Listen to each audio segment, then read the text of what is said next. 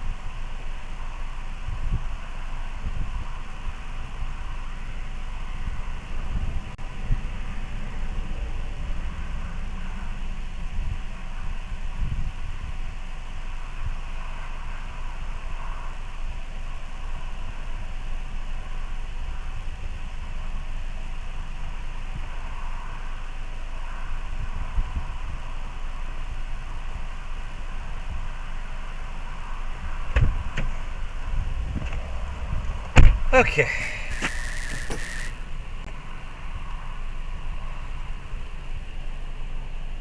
So, welcome everybody to the stream.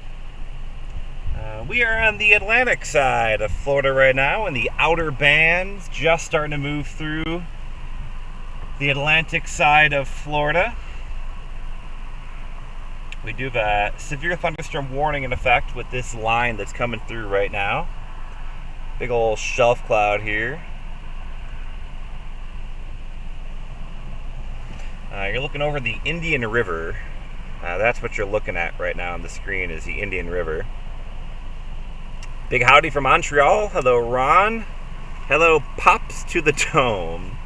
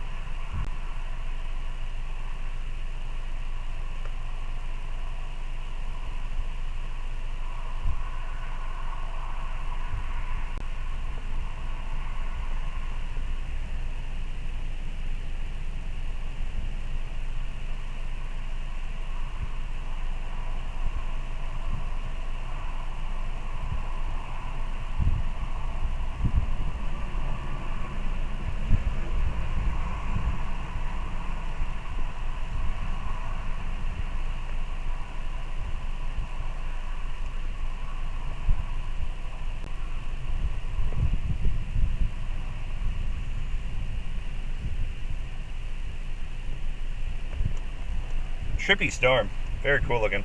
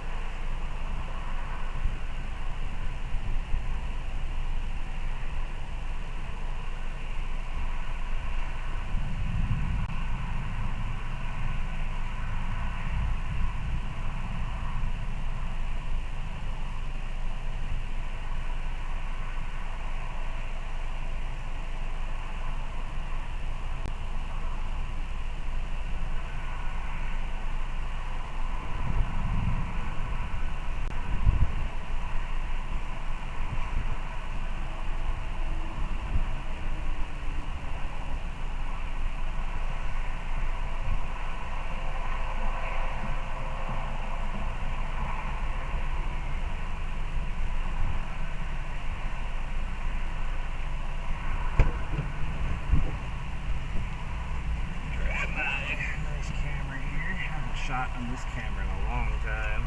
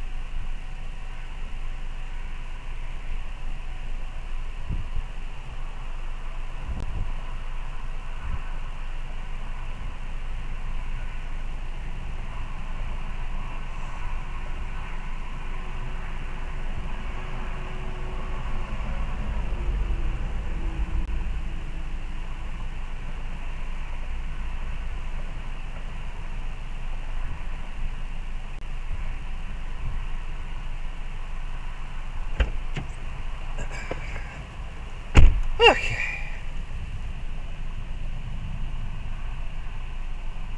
So this is in one of the outer bands you're looking at. So this is one of the outer bands that's wrapping all the way to the far peninsula of Florida.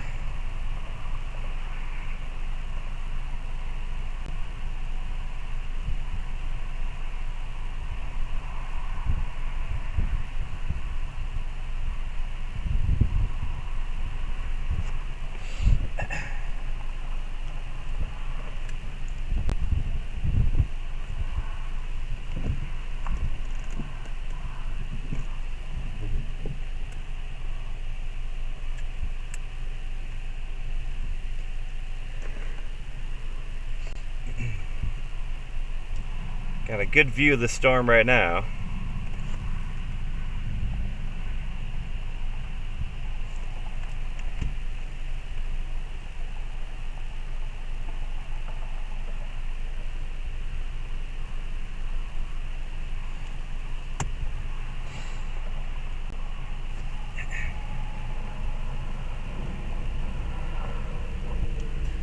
I'm gonna figure out the next play here. I think ultimately we're gonna try and get to the Tampa area tonight.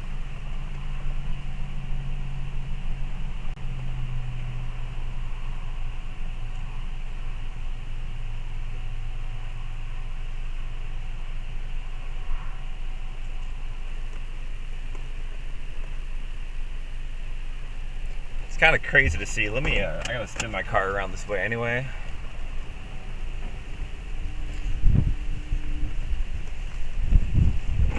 It's kind of cool on the water. You can see all the white caps.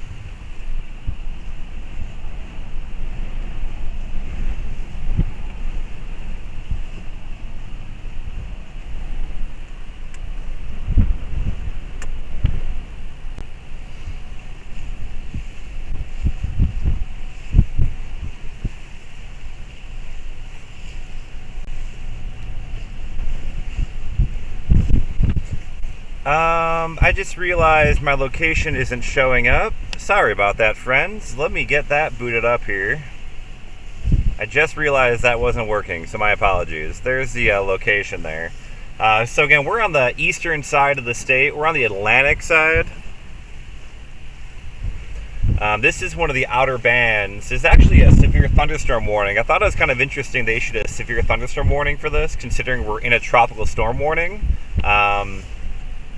But I guess you can do both. I was kind of curious. I'm very new to the tropics here. Tropical weather is not my normal forte.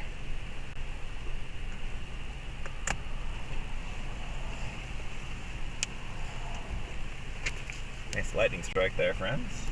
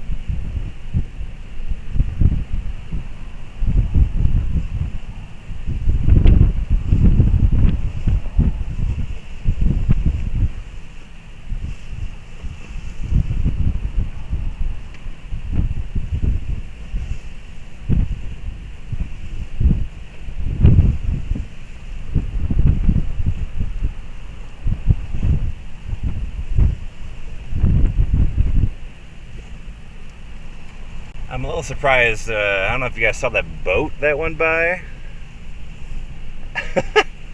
Okay.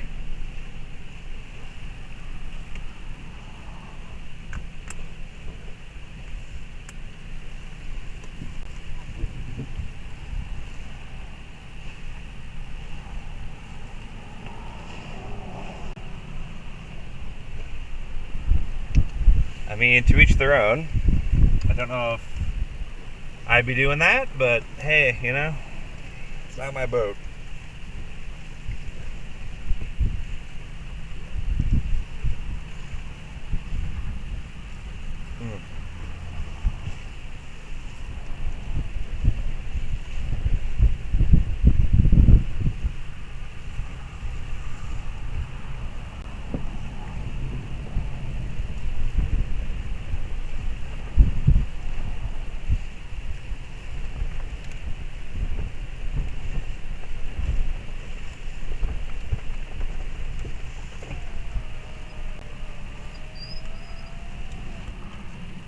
Figure out what I just did to my camera. For some reason, my camera, I can't adjust my aperture. Clicked something on accident, I think.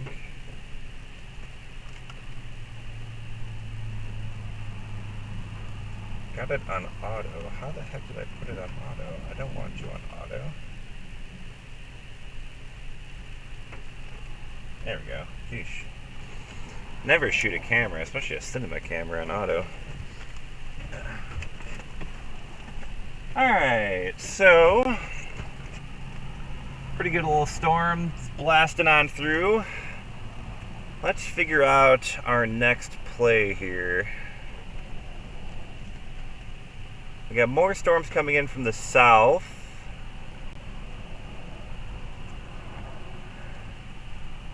Let me go ahead and get this working. So, hi everyone. This is what we're looking at right now. We got this big storm that's kind of moving on through us. Woo, too far in. So we are in Cape Canaveral. We're actually on this bridge right here over the Indian River. We got these storms coming in from the south still. I think I'm going to continue to kind of hit these before inevitably making the decision to probably go west over towards Tampa once the core of the storm really begins to approach. Let's let this radar data update here. I don't know why it's taking forever. In the meantime, we'll just put the camera back on full. Alright, so again, here's what it looks like right now. We got this big hurricane just off to our west over the Gulf. It is strengthening. It's expected to rapidly intensify, so we're watching that closely. Right now, we are over on the eastern side. We are in this very far-reaching outer band on the leading edge here. So this is actually what we are in right now and dealing with some of the influence from this far, far outer band of Idalia. And so we're watching this storm obviously very, very closely.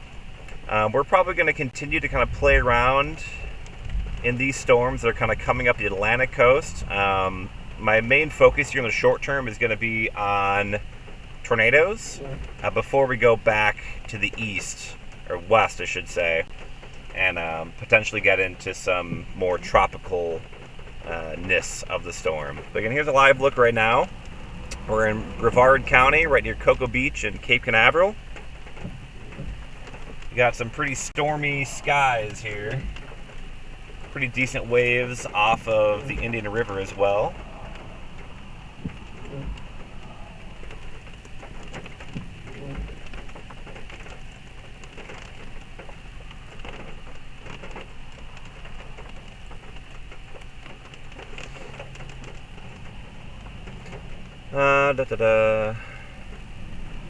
Yeah, we're planning on driving west. We're going to play in these initial bands out here on the eastern side, and then we will go, most likely, I don't want to completely promise it, but we're most likely going to be going then west to the Atlantics, or the Gulf side, excuse me. I'm all confused here. I'm all turned around.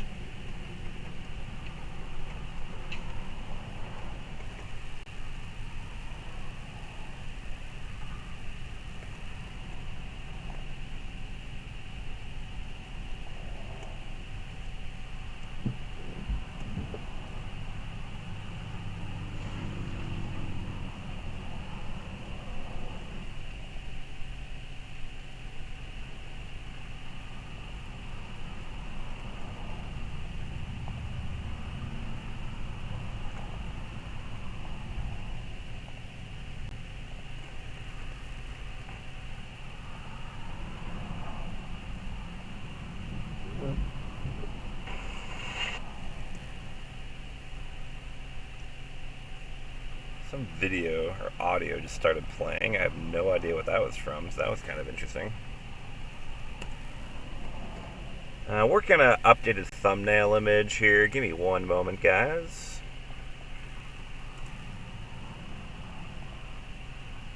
I didn't really, like, it's funny because, like, I chase a lot of severe weather. If you're new to the channel, I do a lot of storm chasing, like, out in the plains, Midwest. I do a lot of storm chasing, tornadoes and stuff. This is actually my first ever tropical system. That's part of the reason why I'm not going to go, deep into the eye wall with this thing. Like, I'm not interested in that. I'm here to learn a bit about tropical weather and also get maybe some tornadoes in the outer band. So that's my main goal tonight.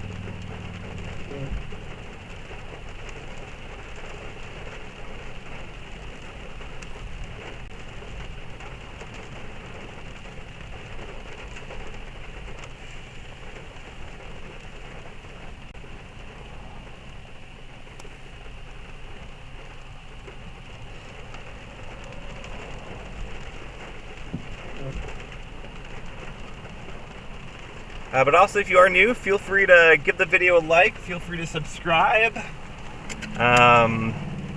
Yeah, thanks for tuning on in. I'd imagine with a lot of people, they tend to put multiple streams up at once just to kind of watch the storm. At least that's what I usually do when I'm not storm chasing or actively out. I kind of just put all of the streams on, just kind of watch all sorts of different angles and stuff. So you might not even be able to listening to me right now. I'm supposed to listen to somebody else.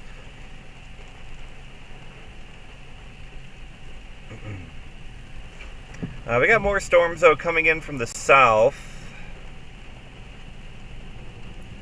Still trying to figure out the best course of action here.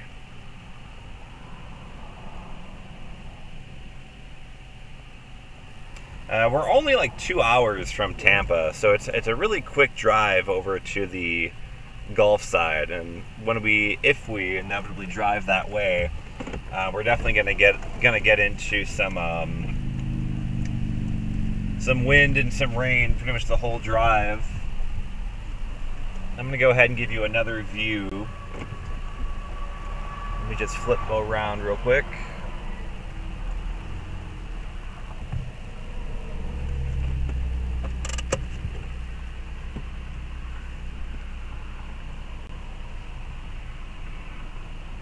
Yeah, kind of more thunderstorms kind of in these outer bands here. That's kind of what we're focused in on here.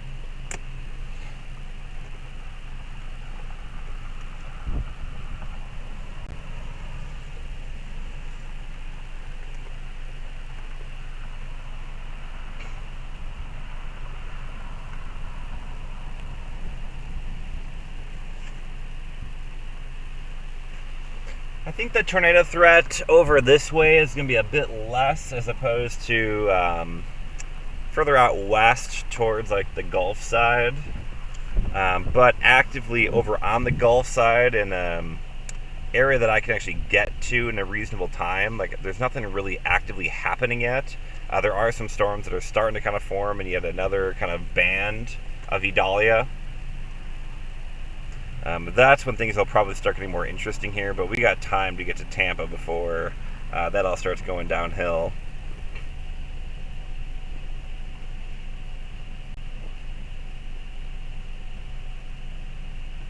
So I'm thinking we'll kind of wait for this other storm here over on the Atlantic side that you're looking at right now, and then we'll swing and go probably west. That's my current plan of attack here.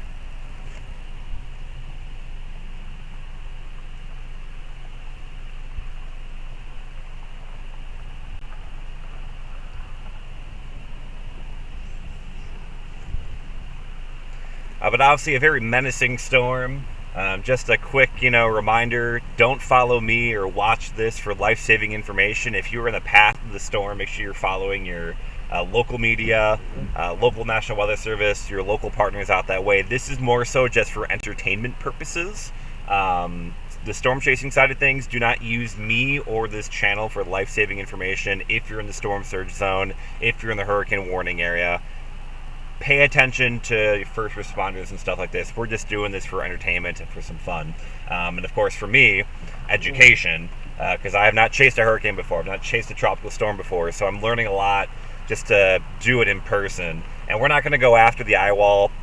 I'm not planning on going up towards the Big Bend of Florida. That's not my interest. I'm interested in these outer bands here, and then probably right near Tampa area where that kind of far eastern side of the core of tropical storm winds will be approaching. So we're more so interested in the less crazy side of Idalia.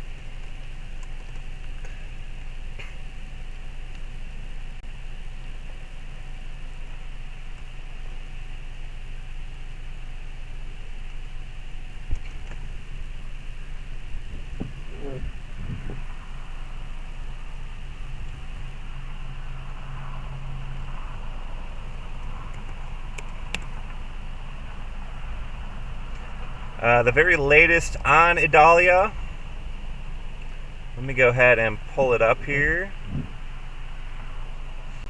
Very latest on Hurricane Idalia, it is currently a 100 mile per hour storm, so it has continued to strengthen.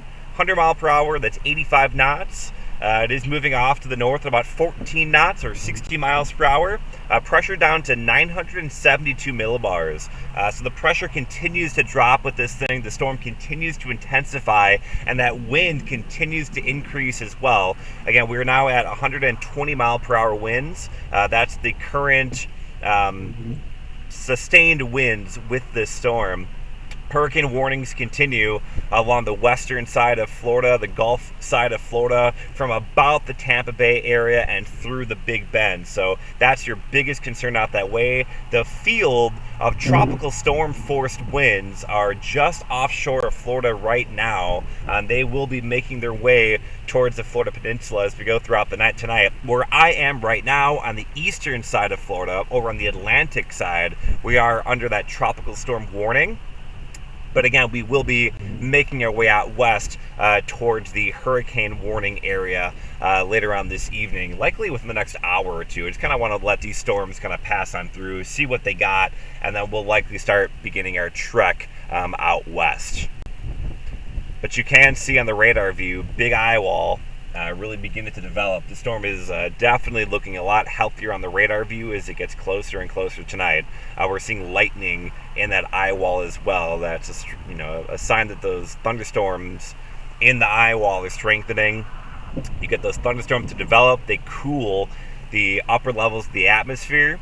And then as the upper level begins to cool, that begins to increase the instability, which then allows the storm to intensify. It's this kind of process that takes place that helps these storms kind of develop. There's a lot more nuance to that, a lot more heavier meteorology into that, but the vibe, the general idea kind of goes along that process.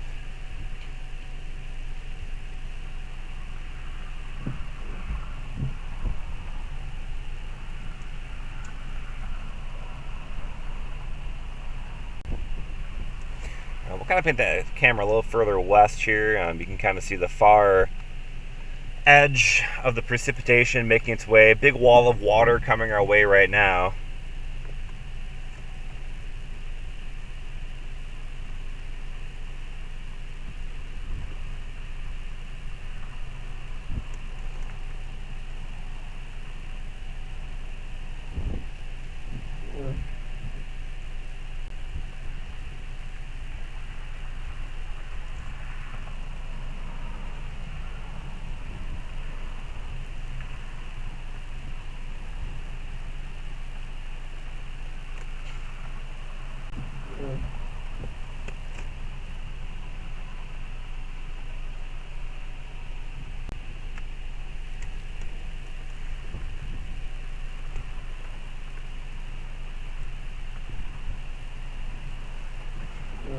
Starting to get some of that precip again.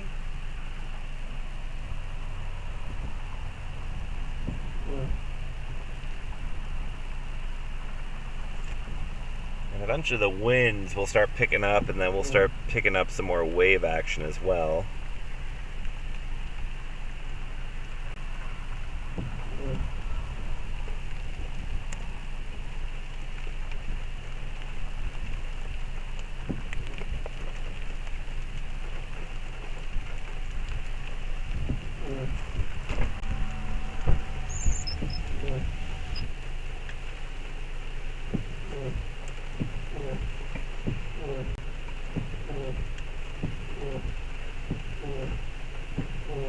Part of the reason why I never was super interested in chasing hurricanes is that you're just always wet.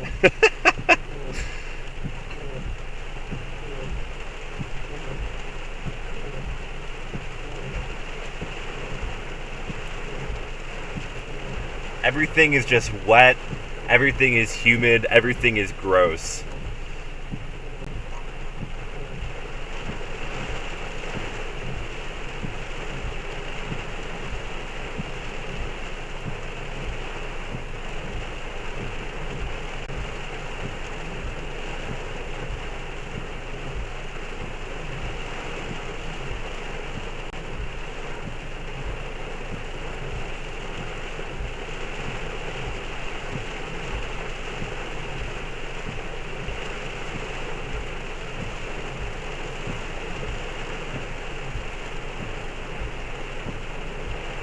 Alright, I'm turning on my, we should be okay right now as far as I can tell.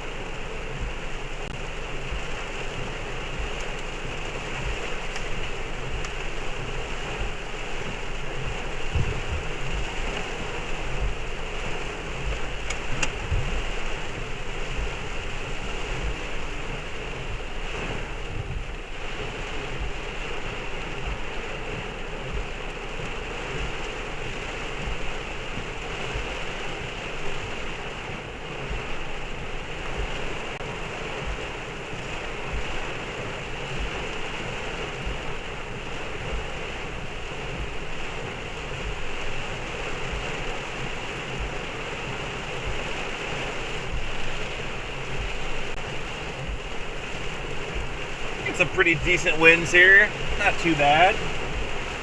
Get some bigger waves coming up now too.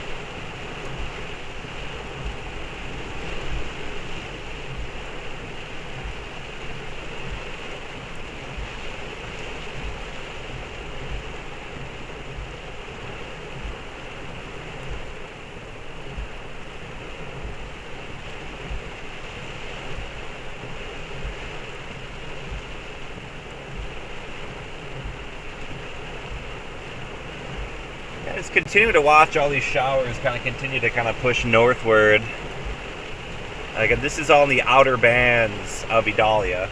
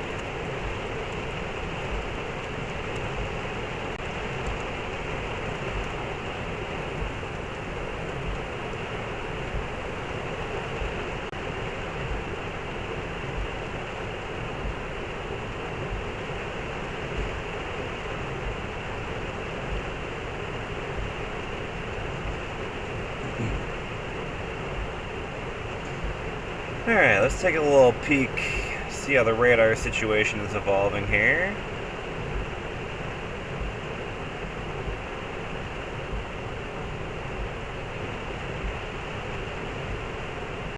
So we're watching this storm lift northward right now. We are kind of underneath this storm here, right over the Cape Canaveral area. We got more.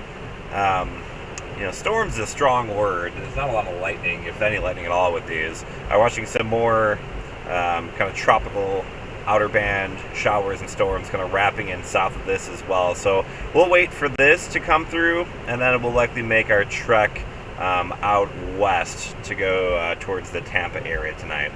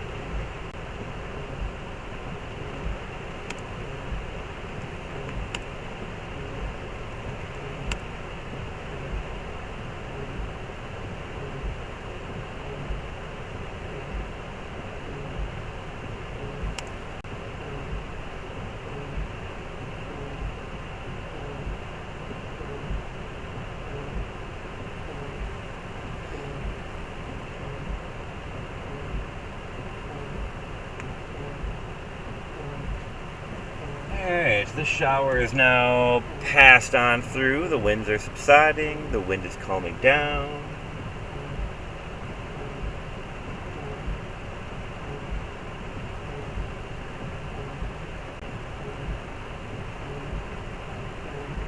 So far, the tornado threat not looking too extreme over with this band here.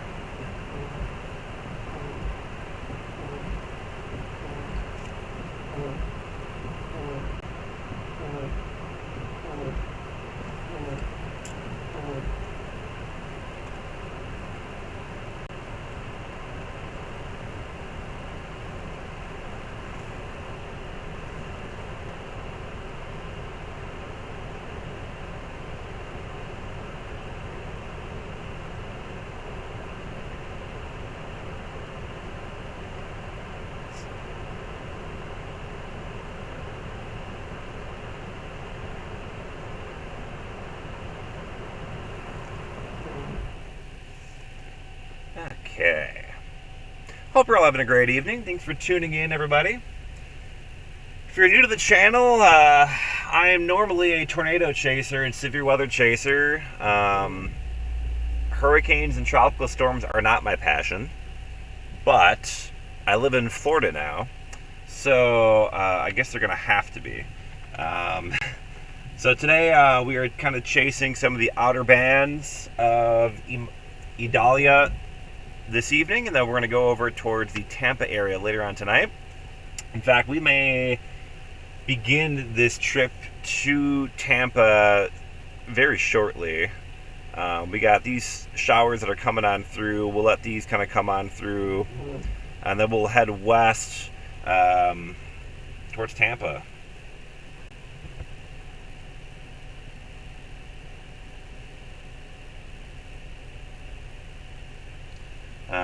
Part of the waiting here is to also let traffic calm down, because traffic right now on I-4 approaching Orlando is kind of a mess.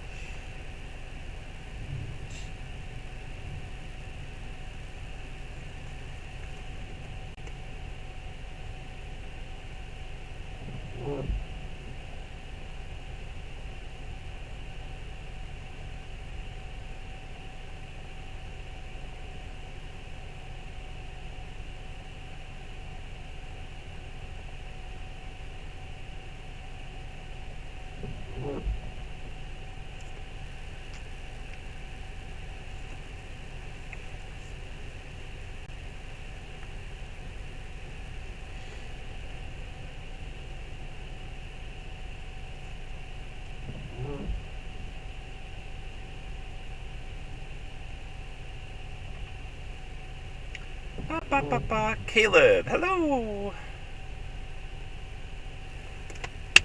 All right. Let me think about this here.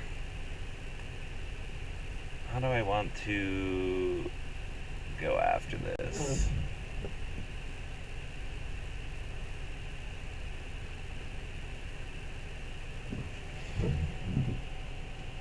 Let me open up real quick. Where is my...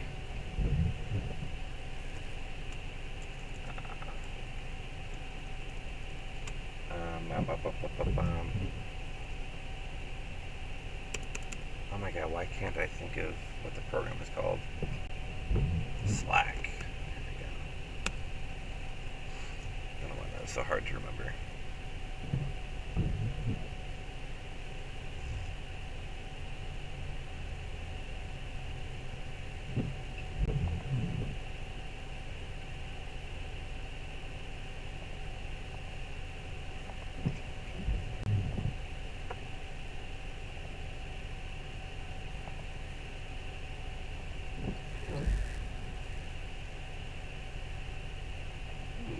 That's a good lightning strike.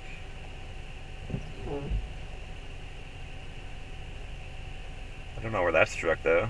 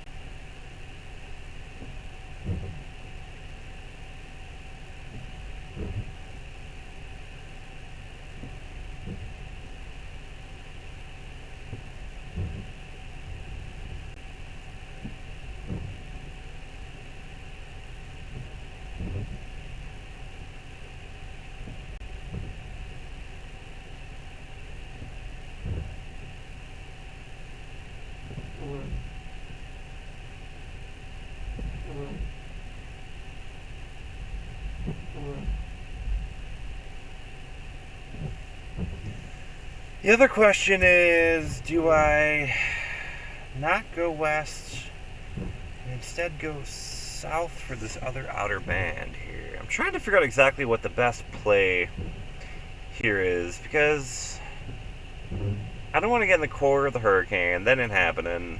I ain't doing that. So the question is, do I continue to play in the outer band?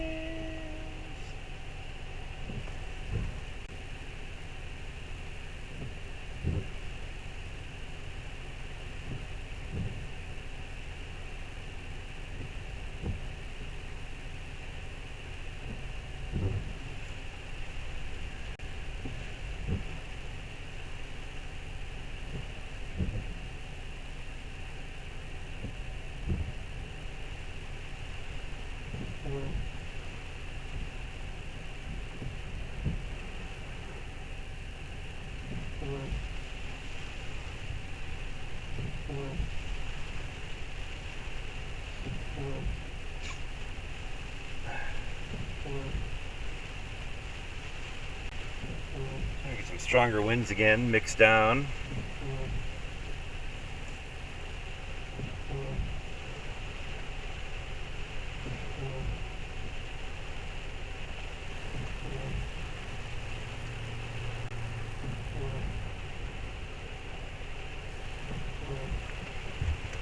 Let me give you guys a bit of a different view. Let me swing it back this way.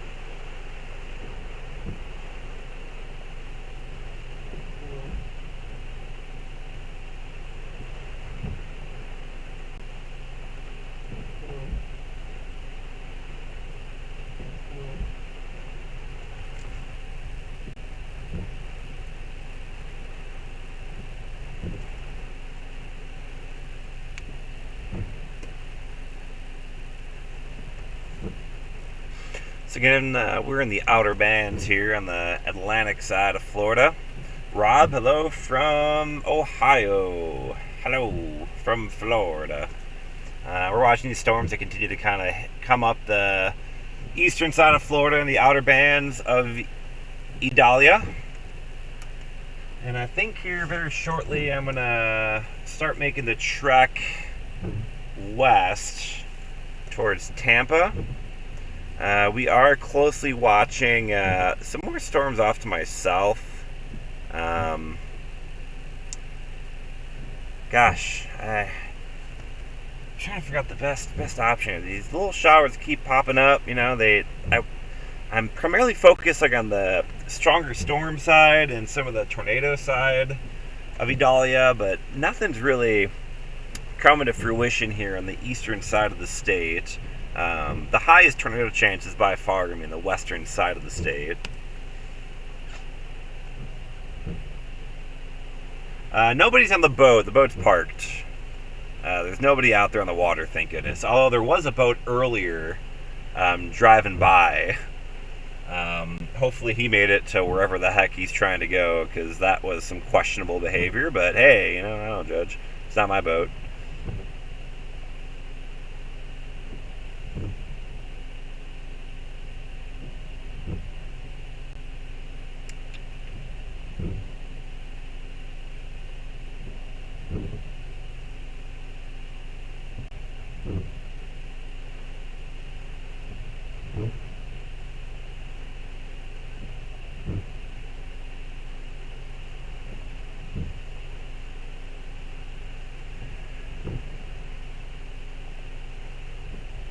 Alright, let's begin our journey west. We're going to start heading towards Tampa.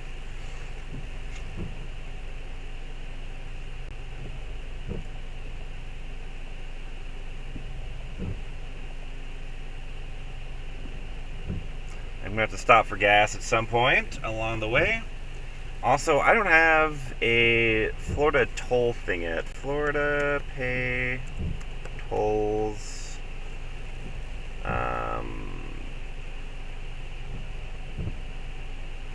Without pass. How do I do this in Florida? Drive through toll booth and later pay by play with plate. You drive through without paying. The booth will take a picture of your license plate and send the bill to the owner associated with the license plate. Keep in mind there's an additional service charge of $250. Of course there is. Having a sun pass makes the tolls that much cheaper. Yeah, I know. I don't have one though.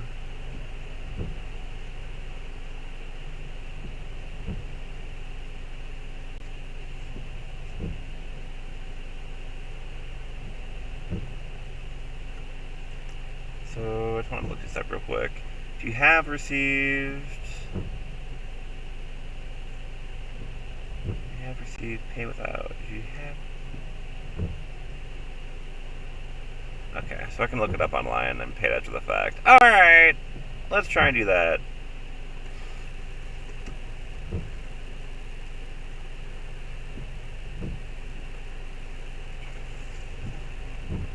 So let's go to...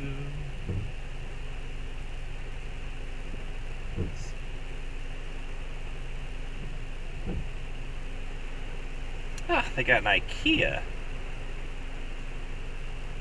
What luxury.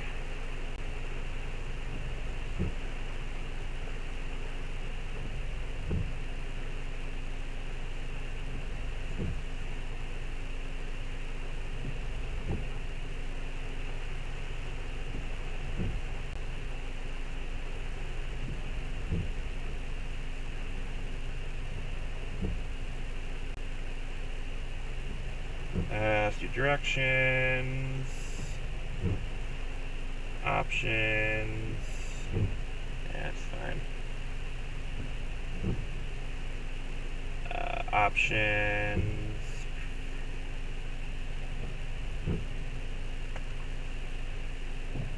Okay. Let's do it. Route may be affected by a hurricane warning. Well, that's neat. Good job, Google. Alright, so what we gotta do is get to the other side of the highway here. I am from the city of Chicago originally, but right now I am in Florida, and I don't have a home yet. I'm living in an Airbnb.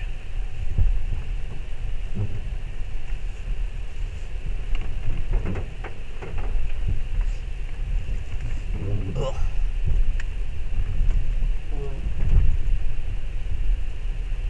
I came from Iowa, previously Cedar Rapids, Iowa.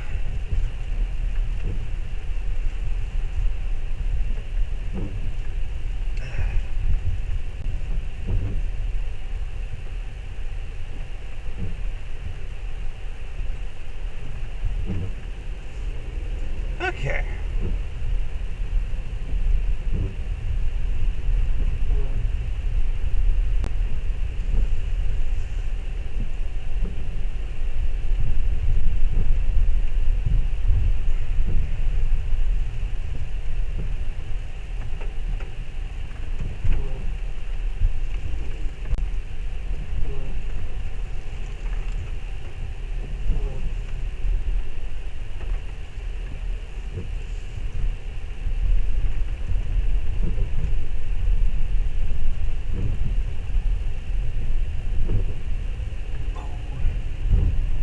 Asking how many strongest hurricane I've been. I've been in no hurricane, actually. This is my first experience with a tropical system.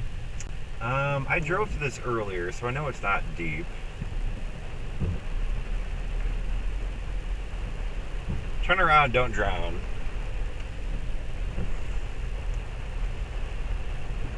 Alright, so what we're going to do is flip her around here. Now we're going to try and get a good clearing of traffic, which I'll have here in a moment.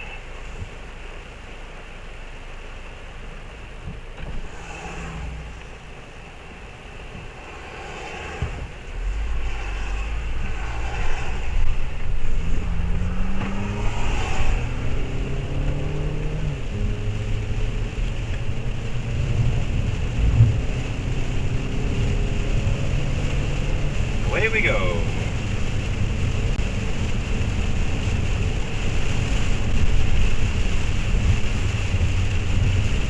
It's always amazing to me, like, how much better and easier you can see through the camera than you can in person. Like, through the camera, like, this doesn't look bad at all, but like in person it's so much worse.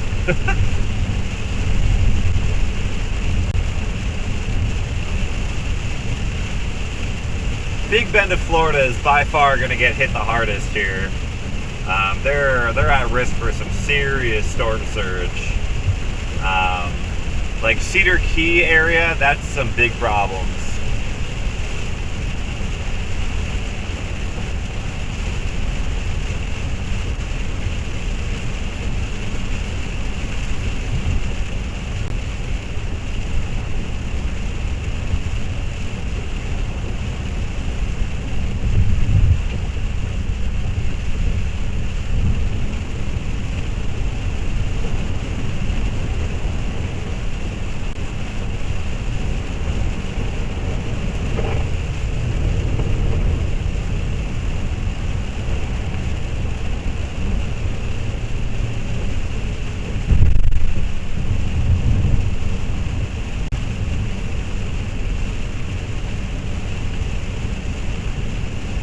Stop for gas up here at this gas station, and then we'll be good to go.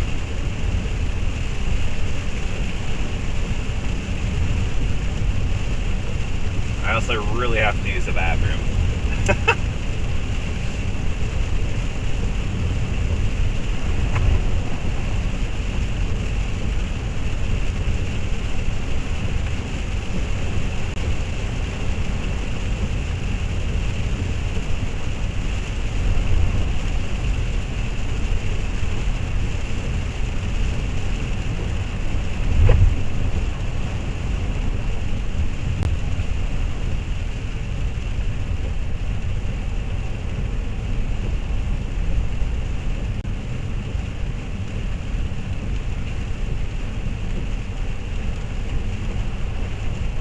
farther you are inland, the better the impacts will be. Like the biggest concern with the storm is by far going to be the storm surge. So like Gainesville, you're far enough inland where storm surge, isn't the problem. Flooding though, definitely a problem. The wind damage could be a problem. But I mean, really the biggest problems are going to be with that storm surge. Since we're talking probably like Cat 3, farther inland, you're not going to be as bad. It's still going to be a problem up by Gainesville. I don't think it's going to be, a snooze fest. Definitely, again, I would definitely follow word of warning from those that are giving the warnings, local leaders and things like that, because quite honestly, again, I don't know evacuation areas. I don't know, other than where I'm going, I don't know like the storm surge threat, stuff like that. I've researched where I'm going, so I know where I'm going is safe, given the forecast for the Tampa area, which is like 4 to 7 feet. But yeah, I don't, and again, if you're also probably asking locations, if you're really asking specific locations, I'm not going to know a lot of those locations either. This is my first time storm chasing in Florida, and I just started living in Florida less than a month ago. So like, obviously I know Gainesville, I know where that's at. So at least I can help you on that one. All right, I'm going to get off here, grab gas real quick. Again, biggest impacts with the storm will be northwest Florida. That's where you have the storm surge warnings, the hurricane warnings. That's where they expect the Cat 3 level winds and things like that. Right now, where I'm at, in the eastern side of the state, in like Brevard County, which is Melbourne up to like Cocoa Beach, Cape Canaveral, the Space Force Station, we are under a tropical storm warning. But again, we'll be driving out west towards Tampa, where there are hurricane warnings in effect. And so the biggest effects will be on the western side. I will say, though, the other concern here on the eastern side of the state, and like central Florida and things like that, the other threat will be tornadoes. The tornado threat is, I think, somewhat high, like a huge tornado outbreak, but I do think there will be numerous tornadoes in the state of Florida over the next like 48 hours, probably more so 36 hours.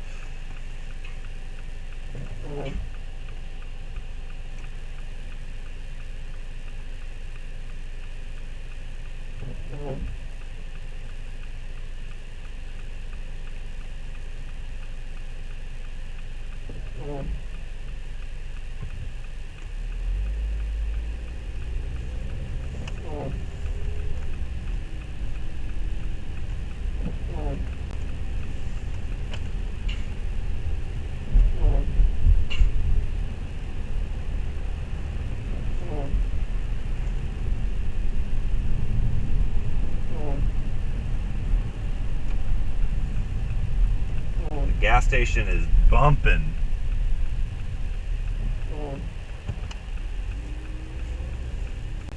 Conveniently, as a Tesla drives by.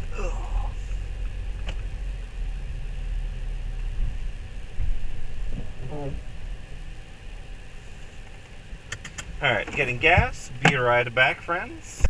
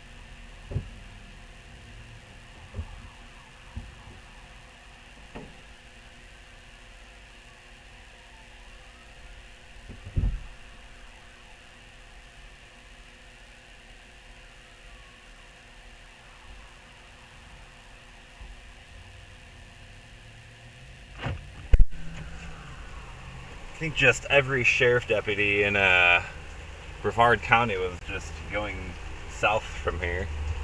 I don't know if they were chasing somebody or what. That was kind of wild.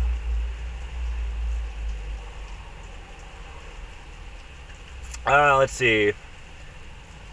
Should I know where I'm going? Going to bed. Thanks for tuning in, Kai. Kai, probably Kai. Layla, I'm leaving and I'm going to Paris. Okay, heck yeah. Enjoy that. I think you need to move faster or you'll miss it. I'm not worried. I'm only 2 hours from Tampa. It's a slow grind. This thing is still a while from Tampa.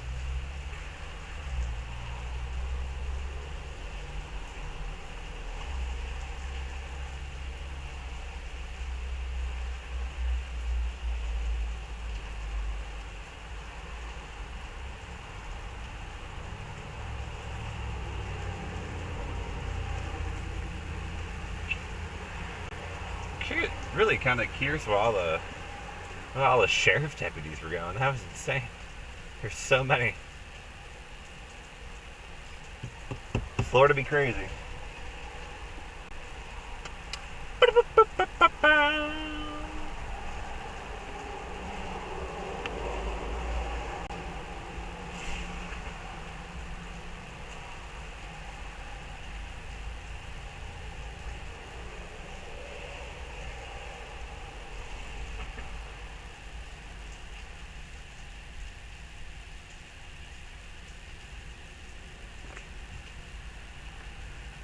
Had a gust of 45 knots or 52 miles per hour with the storms that moved through earlier. Pretty close to where we were, so that's exciting. Tampa Airport is closed. Indeed it is. We're only 2 hours from Tampa. We're pretty close.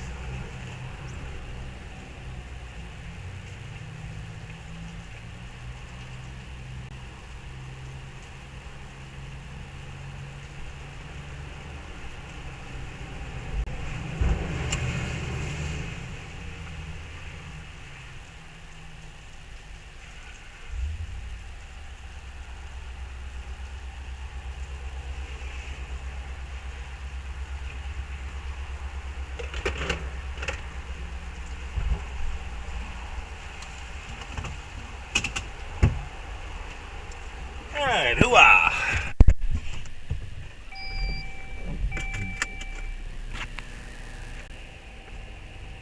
We're now headed to Tampa Bay. You know, when I was younger, I thought the town was called Tampa Bay. I didn't realize Tampa Bay was like the bay. Is this FedEx truck just stopping? No, they're all trying to get out. Okay, I'll go this way.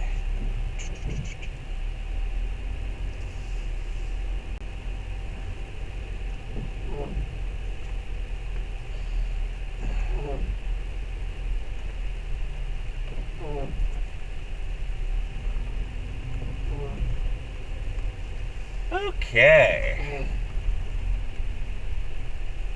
Looks like we are clear left.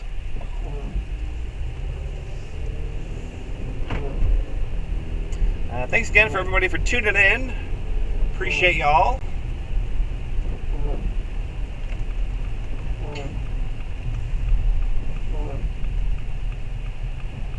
Hope you're all having a great evening or afternoon or morning or night, wherever you are on this planet, because apparently there's a lot of people in Europe watching, so appreciate you guys.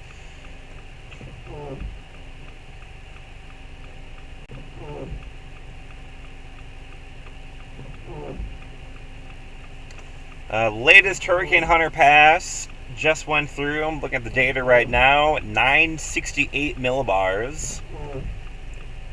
Surface winds are at 85 knots, so that's very reflective of the 100 mile per hour current guidance for Idalia. That's what is currently, the current advisory is pinging it at, so that would make sense.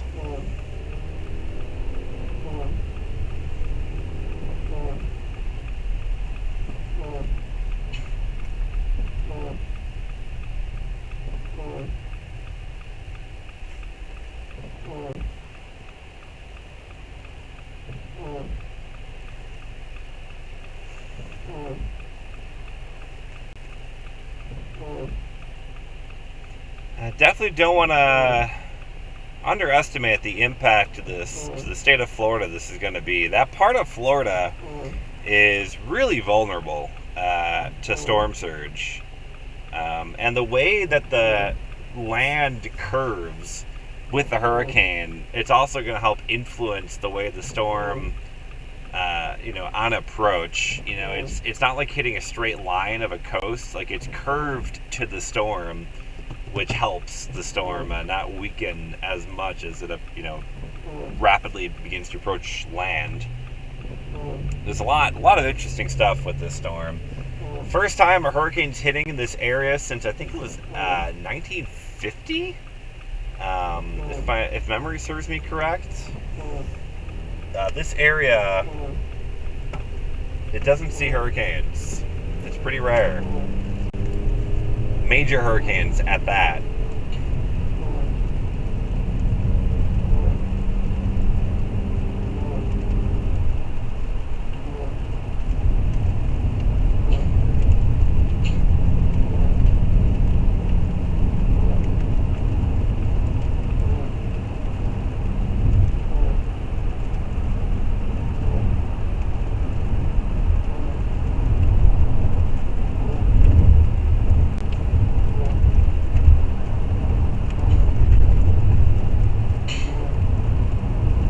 Got some cars in the median here. A little hydroplane action, perhaps. I don't know. Kind of hard to say.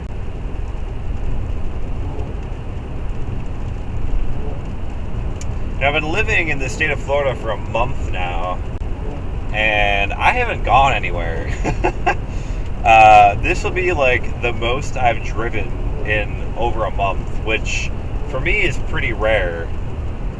I like to drive. Well, I don't want to say I like to drive, but like I drive a lot, to visit family and friends and yada yada. Like it's been a while since I've really made a journey, and this isn't even that far. I mean, I'm just going across the peninsula. It's about 2 hours. So about 2 hours there, 2 hours back.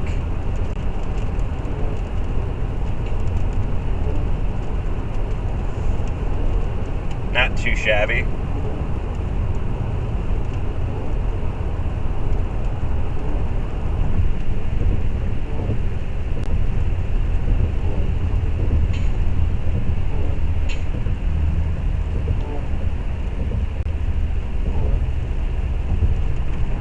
A lot of schools are off tomorrow. A lot of universities are closed. A lot of things are closed. A lot of jobs are closed. Not only on the western part of the state, but in the eastern part of the state as well. I think it's just one of those situations. Why take the risk? We are under that tropical storm warning here in Brevard County in eastern Florida.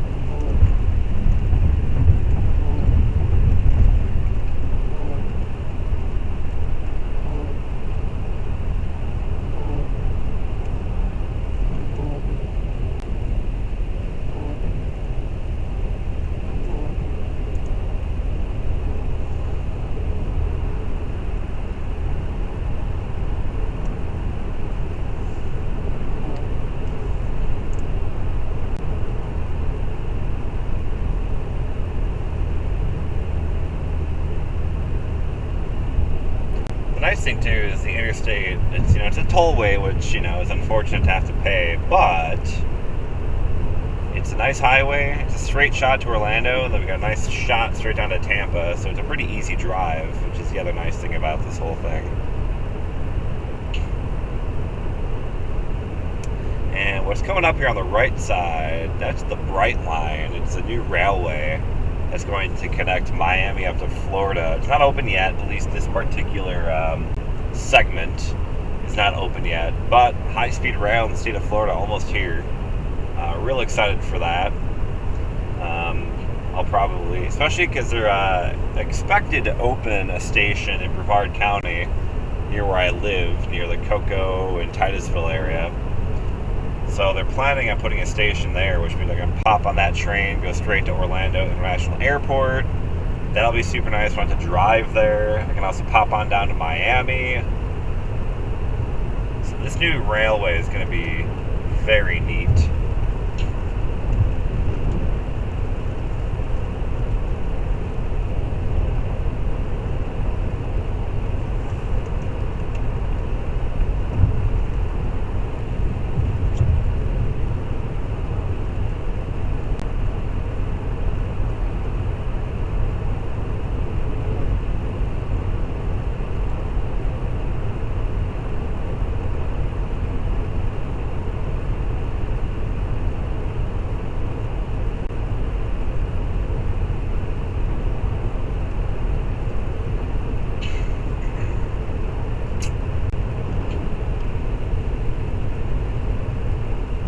Again, if you're new to the channel, thanks for tuning in. This is actually going to be my first tropical experience.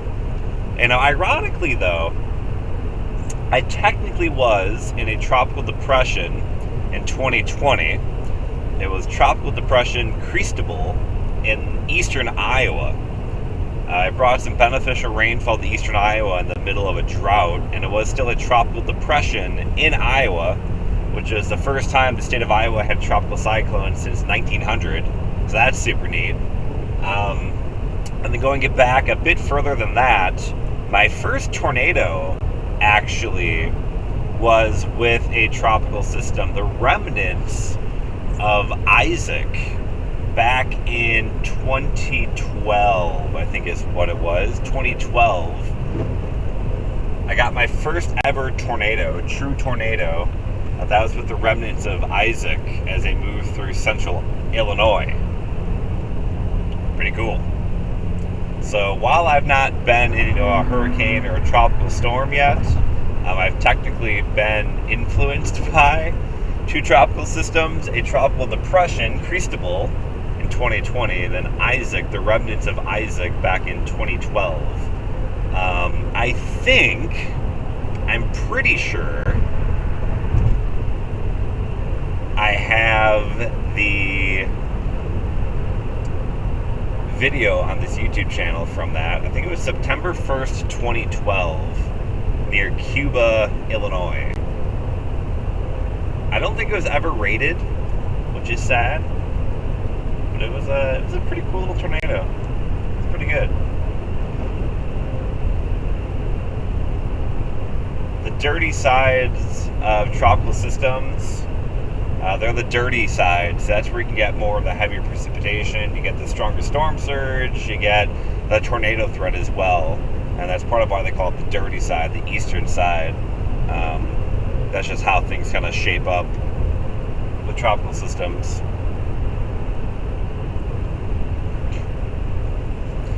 And again, we are traveling westbound right now. We're heading towards Tampa to get into the far eastern side of Idalia.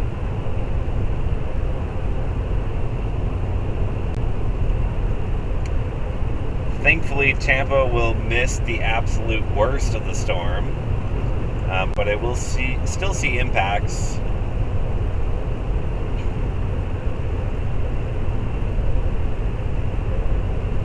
K-tag is accepted here, but not I-pass? Really? That's pretty sad. Should I throw out my I-pass up here just for the heck of it, just to see if it'll work? I don't think it will. I'm gonna try though.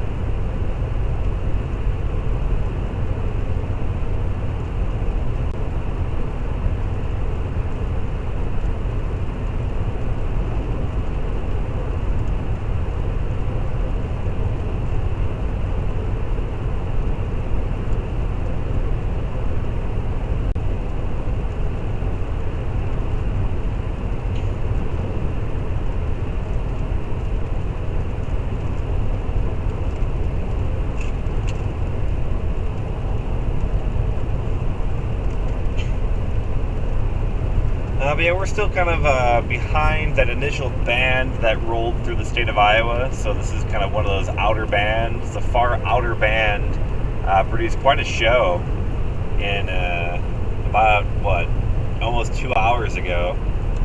If you're just popping in, if you want to rewind the YouTube live stream, I believe you can do that. Go back to the beginning, and it was a pretty good show with that initial band.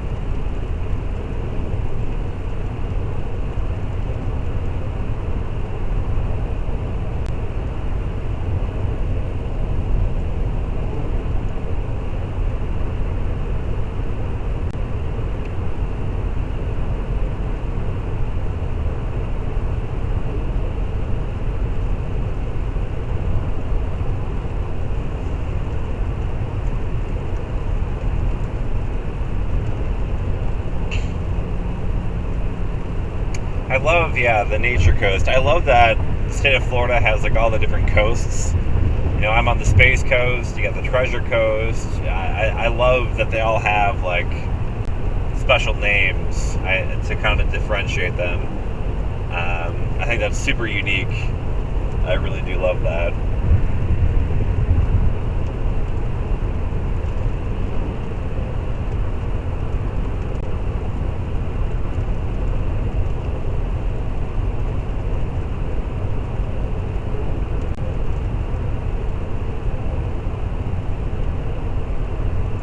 Looks like Idalia down to 963 millibars, so it continues to strengthen, continues to intensify, and rapidly intensify at that.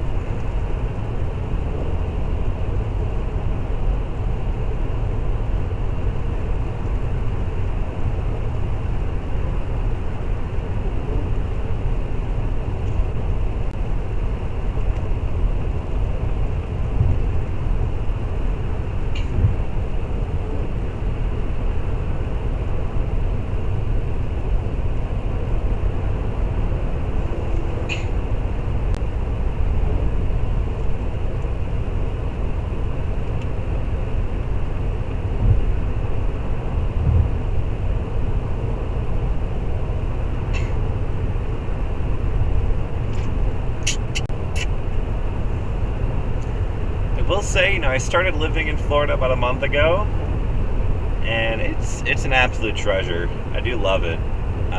The wildlife here is interesting. Everything's trying to kill you. You have insane mosquitoes. I will say the mosquito activity against me has quieted down a little bit. It was just awful. But I feel like, for whatever reason, I think they've now accepted me as a Floridian and aren't as vicious. I don't know if that's a thing or not, but they don't seem to be as bad.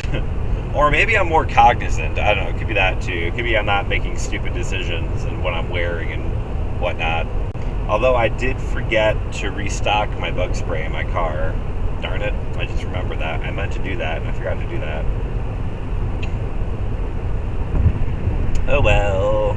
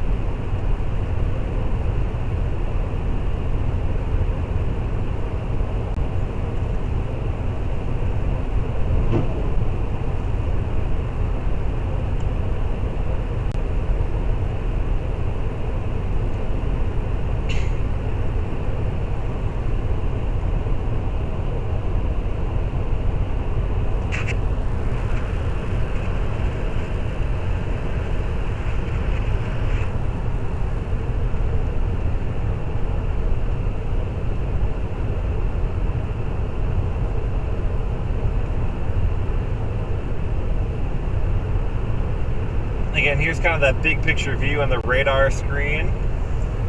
We are watching that hurricane just off the coast, Hurricane Idalia. Today is August 29th, 2023. And we are expecting a major hurricane to landfall in the Big Bend region of Florida early tomorrow morning. We're going to be chasing on the far eastern side of the hurricane, getting in some of the tropical storm force winds over towards Tampa, and also keeping a very close eye on any potential tornado activity. That's the other thing we'll be keeping a very close eye on as we go throughout the evening. So busy night lies ahead.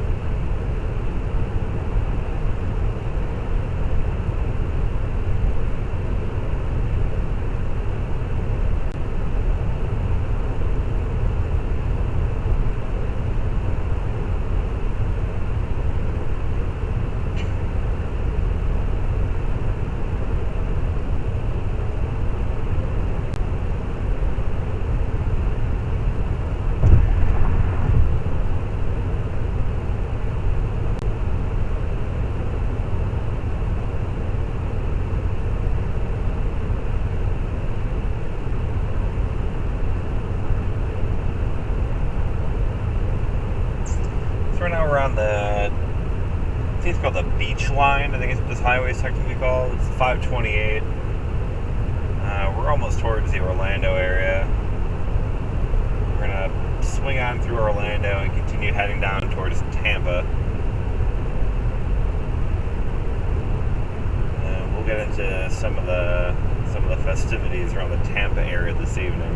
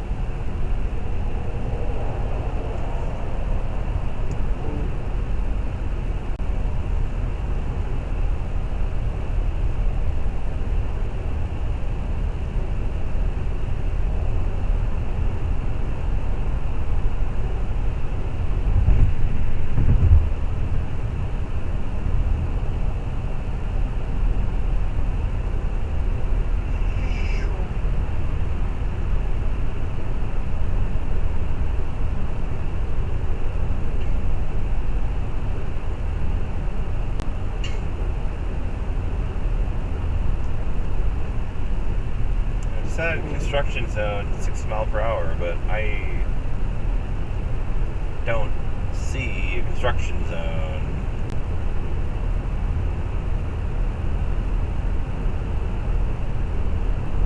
So I guess it's no longer a construction zone?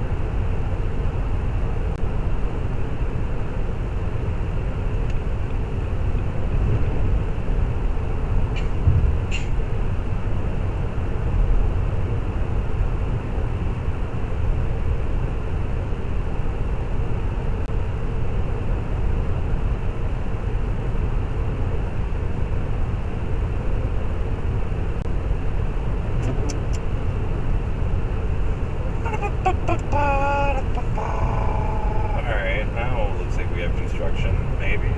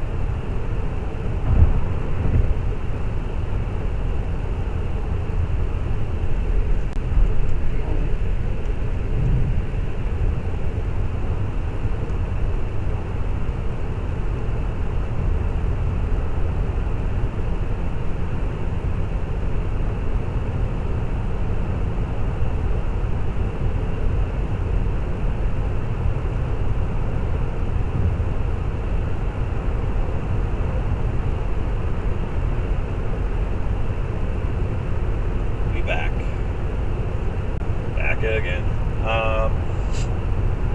Yeah. So, start off this stream with a little bit of fun, but obviously now we're gonna continue trying to get back to the action here. So a little bit of a lull in activity right now while we make this trek.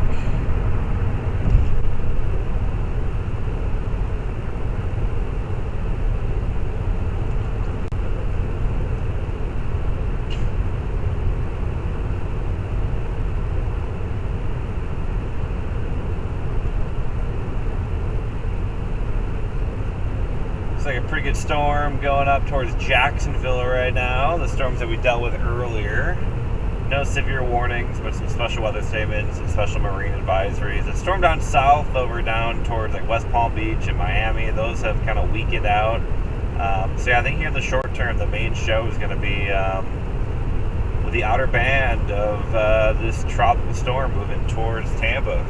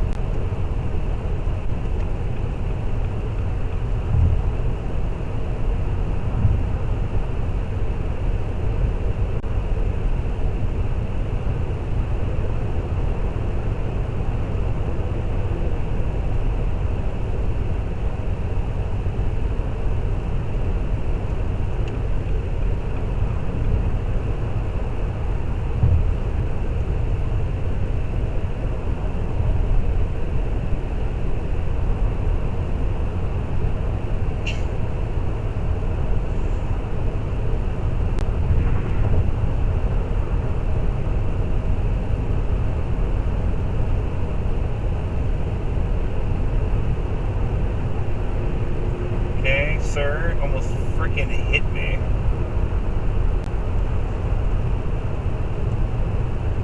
Jeez.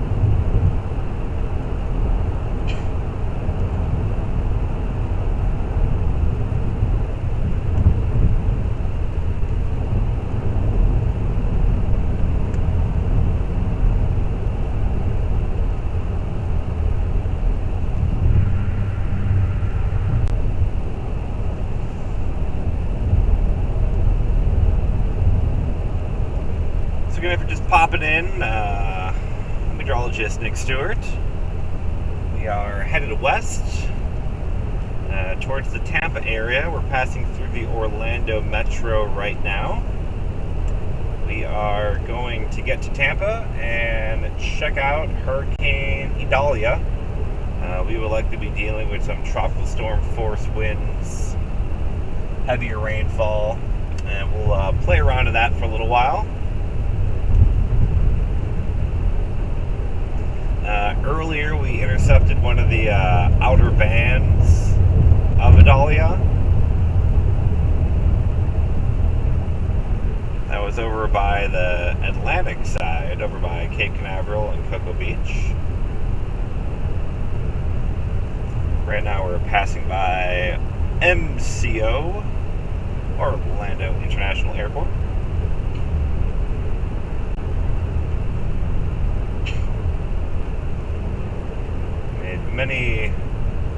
Many flights into this airport over the years.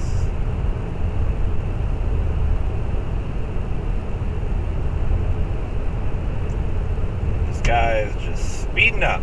I love it when you go to pass people and they just speed up. It's literally my favorite thing. It's so great. I love it so much. Ah!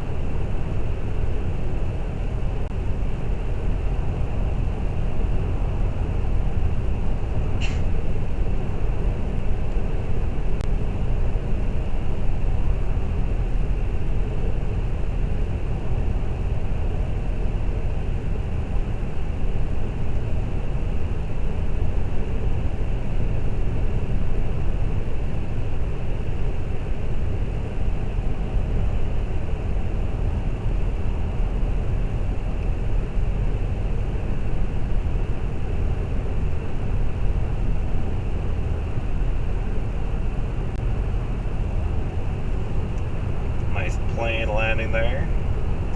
Air traffic is still coming in and out of Orlando. Meanwhile, Tampa, the airport is shut down.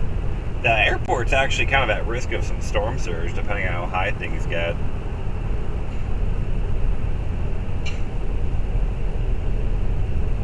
Debating stopping for food real quick, since I have not had food today, but I might wait to get off the tollway for good.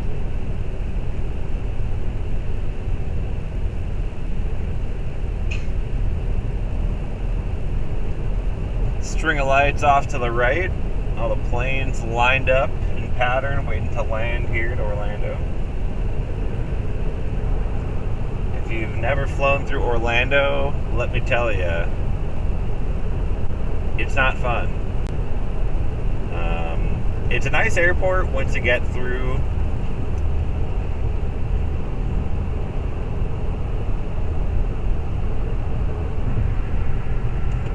Once you get through security, it's kind of nice. But yeah, security in Orlando. I mean, every time I go, it's brutal. I mean, you're talking wait times of like 40 to 50 minutes. Last time I went, I believe it was an hour 10 to get through security, which is just insane.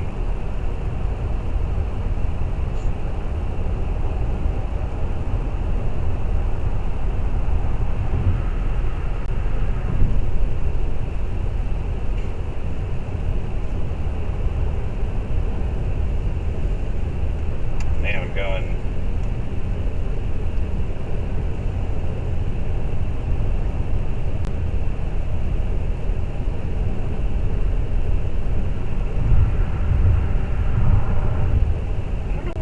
Through lane open is. Through lane entrance? What the heck is that?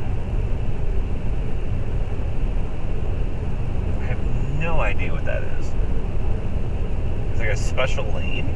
Like an express lane?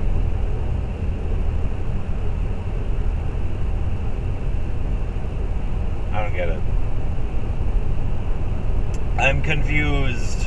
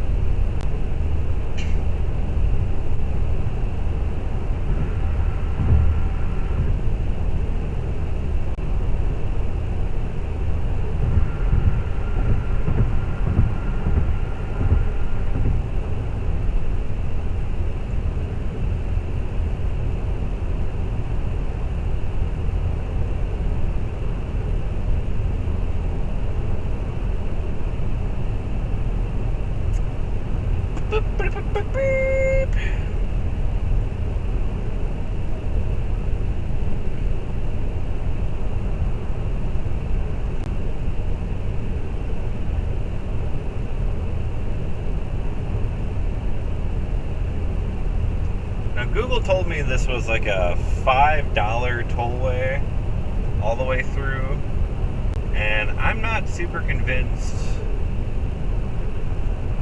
it's only $5 how many things I've gone through.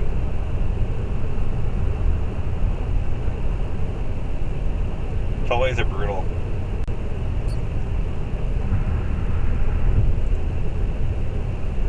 Jackie, hello from Canada. Ellie popping on in, hello. Hope you're having a good evening or morning or night or afternoon, whatever time it is where you are.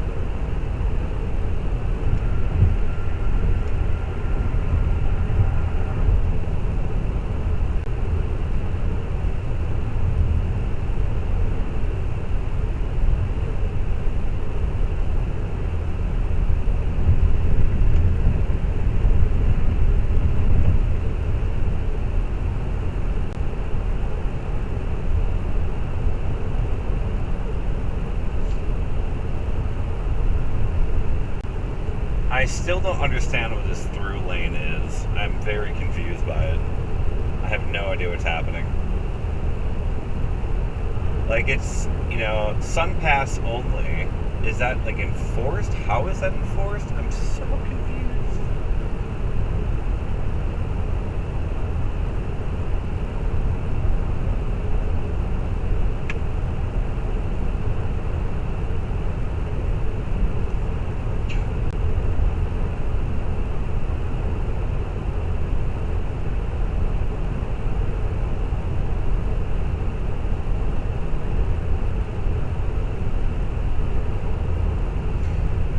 Hello from my work center in Virginia Beach, Virginia.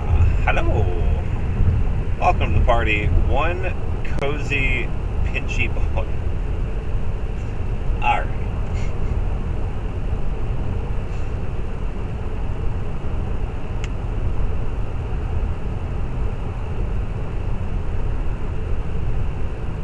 Headwaters of the Florida Everglades.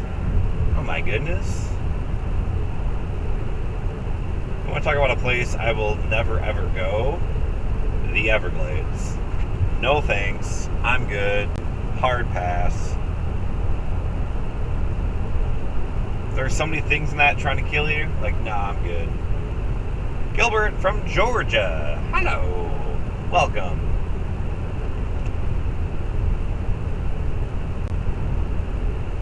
Alright, we're almost on I-4, and then we'll take I-4 to Tampa.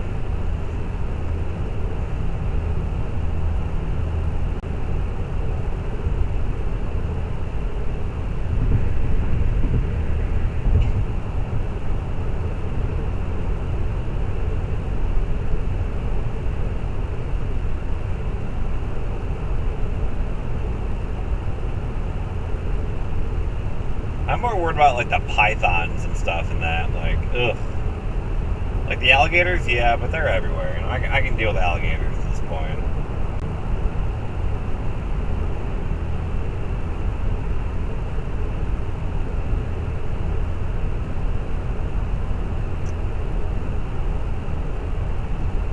Stormy is not with me. He is actually still in Iowa.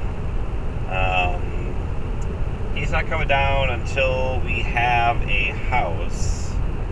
So Stormy, the storm chasing corgi, not with me right now.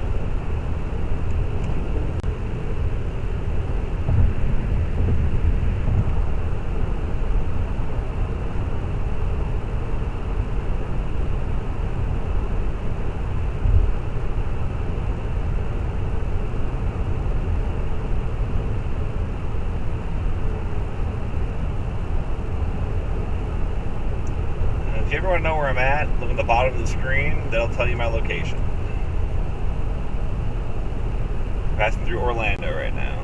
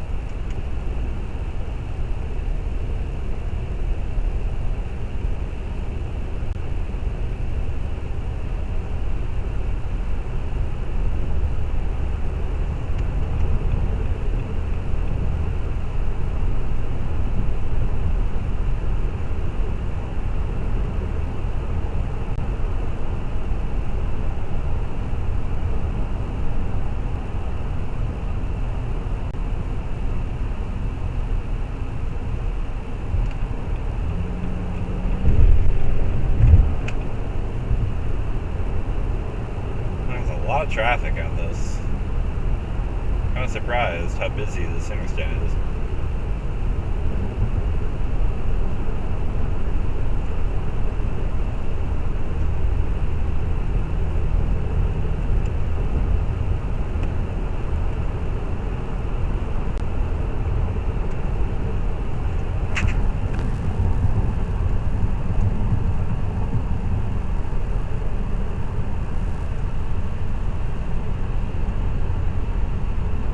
quick look at the radar view. You can see that big spin, that big donut. That's your hurricane, Hurricane Idalia.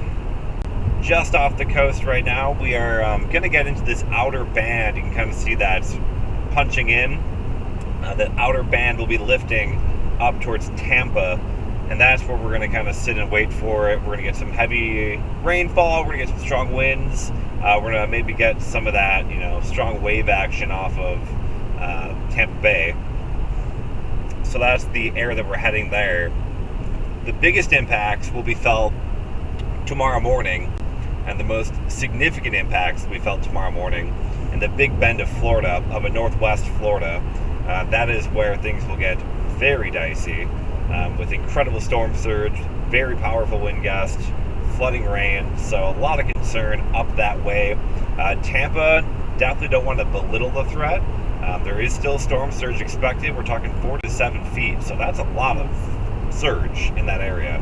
A lot of people will be flooded. A lot of evacuations have been issued in the Tampa Bay area due to the expected storm surge, because you can kind of even just look at the way the radar is going, right? You can kind of see that spin as it lifts off towards Tampa. That's your wind, so it's pushing all that water towards the Gulf Coast of Florida, and that's where we expect the most significant storm surge. That's why we're expecting storm surge in Tampa, even though, of course, it's not going to be likely where the center of the hurricane will pass. But remember, the impacts are felt way beyond the actual center line, right? So that's why we ask you not to focus so much on the cone of the hurricane, but of course the area around the cone. Know the impacts extend well beyond that.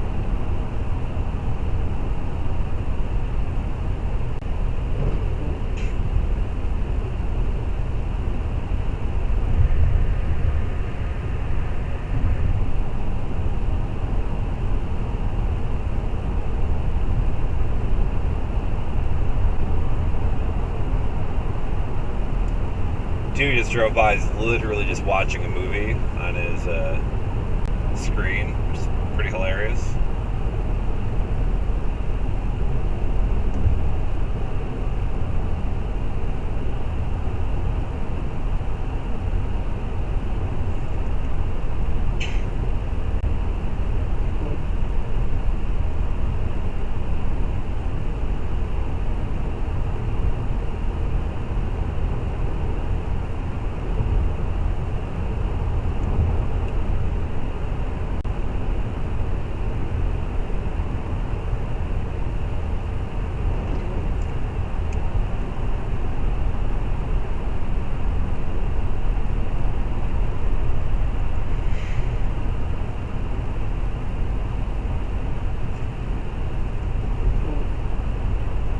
See, it's so humid.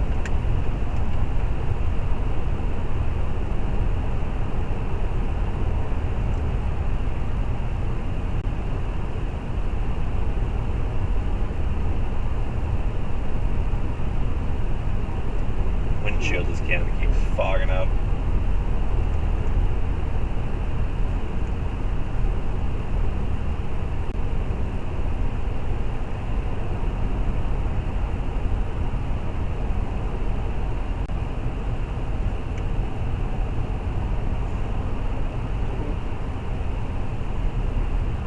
Going so slow here.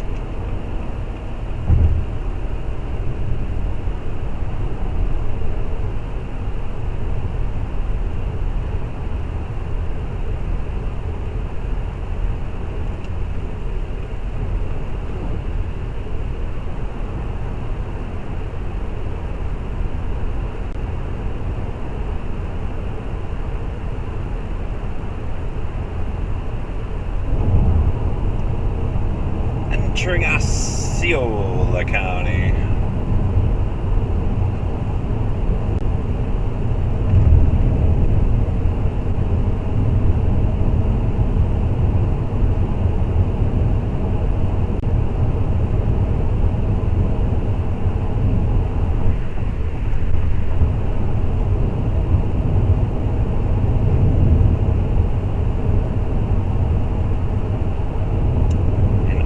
We have Osceola. Osceola in Florida.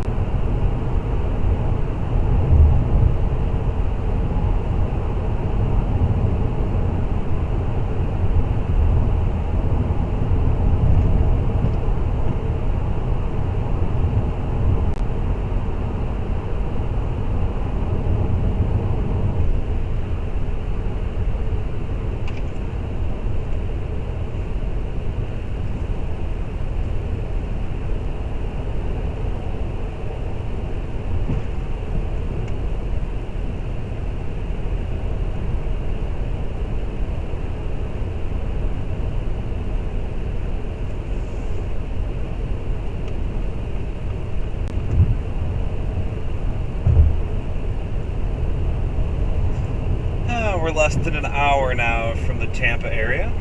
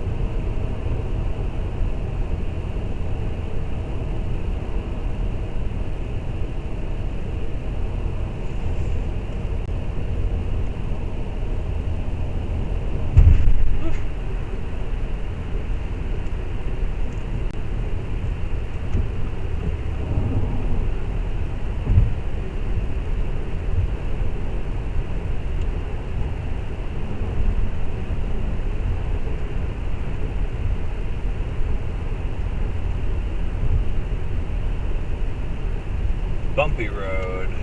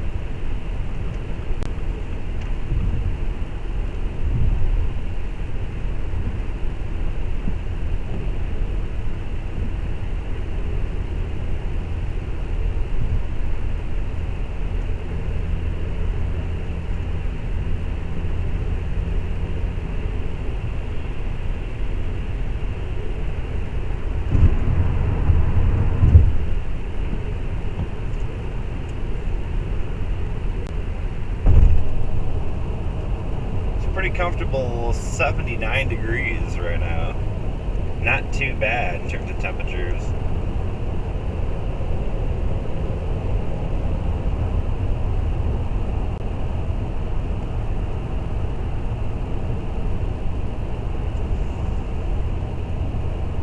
Humidity, of course, is still insane, but hey, temperatures have come down a bit behind that initial band.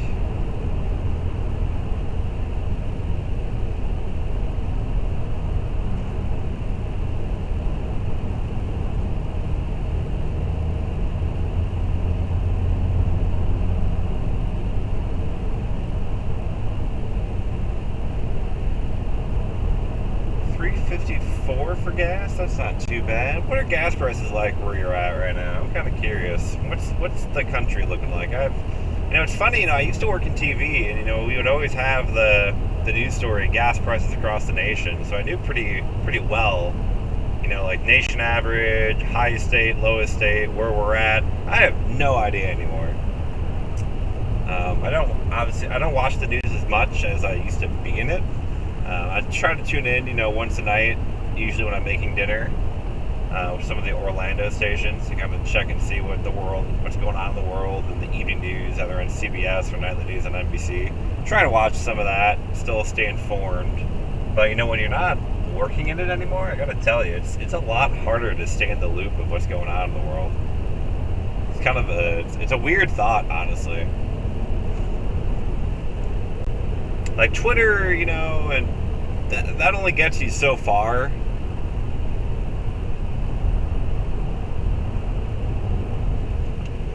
Doesn't really give you a taste of like what's happening and like what the real stories are, not just what the algorithm wants you to see.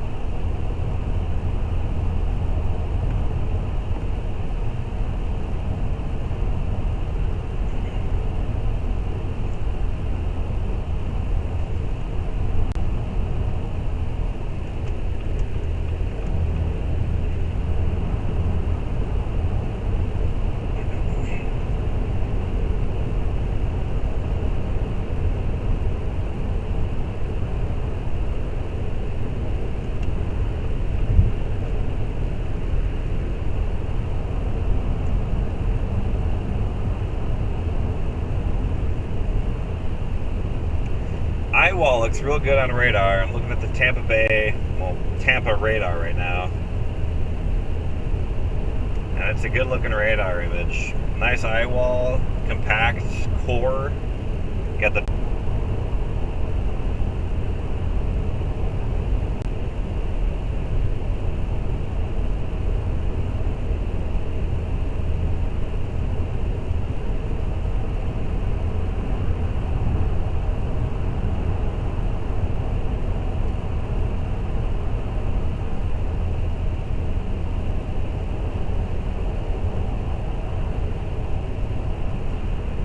about 50 miles from Tampa. We'll get there in about 50 minutes or so. Pretty much right as that outer band will probably hit the city. We'll probably be there.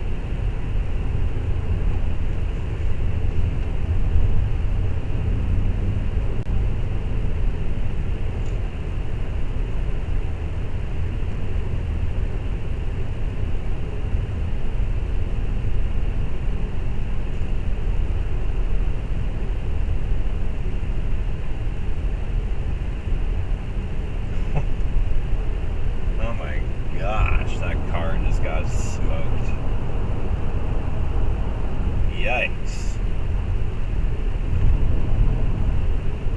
The wheel was ripped off.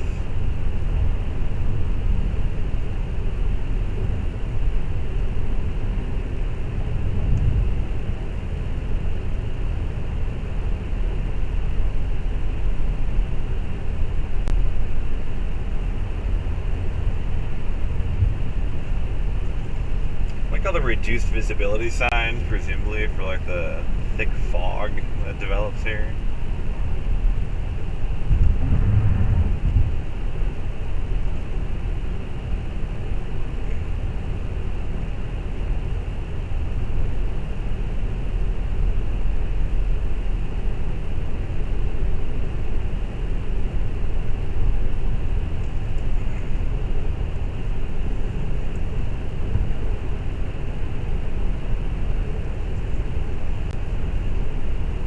.361 average in Virginia. Okay, so we're it's a little bit on the higher side. I paid, I think, 360 something earlier, so that's not too bad.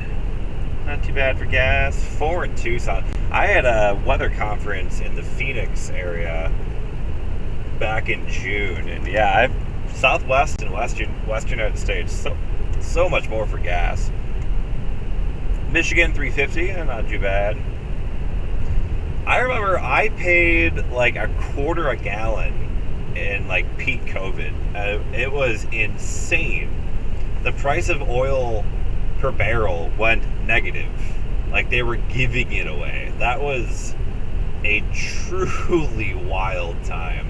I think I still have the receipt, which I paid again. Like it was like 20 something cents for gas a gallon. I mean, just stupid. Phoenix, yeah, expensive. Okay, sir.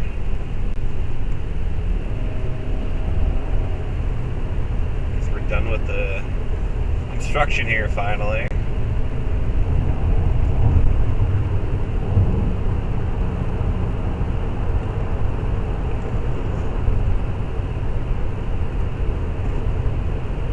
The cost of filling up with the current gas prices here in Florida, it's probably about 50. Probably about 55-ish, maybe probably less than that, probably closer to 50. About 50 gallon, $50. I think I got 16 gallons in my car. That math, I think, checks out.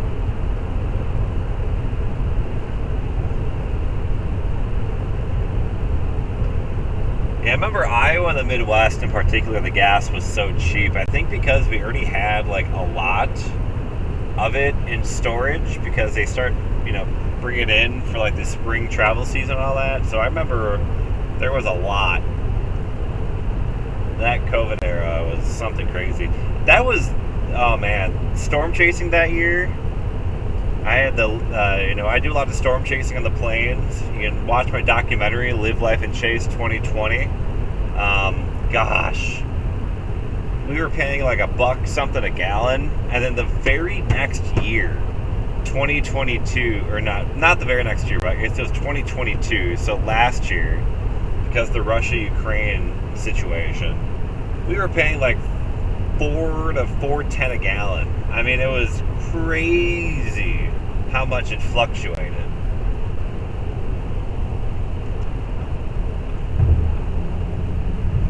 Alright, I got a McDonald's at this exit. I might hit that up real quick. I'm assuming it's close. I don't see it though.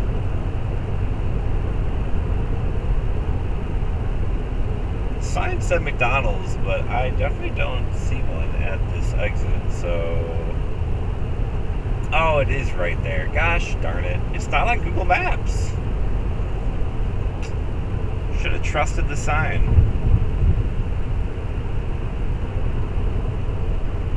Yeah, it looks brand new. Dang it. Oh well.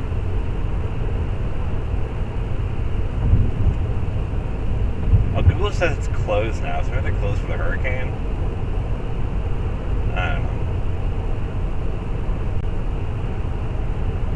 Where am I at here? Okay. Maybe we'll stop at... the interstate.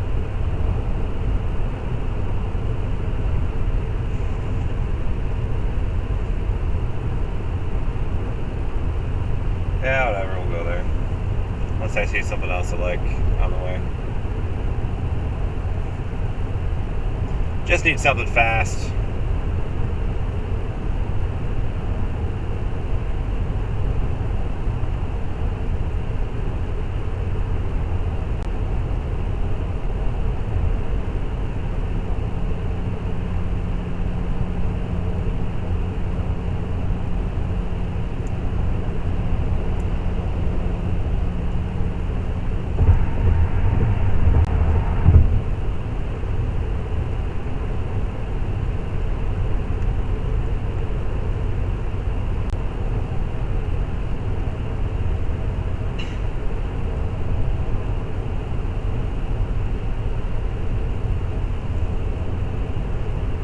I love storm chasing in Texas, I'll tell you that much. Never lived there, but I've storm chased in Texas a lot over the years.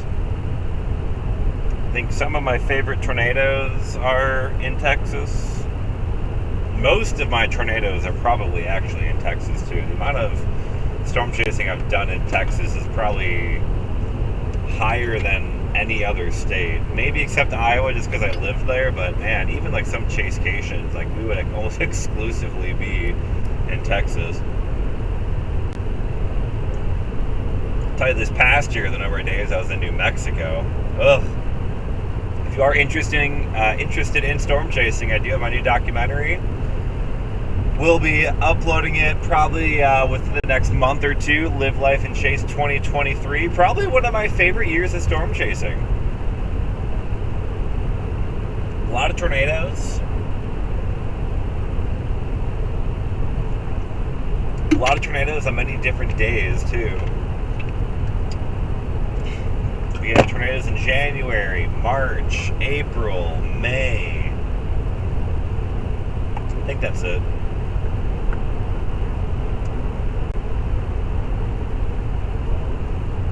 Tolls suspended by order of governor. Nice.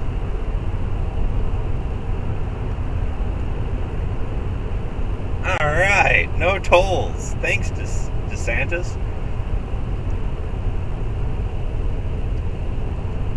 Favorite weather to cover? That's tough. I mean, tornadoes by far my favorite weather. Like, I love severe weather. Tornadoes, supercells, giant hail. Like, that stuff fires me up. That's probably my favorite. But I will say I really do love covering winter storms too. Big fan of winter storms. Obviously, you know, LOL, I'm in Florida now. So, but I do love winter storms. I love it because they're so photogenic. You know, there's just a lot of action with winter storms. And just being out at like 3 a.m. in a significant winter storm, there's nothing quite like it, honestly. Like the calm, the quietness to it, you know, it's really quite beautiful.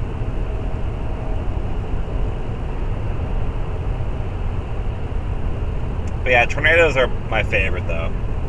I got a lot of tornado and storm chasing video on this channel. If you're interested, you can check it out or subscribe or whatever you want to do. I've got a lot of that here on the channel. If you're into like more longer form stuff, my Live Life and Chase series, I've got a lot of those. Started in 2014. I don't know if I'd recommend watching that, but if you're really into weather, you can watch that one. That one is kind of rough. 2015, I went with a more interview style kind of documentary. We had some good tornadoes that year. I really do like the 2015 one, but it's just very different. And I think part of the reason why I like it so much is that, you know, it's a lot of us on camera. It really captured us, you know, as college students. Like, it was very young, our young era. But now, then you go to like Live Life and Chase 2019, 2020, 2023, 2022. Those have a lot more just action.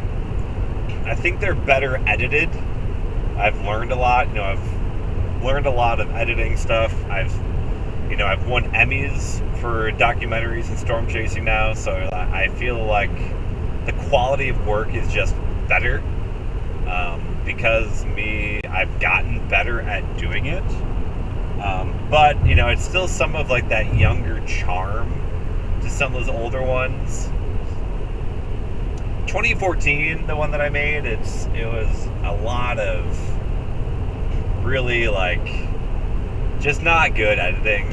The music was overdone. The music was dramatic. Yeah. Looks like we're about to get a ripper of a band that's about to come on shore here into Tampa. So we'll stop. We'll grab some food real quick. And then we'll continue to the Tampa area. I've not had dinner yet, so I just need to grab food. We still got plenty of time. That band won't be in Tampa for probably at least an hour. And we're a lot closer than an hour from Tampa, so we should be good. I think we're in Lakeland right now. I don't really know what town I'm in. I think this is Lakeland, though. It's a larger community.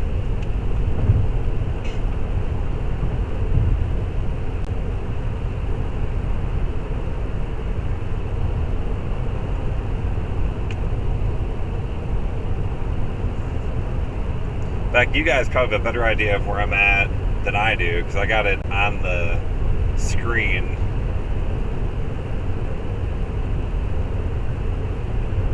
To Lakeland, yeah, maybe I'm not in Lakeland yet.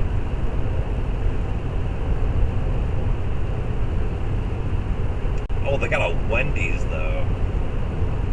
A Wendy's might be the play, actually. I love me some Wendy's.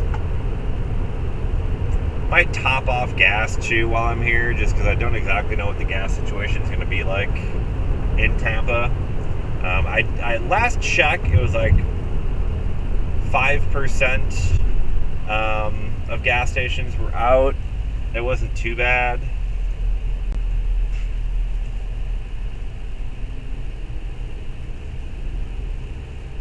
I think the Wendy's was left, if I read that sign properly.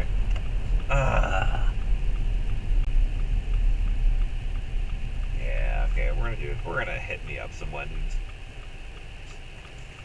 Would prefer that over McDonald's any day. Hopefully things are open. I actually don't even know if things are open here. If not, this gas station might have to be the play.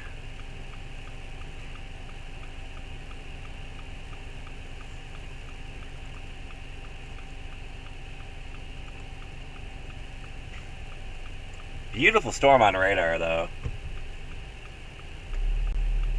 Storm is really getting its act together. Doing exactly what we feared, and that was, rapidly intensifying right before landfall.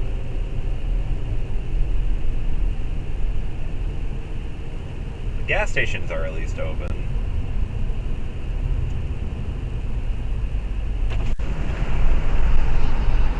Yeah, it looks like we're open here. Less up. Oh, the Applebee's? Oh, God. Love me some Applebee's. How do I get to this Wendy's? Do I just drive through here?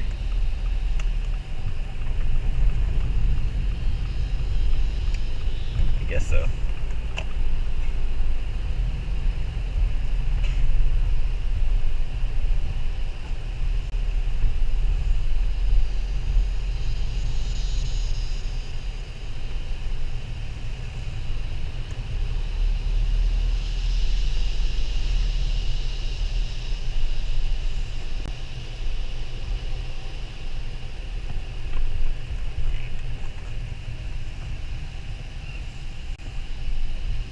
I'm going to order a lot just because I want food with me. I'm not a fat ass, I promise. I probably could eat all these, though, if I... Hi, do you want to try a base double combo? No, thank you. Order ready? Can I please do the number 6 large with no mayonnaise? Okay, what's the drink? Let's do a Coke. Okay. And can I also do 4 junior bacon cheeseburgers with no mayonnaise? Okay. And do you have bottles of water? Oh, yeah. Can I get like 2 of those? Okay. And that's it. So do I the first one then? Thank you.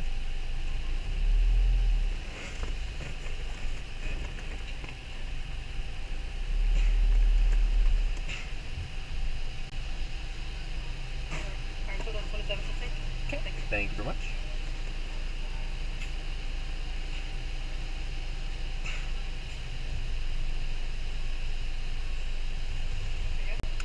All right, thank you so much.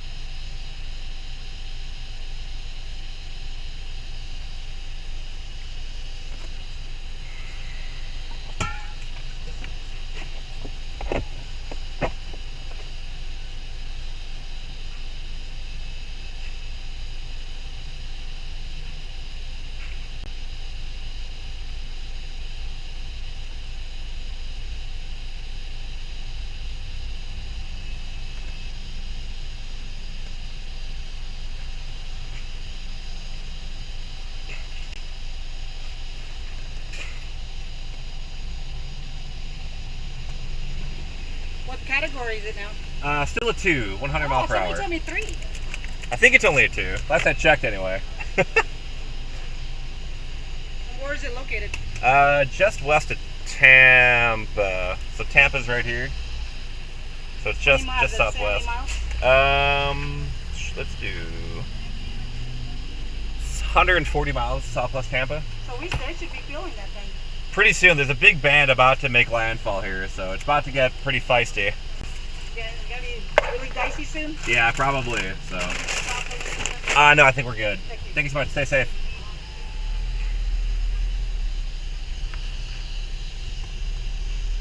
I think it's only a 2. Did I upgrade? It might have been upgraded to a 3. Maybe want to fact check me on that? I'm gonna top off on gas while I'm here. I think it's probably a good idea.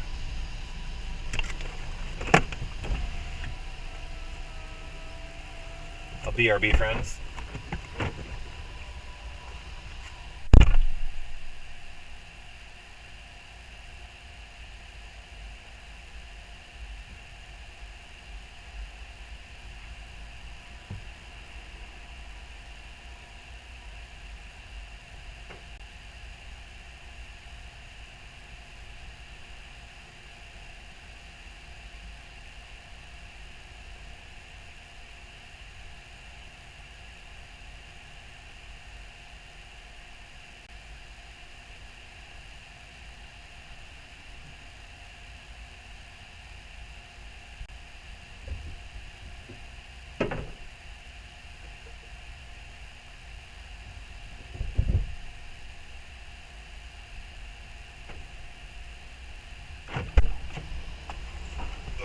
Okay.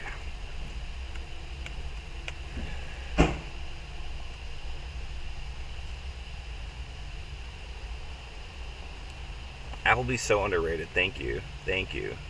Glad somebody gets me. And friends, this is why we are headed to Tampa. Let me get this working real quick. So we do have a mesoscale discussions, what they're called, basically outlooks from the Storm Prediction Center talking about the threat for severe weather. We can clearly see this new outlined area talking about the tornado threat developing in western Florida, and that's why we are headed to the Tampa area. So we're going to take a look and see how things are evolving here in western portions of the state of Florida. That does include the Tampa area. This is what we're talking about earlier with that tornado threat increasing. And again, that's what we're looking at right now. So that's the current look from the Storm Prediction Center. They've outlined an area there in western Florida. That big band is about to make landfall. They'll pull that up here. You can see that big band about to push on shore. Inside of that, there are likely many small little mesovortices mixed in there. We're likely going to probably see a few tornadoes develop with this band as it lifts through the Florida Peninsula. So, gotta watch this very closely here for the next couple of hours.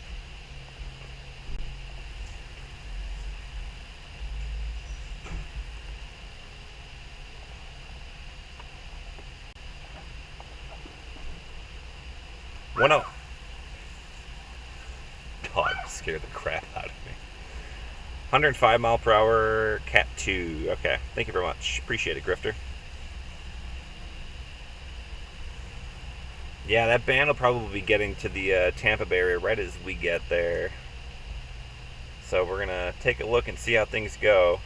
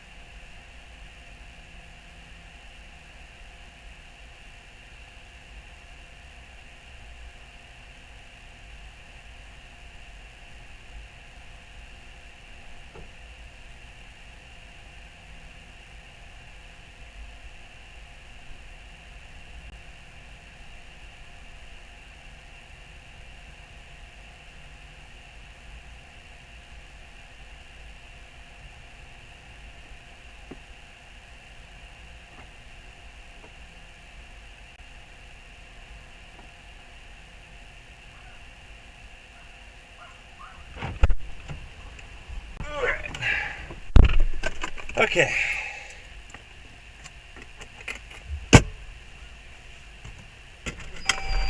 Alright, I'm about to jam some food in my mouth now.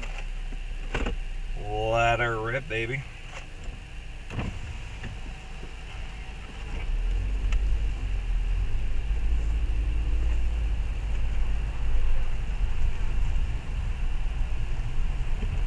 These cars seriously hit each other? Gosh.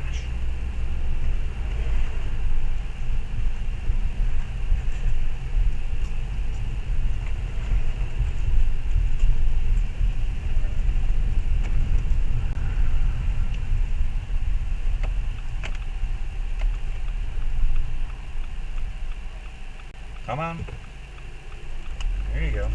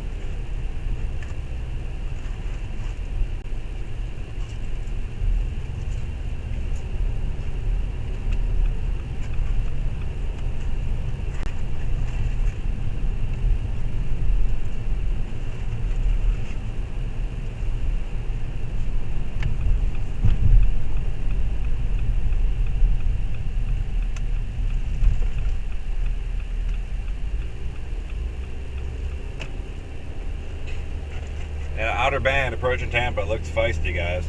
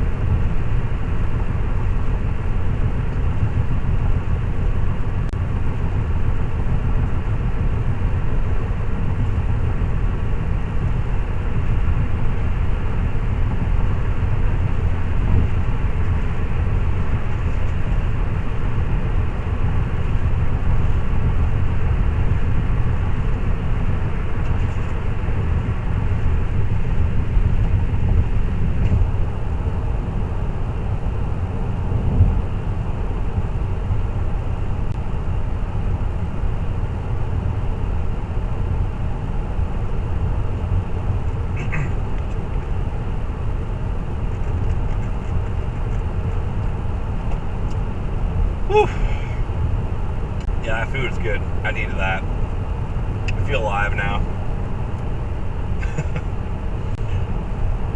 Maybe I've been struggling there for a little bit.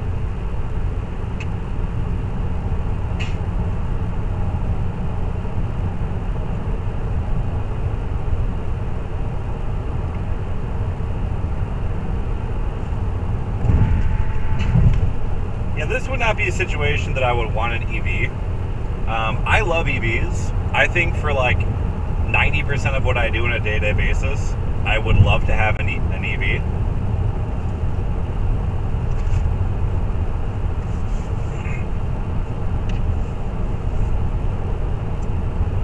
Maintenance costs are lower. Obviously, the daily fuel. Like, I think there's a lot of positives with EVs. But at the same time, there are negatives. There are no doubts, especially like long range. Like range anxiety is something that I certainly do have. And given like stuff that I do, like storm chasing and stuff like that, it's not reasonable to have an EV, at least as of now. Like I'd say in like 5 to 10 years, if you can get me an EV that can promise me like 800 miles of range, 8 to maybe 1,000 miles of range, I'd be a lot more interested, but it's tough.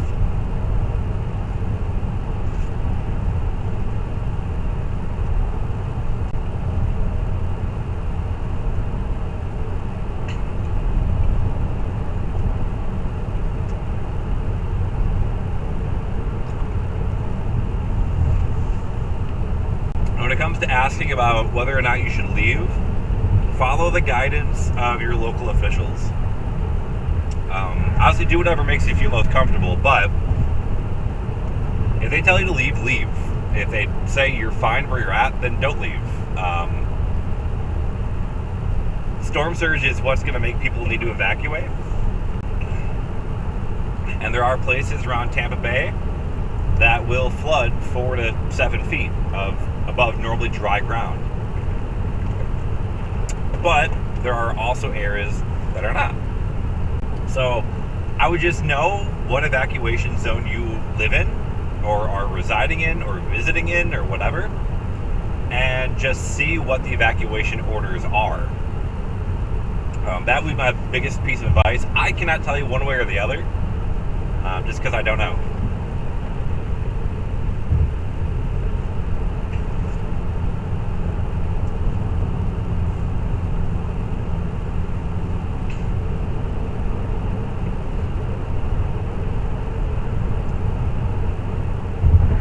I'll tell you, I don't plan on getting near the ocean, and I don't plan on staying near the water for long. If the water starts rising there in Tampa Bay, I'm out of there. I don't want to mess with it, you know? The surge is what will kill you. If you're in a surge-prone area, that is the biggest problem. So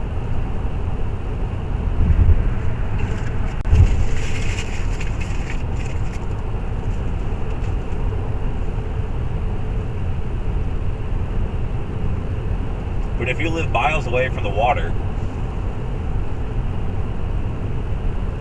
and you're not under an evacuation order, then you're probably fine. Obviously, there's going to be a threat for tornadoes. There's going to be a threat for flash flooding. Strong wind could topple trees and power lines and things like that. But storm surge is what the biggest killer is. So just follow the advice of your local officials. Watch your local media. They'll let you know. Your local TV station. If you don't have a favorite local TV station, check them out.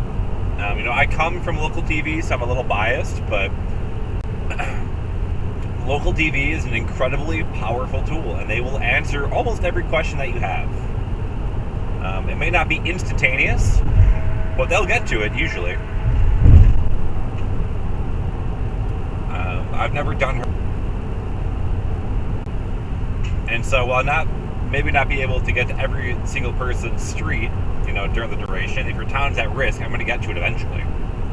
So follow your local news, I would bet that most of them are probably live streaming right now. If you don't have TV, they're probably live streaming on their website right now. I would wager a guess that's probably the case. If not, Facebook Live. And if they're not even doing that, follow them on social media. Follow your local meteorologists. They're great sources of information as well. I would always seek your local experts before you reach out to some random dude on YouTube like me. They're the ones that know the area. They're the ones that know the people. They live there. They know what to expect. And they also have the experience to know, from past events and all that kind of stuff. So trust them. Everybody, we're 20 minutes from downtown Tampa. That's my current distance. We'll be there in about 20 minutes, 20 miles. So we will get there probably a little bit before the band gets there. I might do a little kind of sightseeing, trying to find, the best place to kind of park for a little bit. I have a place picked out for now. I don't know what it's going to look like, though. I also don't know what's open and not downtown. So there could be road closures and stuff like that. I've tried to do some quick research and things, but the moral of the story is I'm not going to put myself in a dangerous position, especially at night. We're going to do things very safely tonight. And again, I'm most interested in the tornado threat tonight as well. So I really want to, the storm surge and stuff, that's crazy. That's super cool. Unless, of course, you're impacted by it. But storm surge, that's the visual thing people want to see. That's the newsworthy thing. But these outer bands are going to have some tornadoes in them as well. And that's what I'm going to try and help. I'm going to try and help my our partners in the weather service.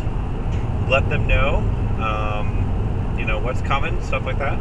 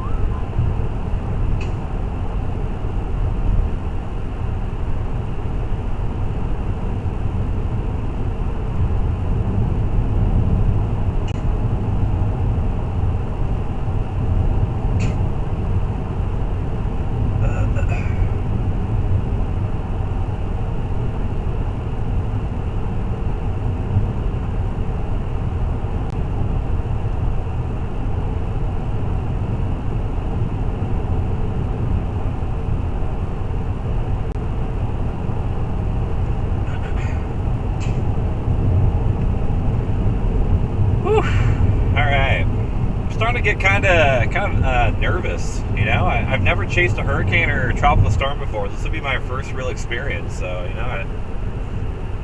that's part of the reason why I'm not going, for the eye. I don't want to get in the center of the chaos because I've never done it before. The first hurricane I want to chase is not going to be a Category 4, so we're going to take it easy, safely.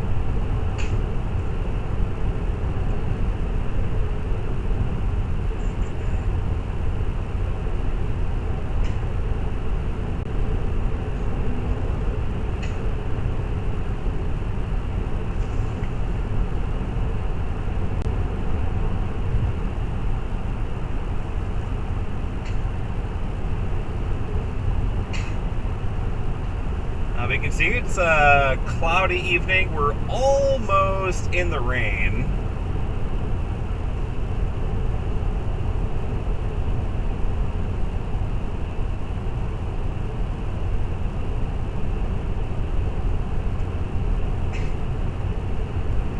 starting to get into some of these light showers, but the main band is just getting ready to push into the Tampa area, and that's when things are going to get kind of feisty.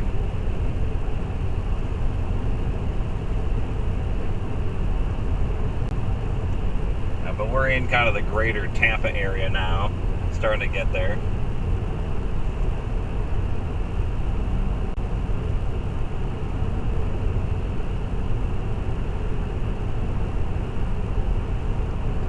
About 10 miles, 10 to 15 miles to go here.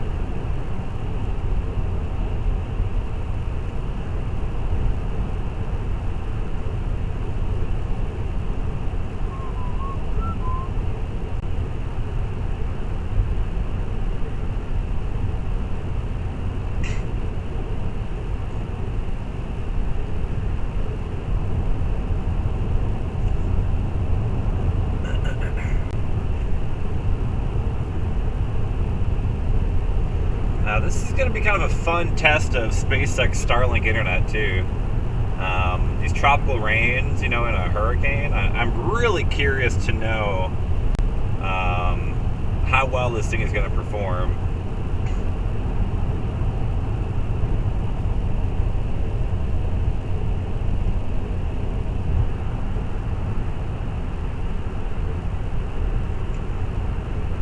A lot of traffic, you know. I'm kind of surprised there's this much traffic right now. Wow, that dude is flying. He had to stop as someone who's in the left lane, but holy cow, when he passed me, he was probably cruising at least 90.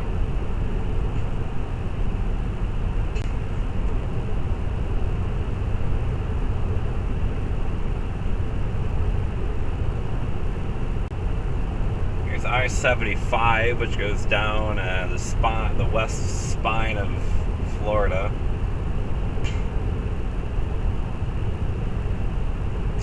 I did debate doing this, jumping down at I-75 and going south, but I think Tampa is still the play here.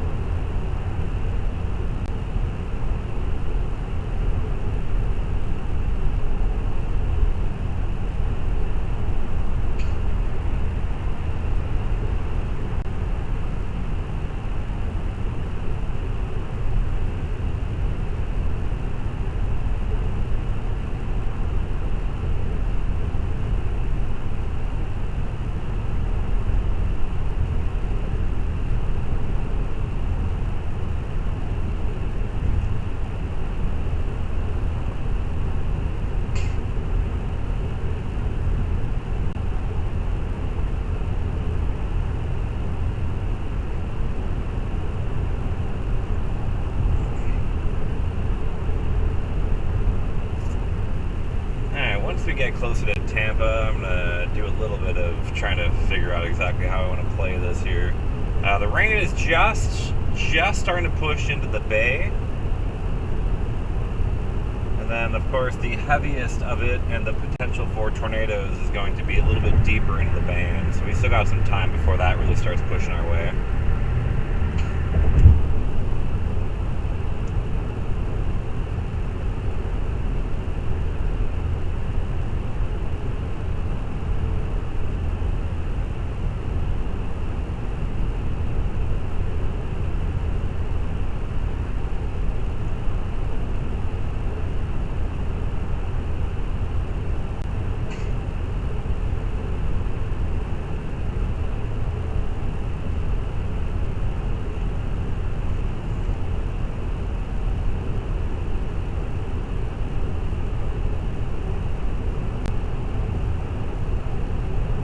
Hard Rock Tampa action.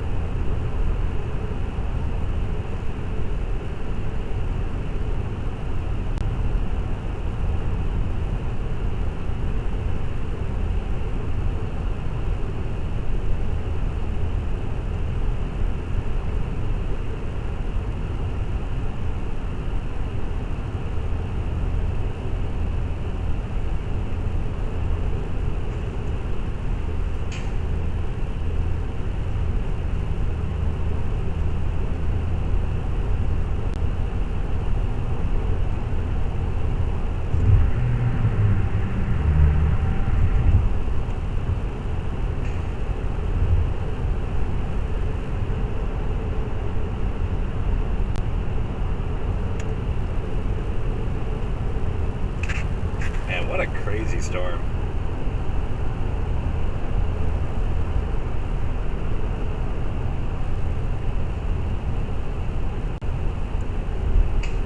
It's pretty wild just watching this thing just kind of spin away.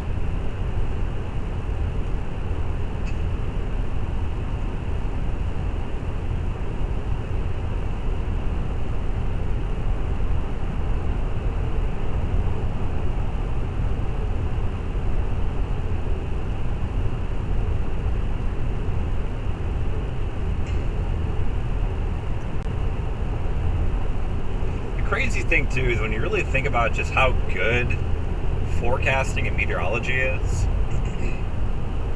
it's kind of crazy that we have this powerful hurricane just spinning off the coast of Tampa, and we know that we feel confident enough that it's not gonna really affect Tampa,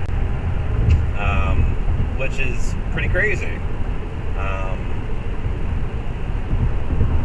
It kind of reminds me of, what was it, Irma, going, Category 5, heading, straight at Miami, but, we trusted the science, we trusted the meteorology that it was going to recurve away. I mean, it's pretty awesome just how good weather forecasting has come. Now, it's still not perfect. I mean, there are certainly still some issues with it. But I would say, we've made some incredible strides in forecasting. There will be misses, there will be false alarms. It's just, par for the course of trying to predict the future. But, to not evacuate, huge portions of Tampa because we know that the core of this hurricane isn't going to hit directly, it's pretty cool. Pretty freaking cool.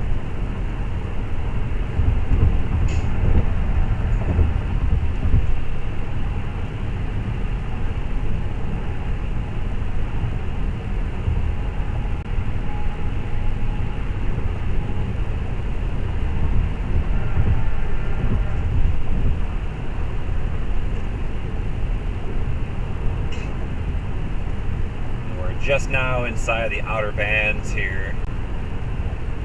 Starting to get some light precipitation falling.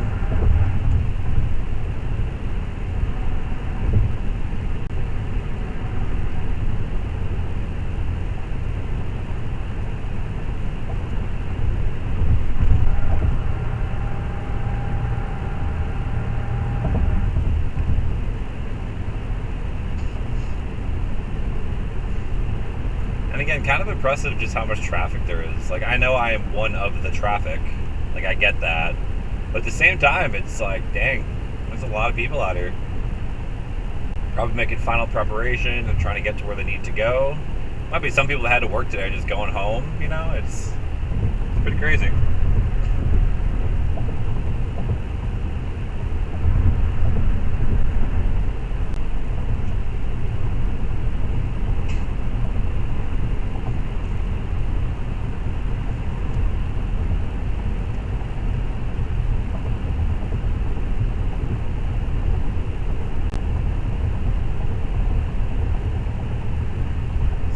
Downtown here.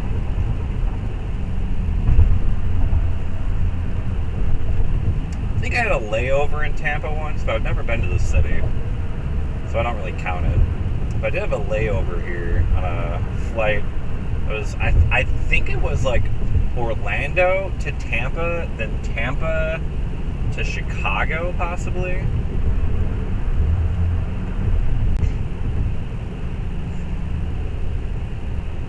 Kind of a bizarre layover, because like I don't even know, like we probably didn't even hit like 30,000 feet. We probably hit like maybe 10,000 feet in the plane before we came down. Protect your belongings, lock your car doors. Always a good sign when you pull up to that.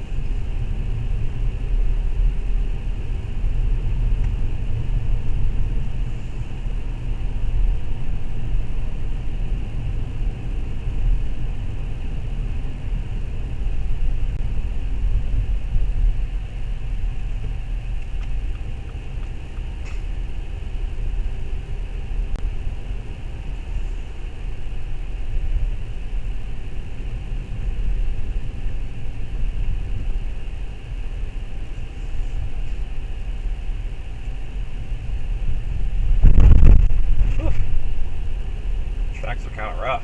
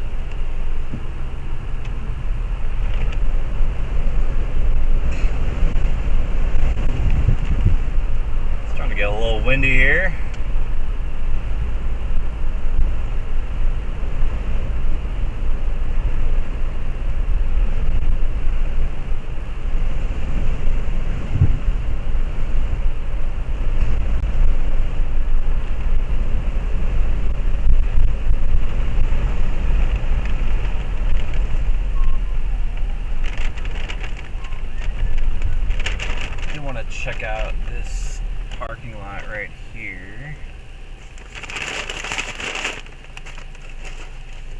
I got a few different places I had picked out. I wanted to check this one first.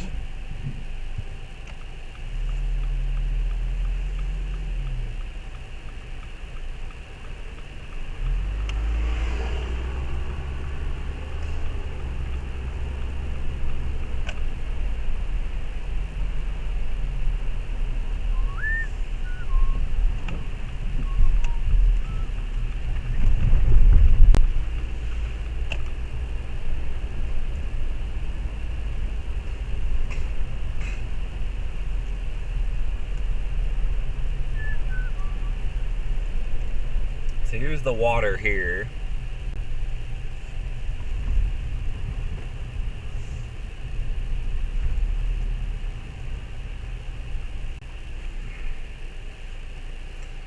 Alright, let's see here.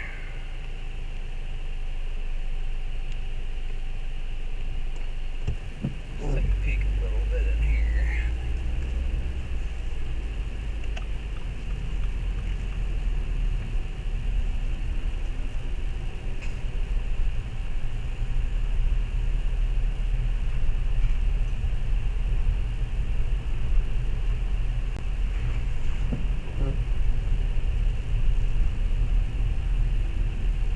All of this is here now, which is interesting. This was not necessarily in Google Street View. Okay, alright, let's think about this. So that place probably isn't the best to go anymore.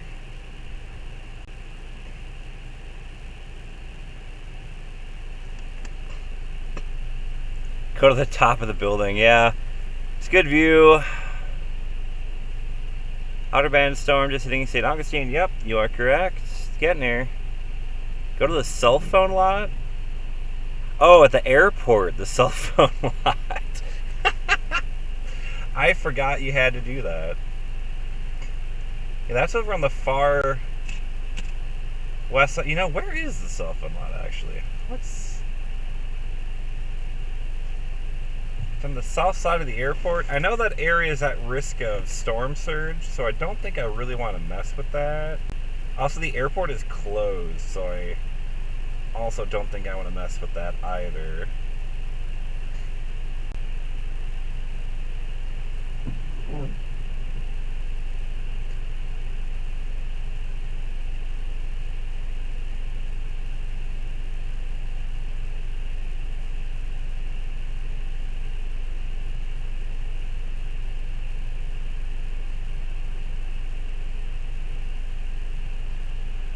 I gotta pull up some National Hurricane Center storm surge info real quick.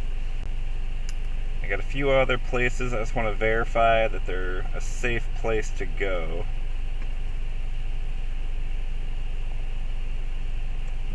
Storm surge inundation map. Continue.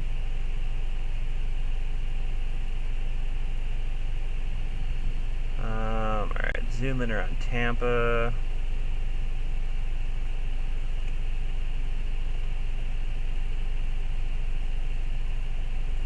Yeah, we should be okay here. Latest forecasts aren't bad at all. So let's actually go.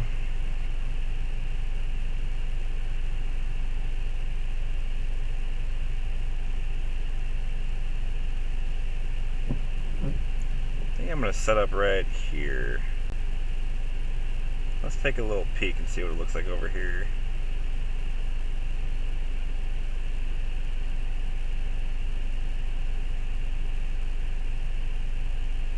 Oh gosh. Directions.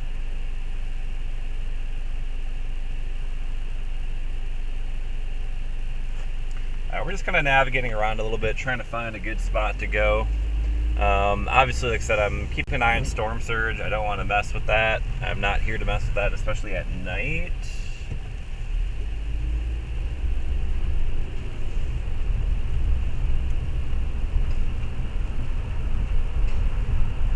This area where I'm at right now is definitely susceptible to storm surge, but it was very easy to get out of here.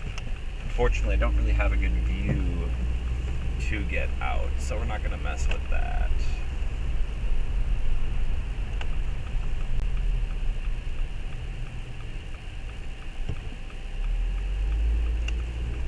These are out in force, which is good to see.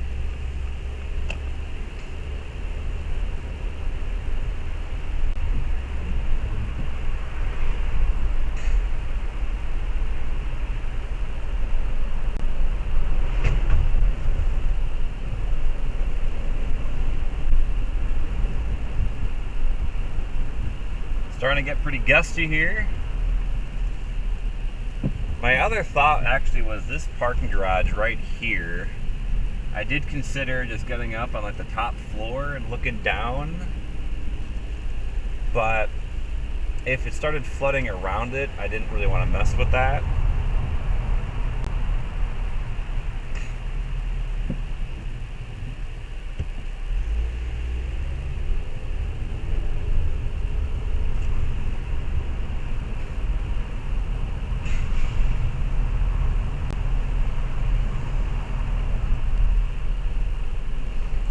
It's a cool downtown. It's a pretty nice area.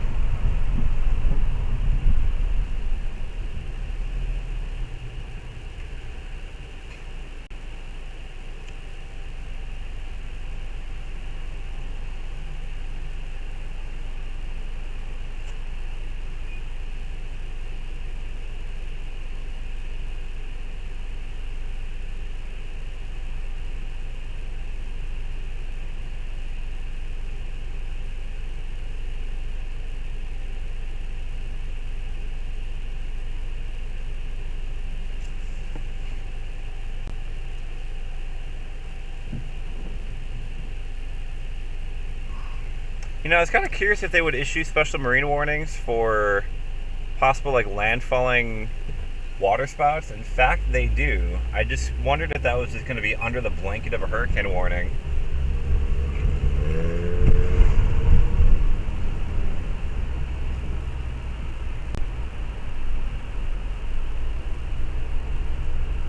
Well, we got a few supercells coming in off the ocean. I think our tornado threat's going to start ramping up pretty quickly here.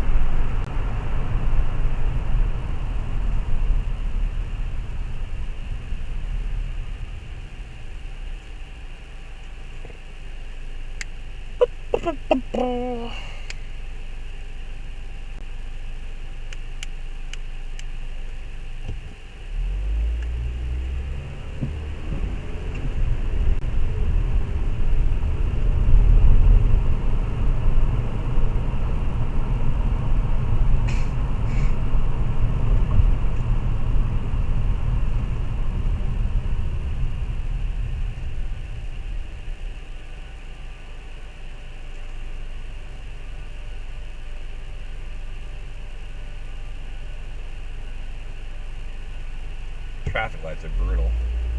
Every freaking red light.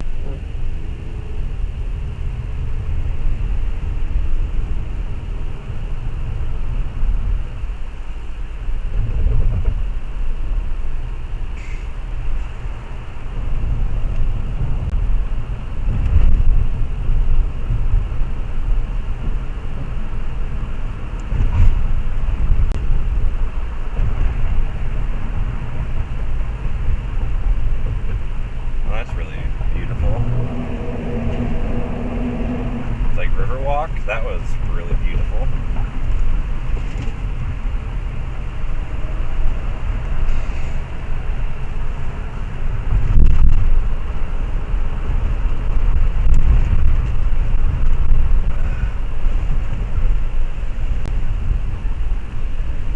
Winds are starting to pick up.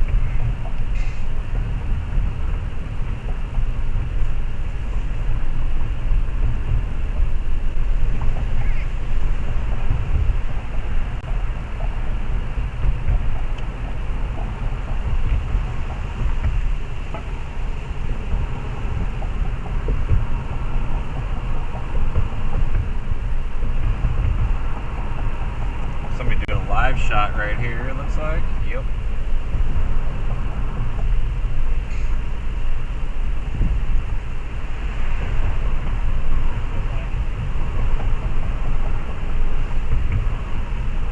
You know, I kind of feel nostalgic about working in local TV. You know, just seeing that live shot, I was kind of like, oh, that would have been me.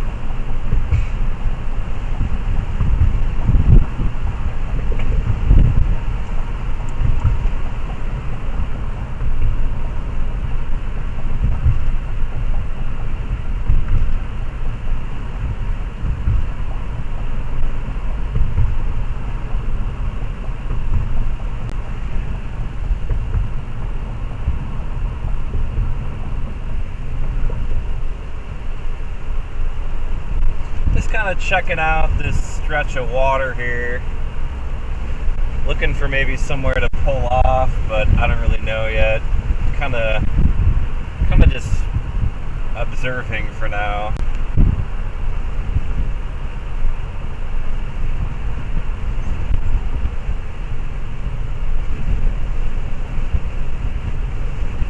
Problem is there's no real good place to kind of pull off here.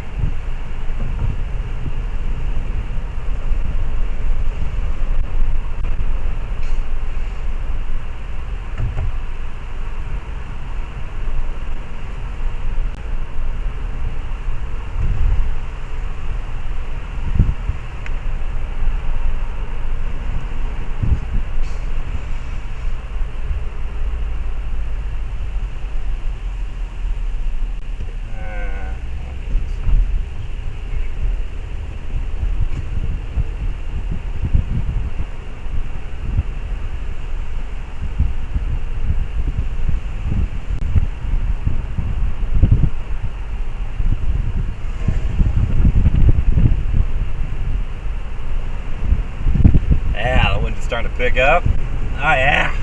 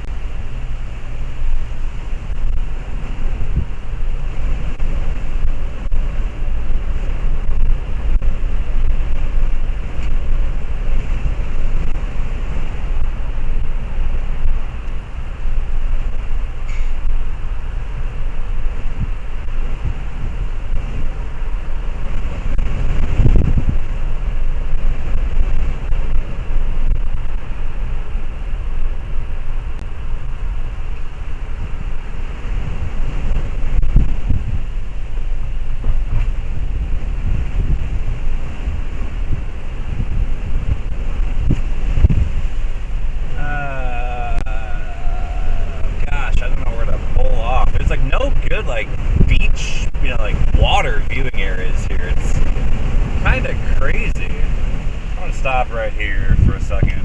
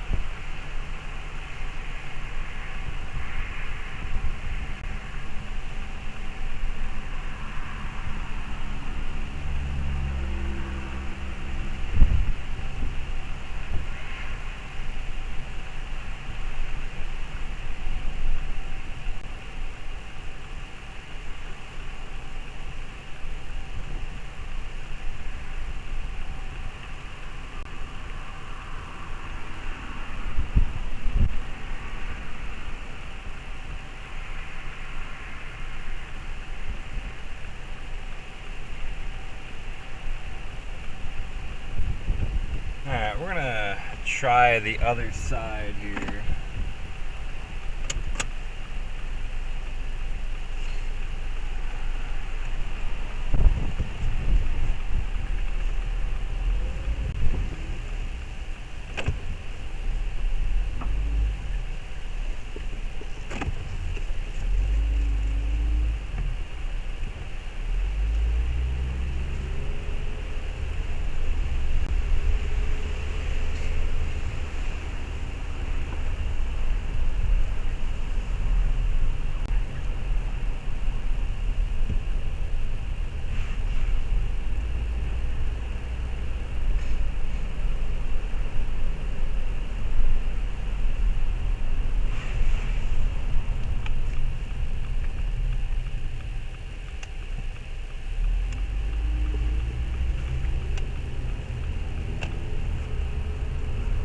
We're just gonna keep cruising around Tampa here, I guess.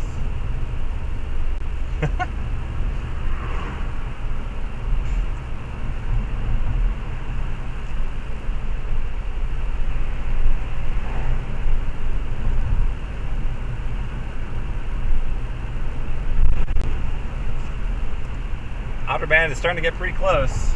I mean, it's getting real close.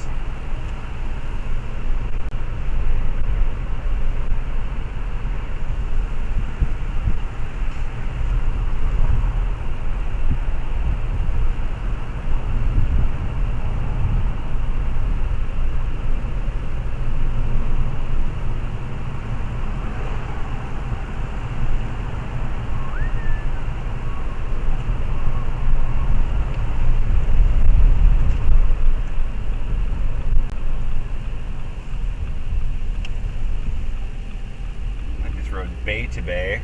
It's kind of fun.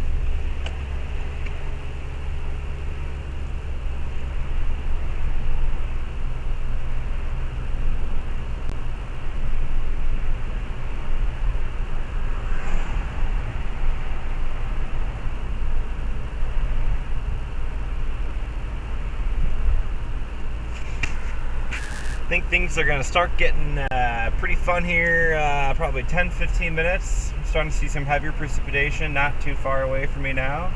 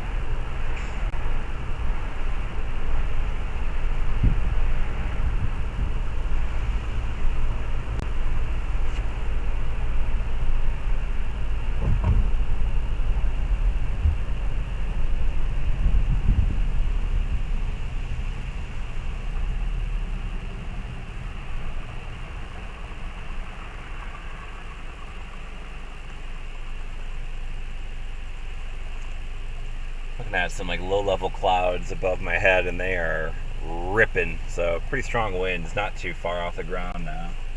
We just need some of that rain to mix it down, and that's what's about to happen here. We're gonna start getting some heavier rainfall here, and that'll start mixing down some of that.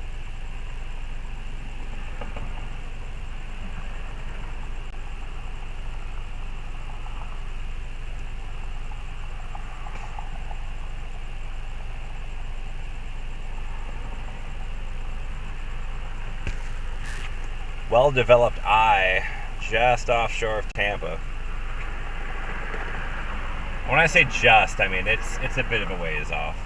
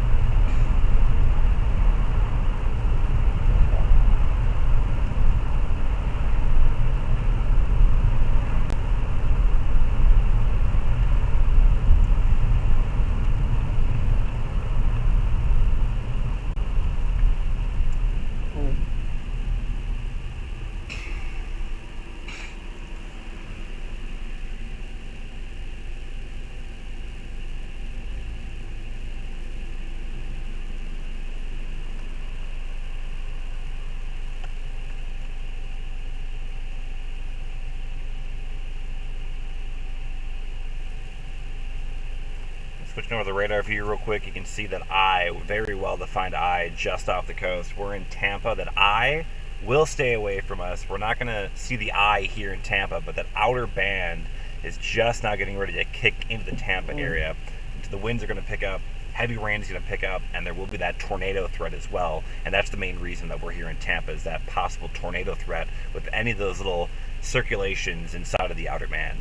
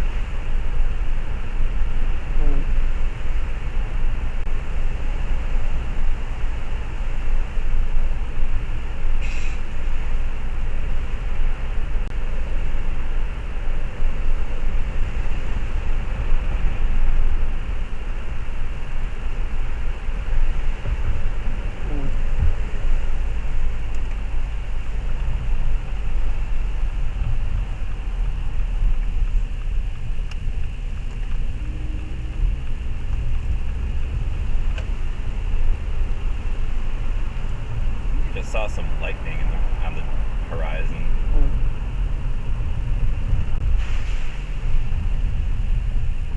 Speed bumps really sneak up on you here. What a beautiful house. My gosh, these houses are beautiful. I don't want to even imagine how much they are. As somebody who's looking for a house right now, I know I'll probably cry.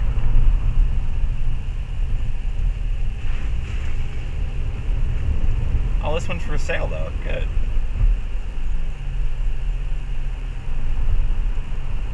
It doesn't look as expensive as the other one, so that's good. I can probably afford that one. Doubt.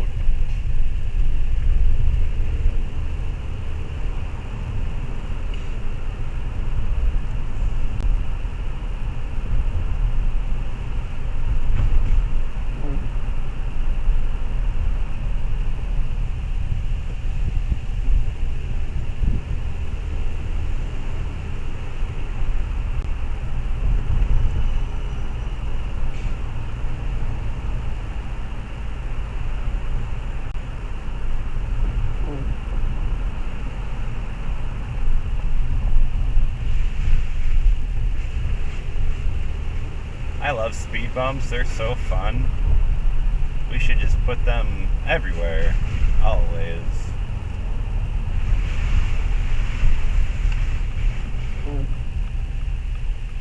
Good view of the water here. We got a good one up here too, picked out.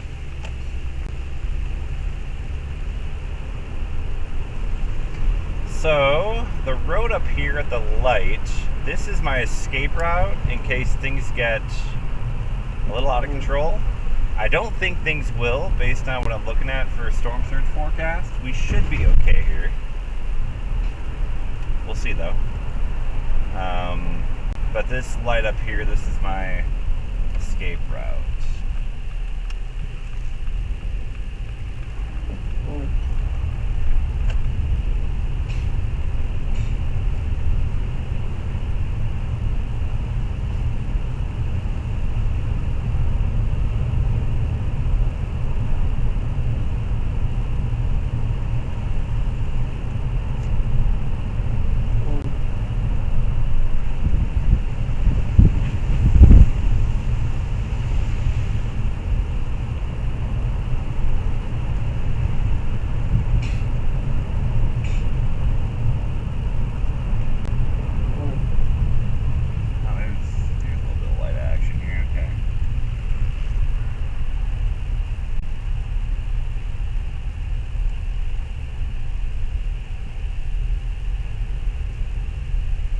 Like it's night.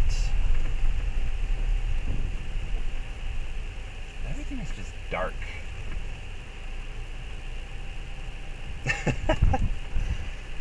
Nothing is like well lit.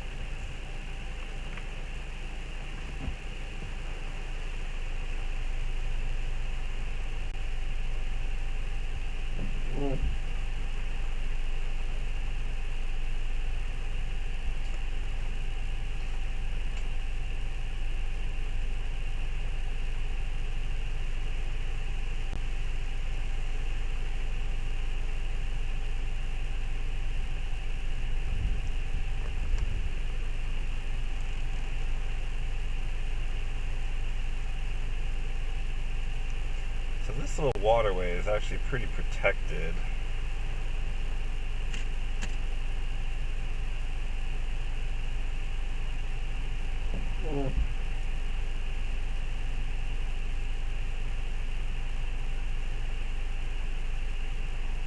This is pretty crazy, man. It's really hard to get like a water view anywhere.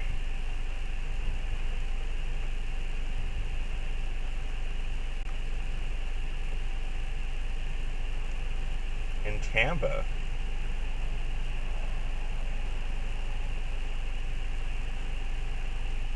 Cypress Point Park.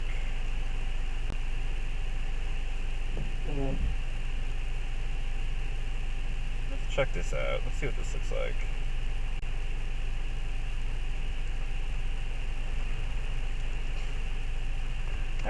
just continue our random journey around in circles,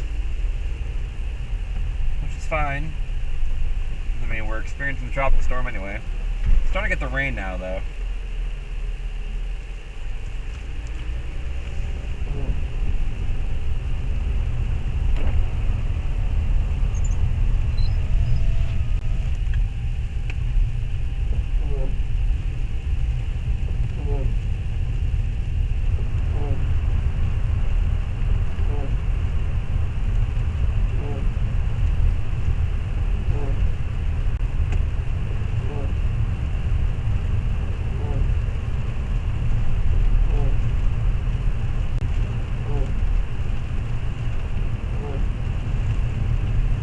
Precipitation just now starting to arrive here in Tampa.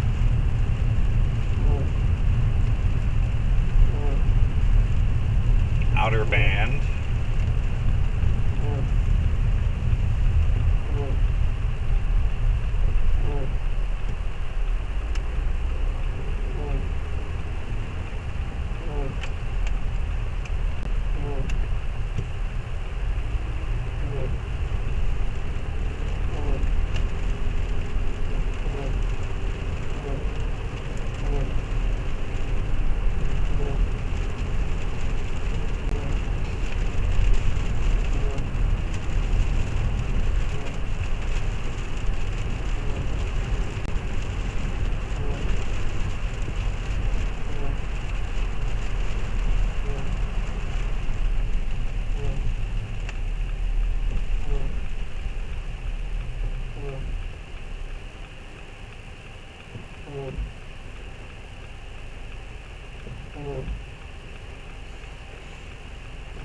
Got the mall right here.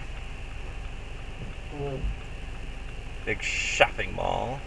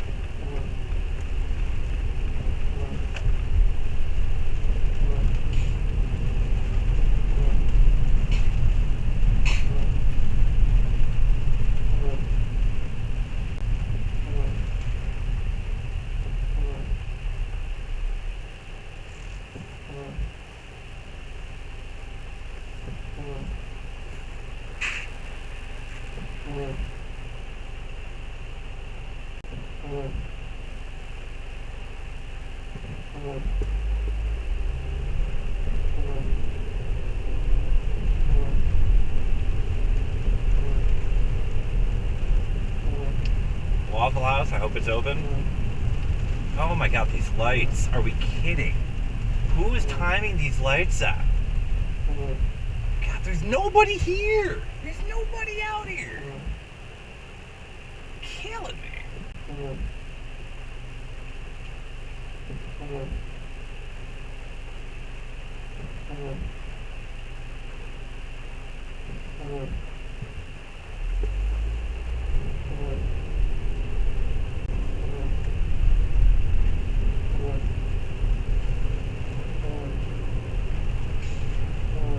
Waffle House is open.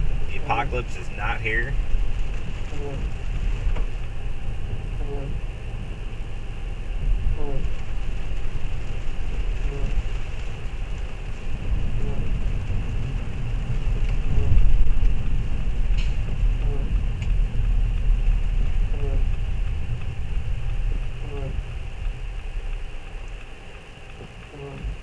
Navigating around the city is kind of annoying, not gonna lie.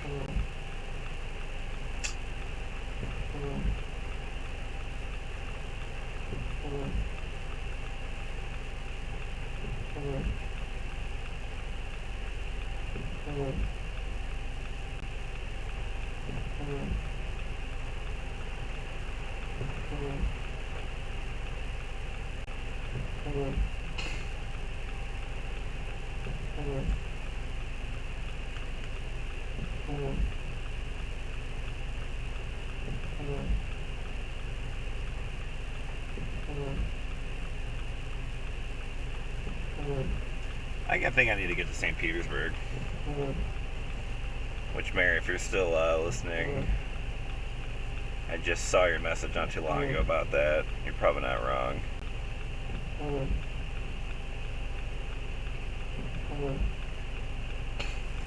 Let me check this spot out, and then I might have to defer and find somewhere by St. Petersburg instead.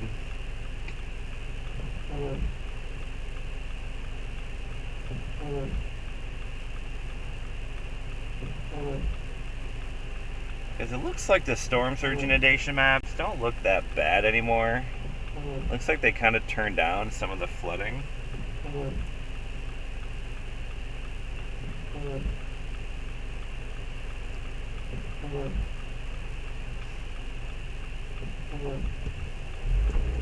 Actually, I'm just going to set course for St. Petersburg now.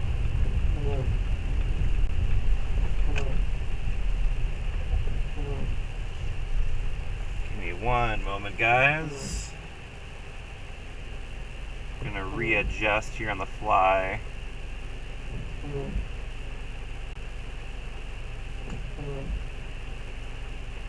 So is that part of St. Petersburg? So it cuts out. That's the airport. I'm just checking to make sure that where I'm going is going to get like flooded out. So also, how far is this away from me? It doesn't look that far.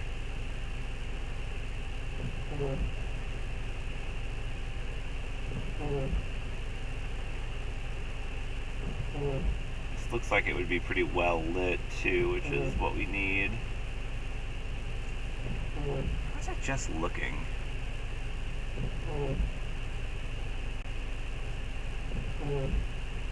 Yeah, this is what I wanted. Right here. How far is it to here? Directions. 24 minutes. Okay. Alright, let's do it. I think St. Pete might have a better shot at tornadoes too.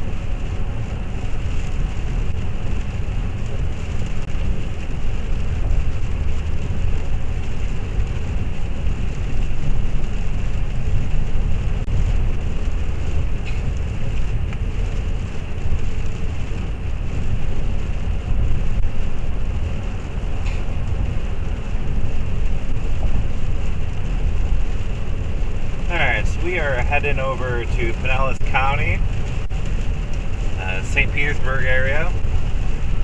We're going to take a little peek around this area and see how things are doing.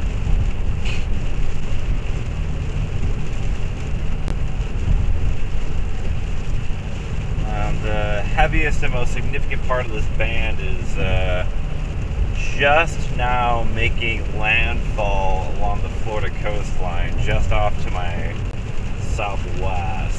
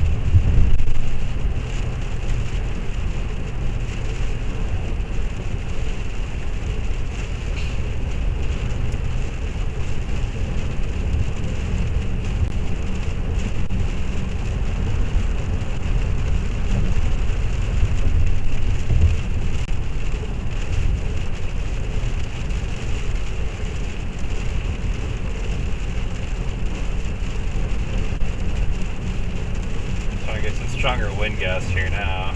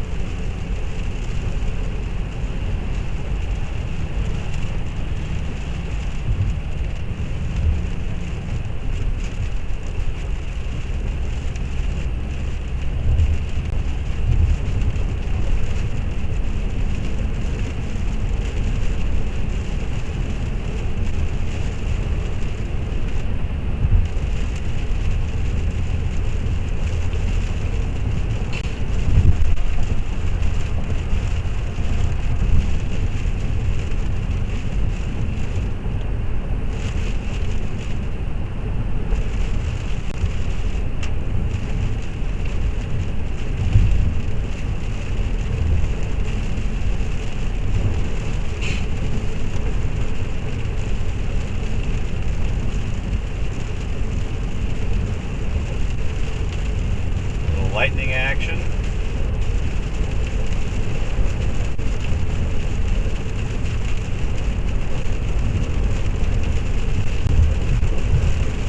Yeah, the winds are starting to pick up now.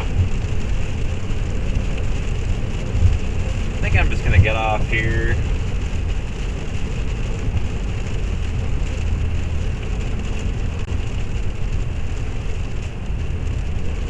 It's a nice flat area.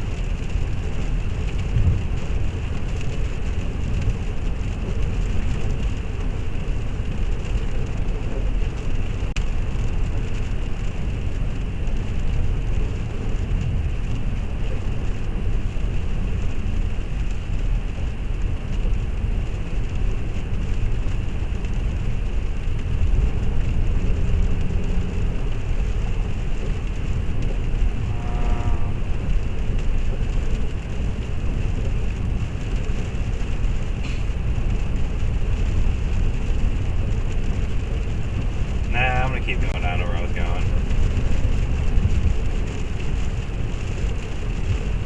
For now.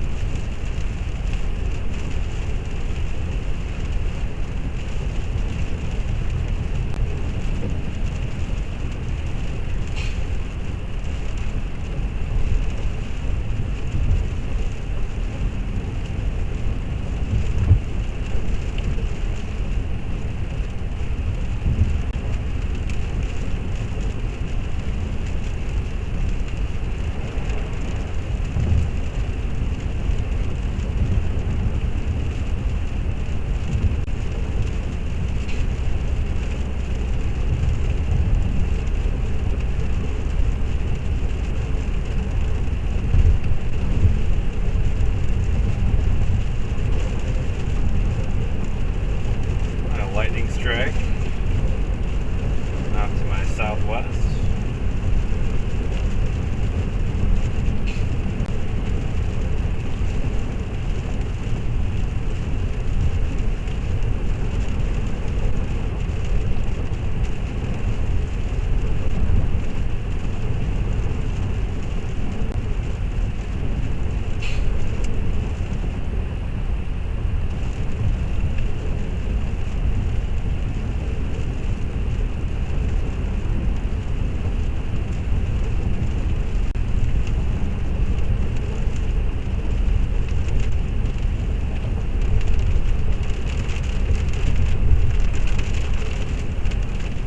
Still just kind of flirting with the fringes of the heavier precipitation.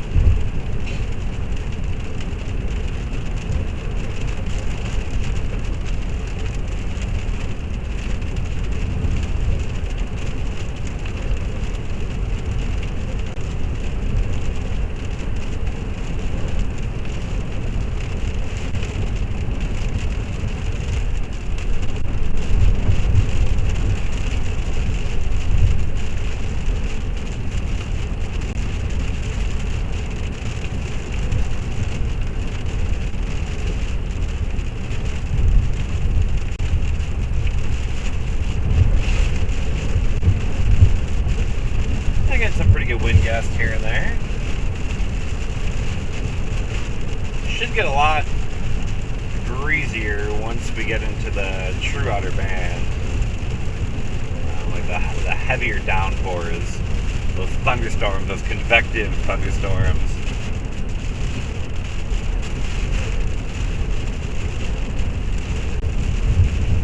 So we're just entering the St. Petersburg area right now.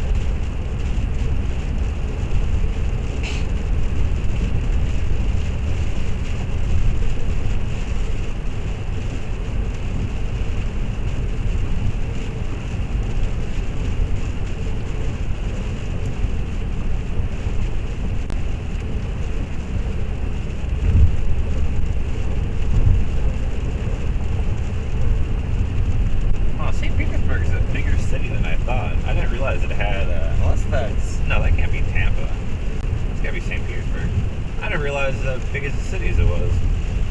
Got a lot of tall buildings. Huh. The more you know.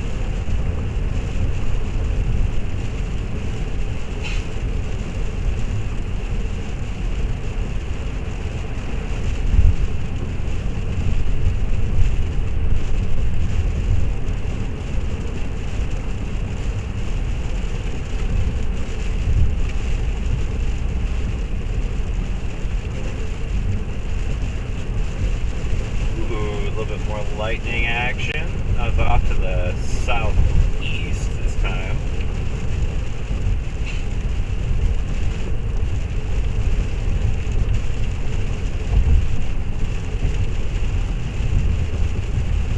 We're entering St. Petersburg.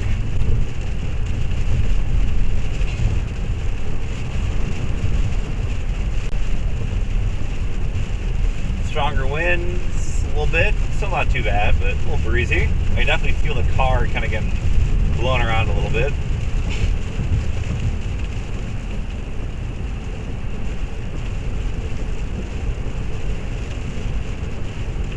Precipitation still picking up.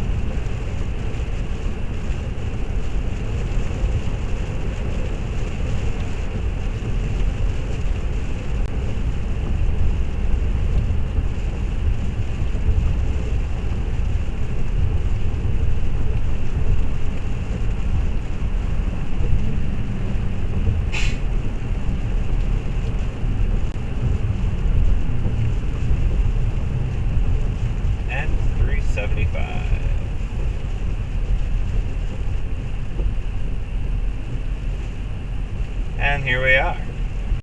We have arrived.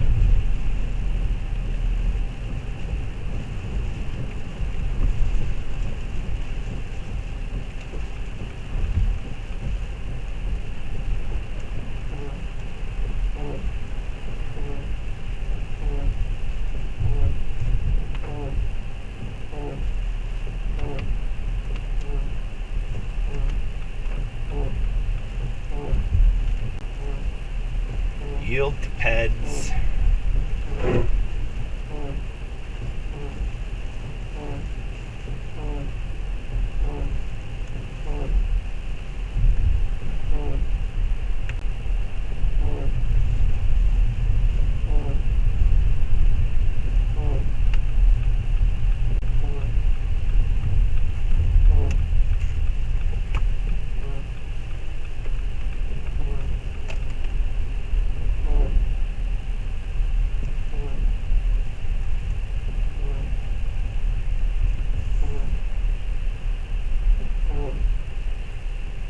Pretty city. I like it.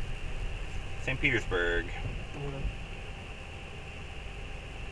Nice tall buildings. Nice tree-lined downtown streets. You love that.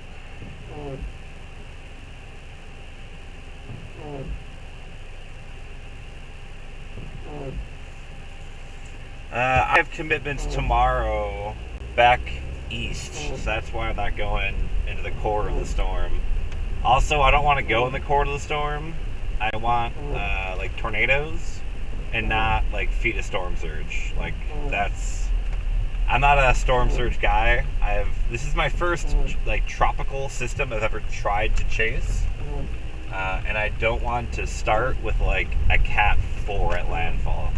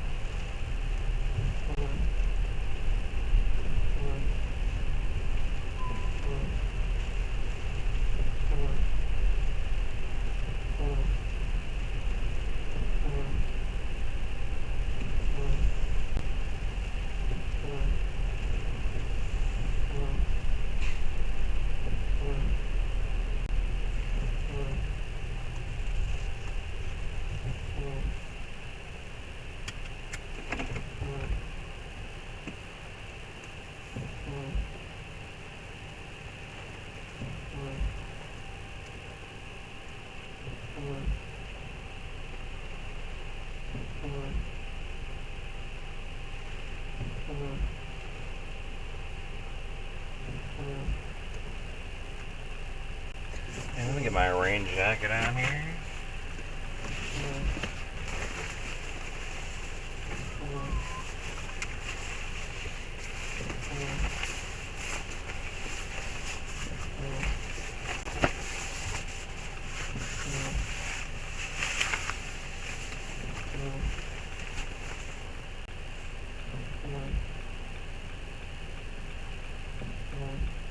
If I keep going a bit more, it looks like I won't have these boats in the way.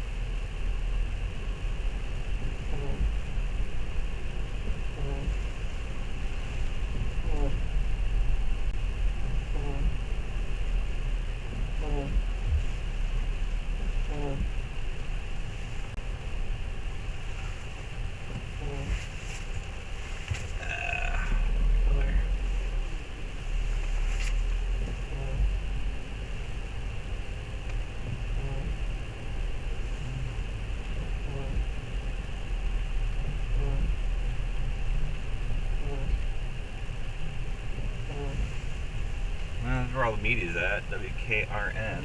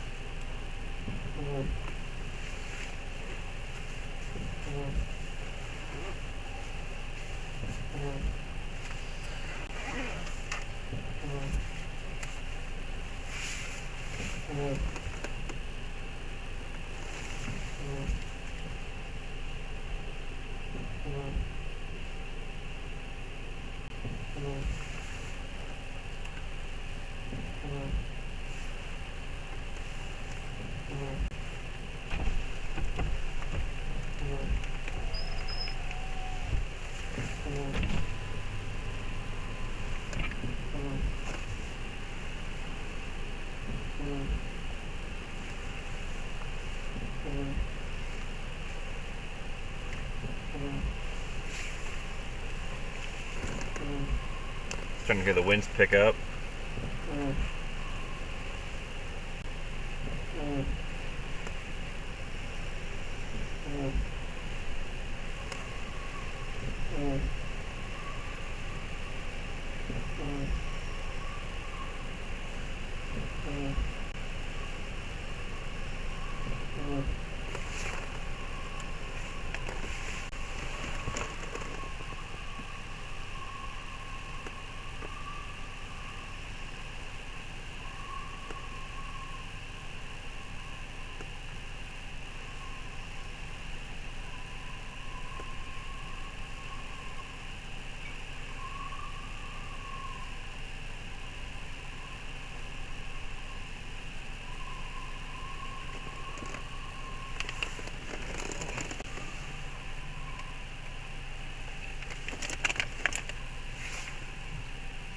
Lightning action again.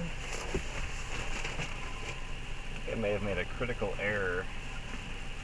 Forgot to bring my rain protection for my camera, which is a bit of a problem. But I got my backup.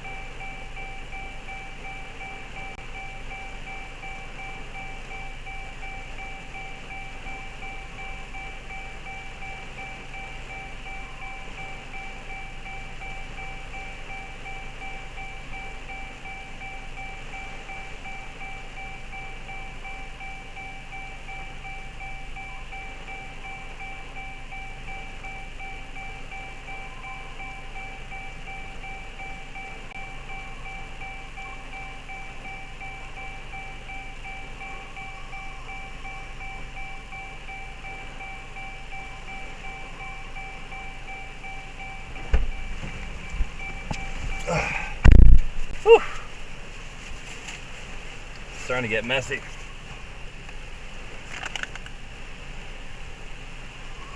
Let me try and get you guys a bit of a better view here. We'll probably be sitting here for a little bit, so give me one moment.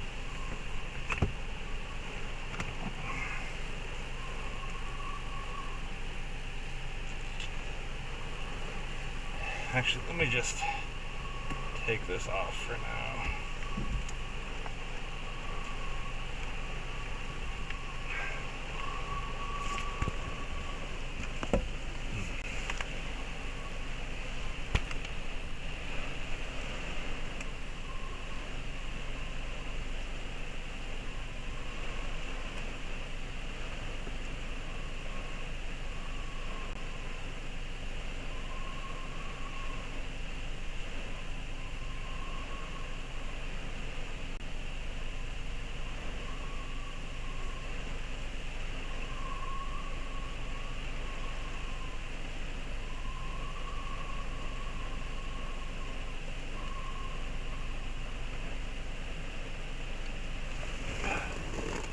And get you a decent view.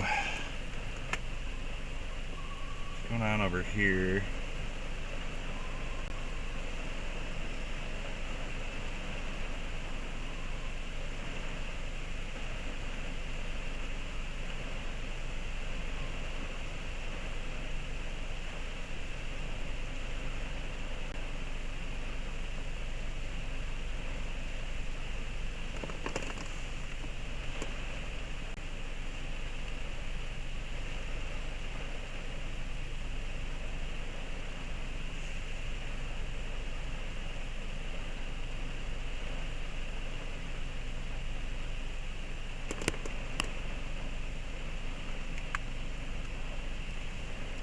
Give me a moment, sorry guys.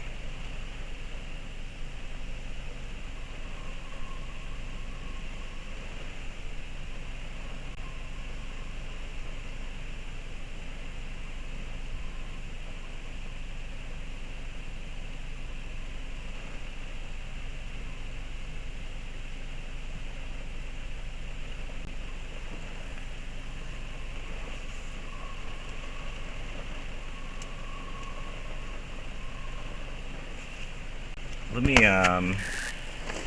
change spots 1 second.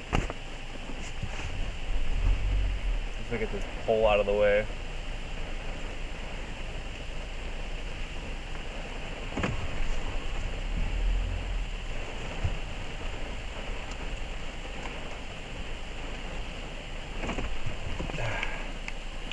Okay, where was this at? Yes.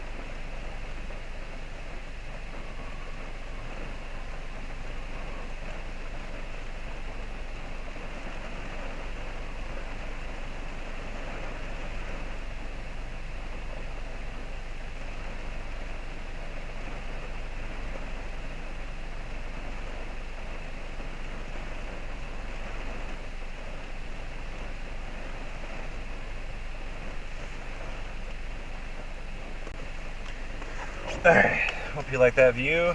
Let me put you back on the dash mount for a second. And let me readjust. Oh, sorry about that.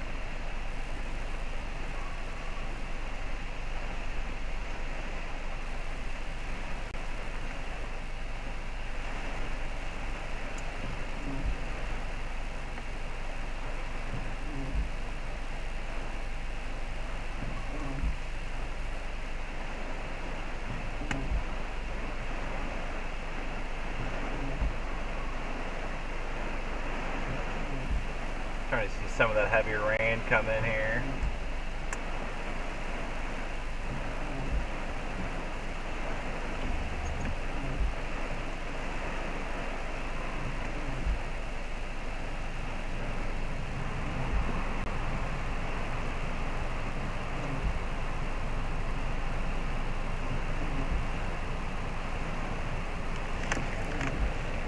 How well you guys can see it.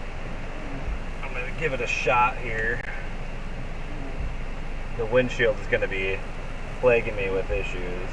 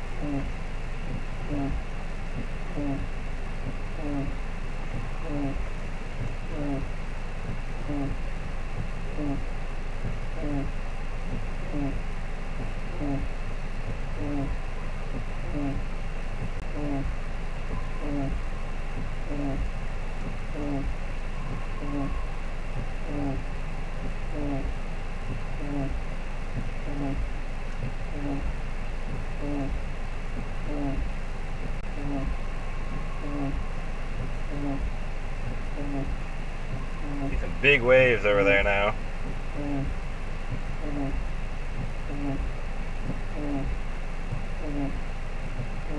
What's happening?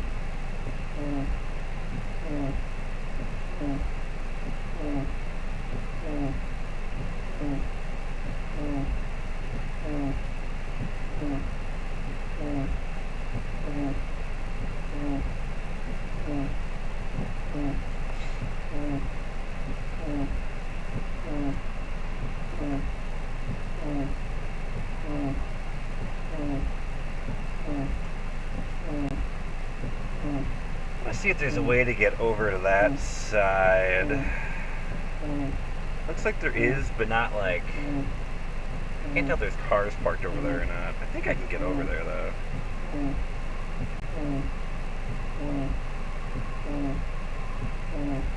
Let me see if I can get over there.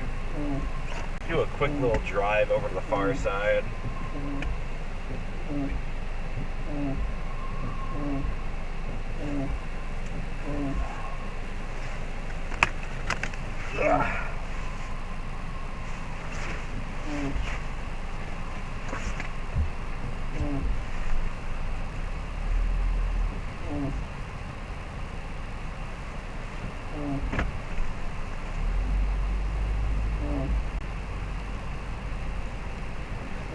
We're gonna try and go where all those waves are crashing over. Let me see if I can get a shot from over there or not. Might be closed, but I guess we'll find out.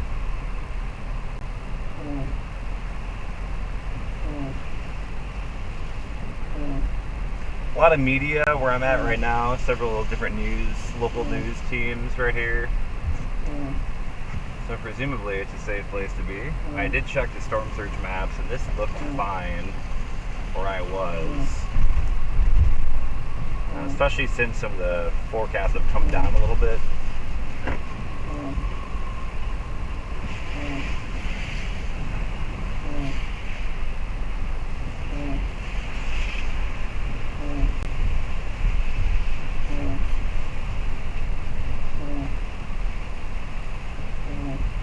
We do have a pretty robust squall coming relatively soon.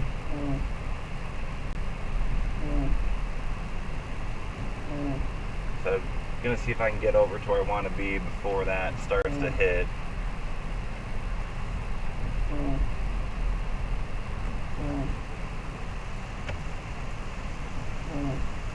Please don't turn left. That's all I'm asking. Thank you for not turning left.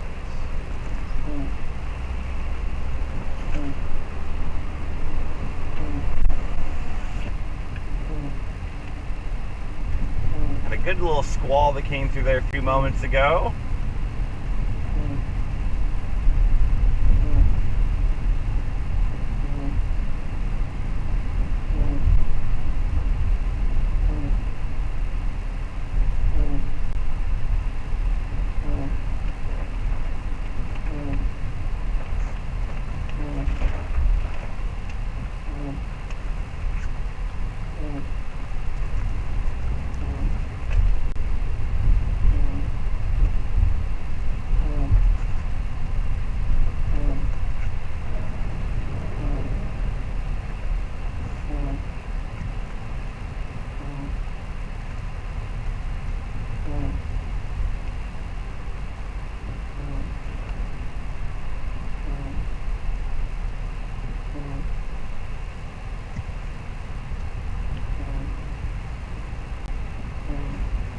A bit of water here. Nothing too bad.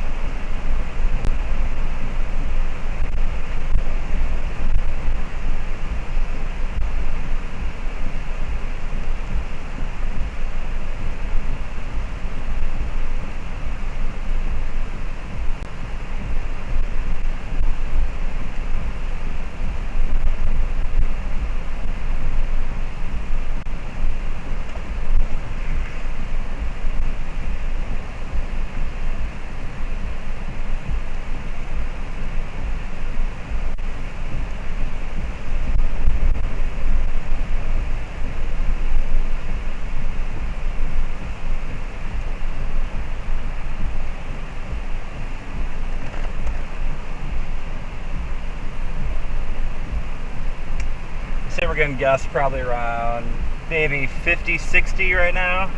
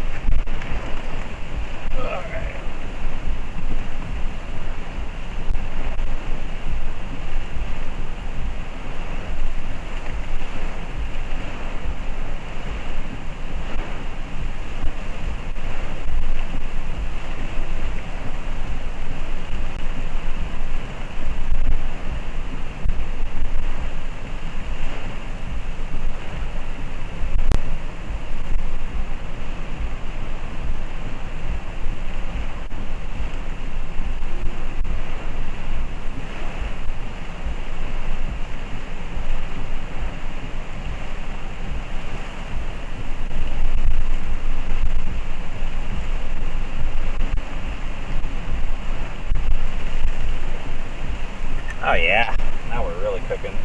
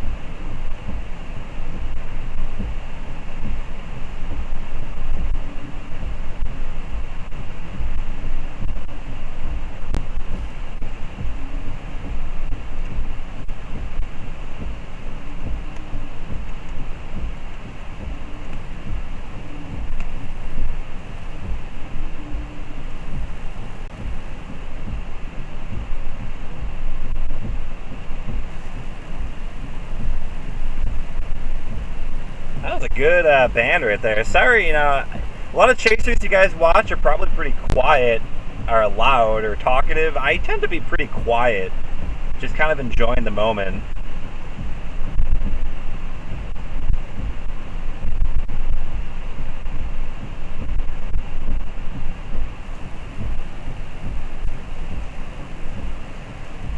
kind of subsided, therefore the wind has calmed down a little bit. Still rather gusty and breezy.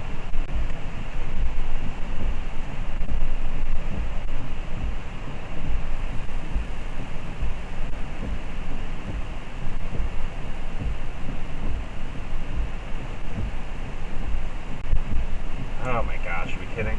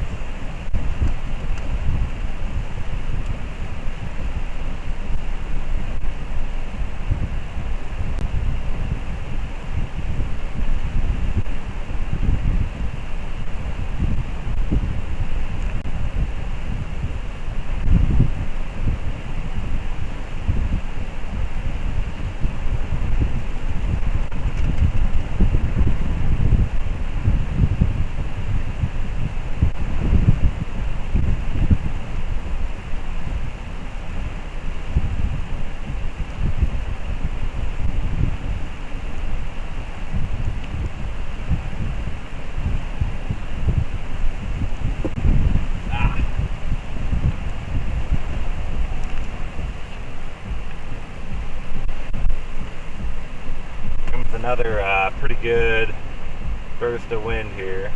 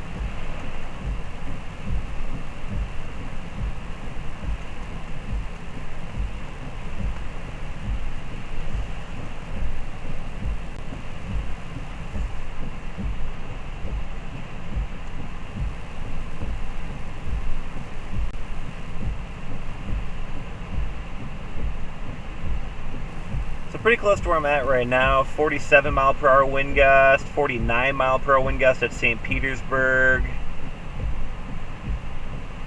51 mile per hour gust.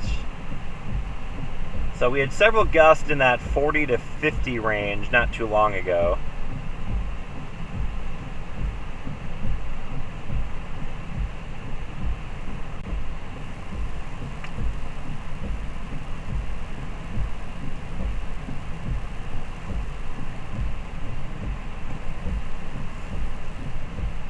We got another big squall on the way right now over like Sarasota.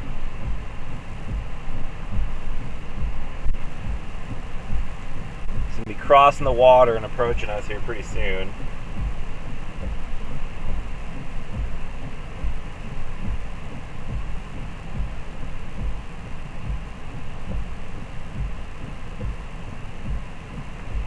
If you're just popping in case you're wondering, the headlights over here are some police units, St. Petersburg police, just kind of keeping an eye on things over here.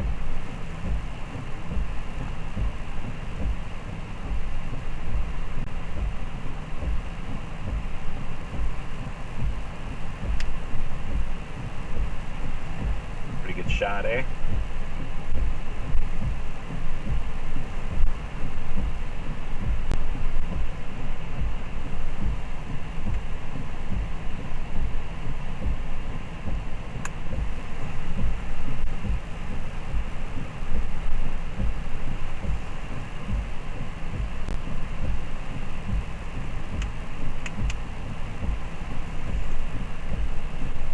Well, that was a big wave there.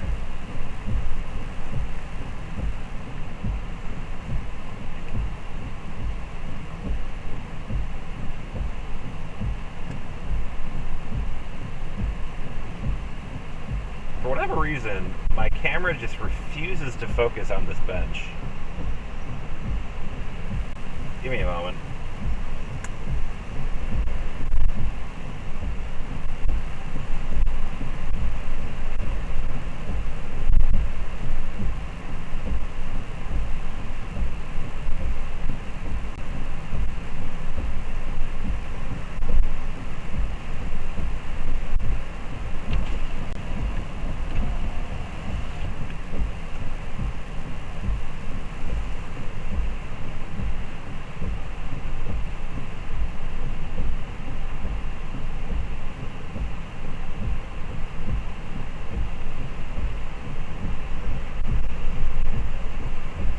Trying to get some good winds again here.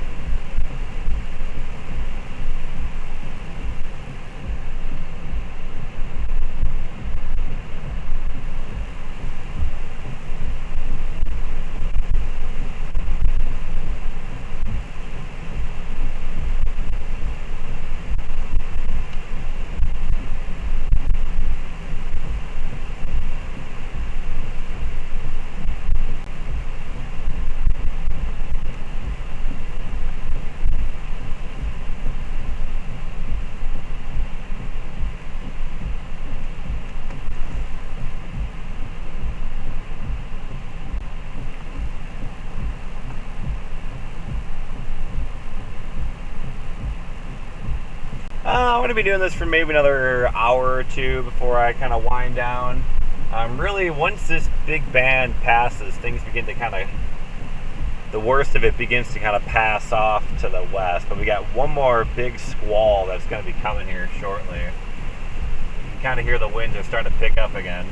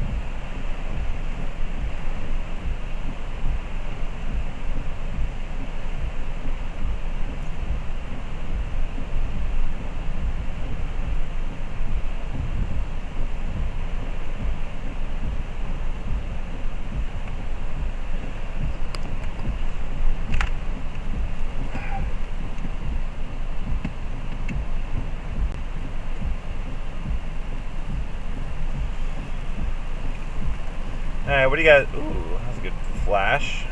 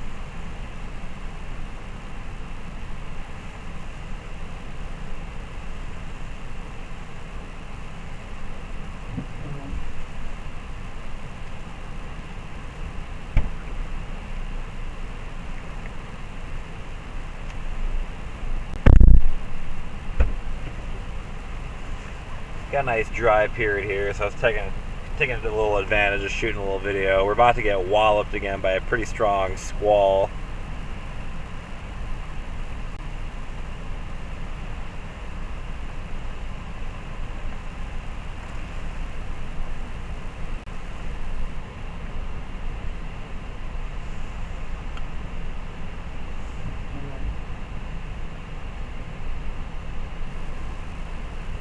Will it focus this time? What are your bets?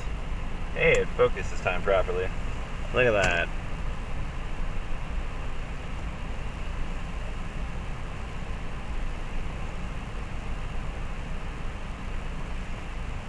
Just nice dry winds here.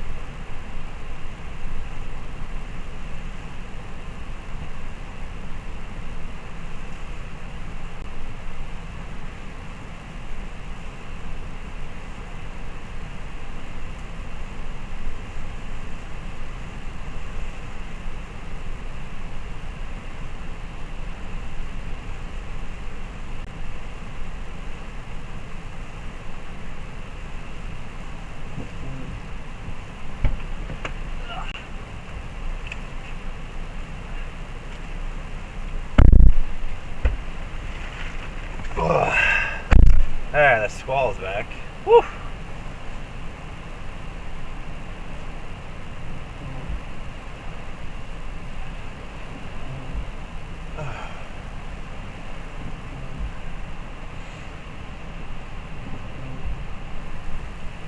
That squall got here in a hurry. My goodness. Didn't take long.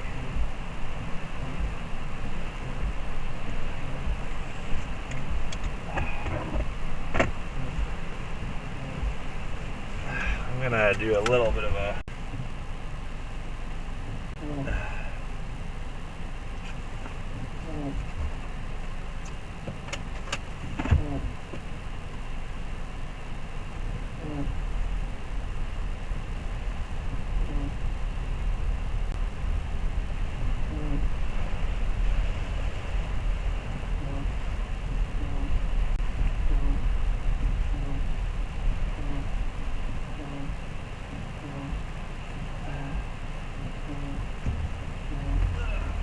we're gonna mix up the shot a little bit.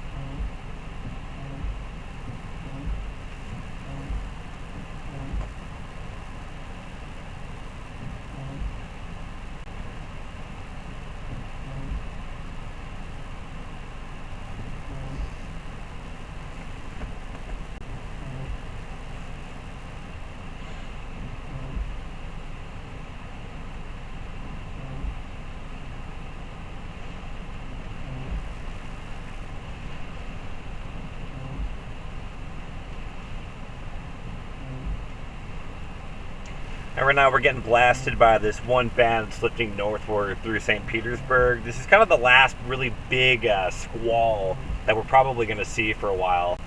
So again, once again, the winds are picking up, the waves are starting to pick up on the water as well. So these squalls are really what's mixing down some of the heaviest rain down towards the surface, and that's why we're seeing the strong winds that we are.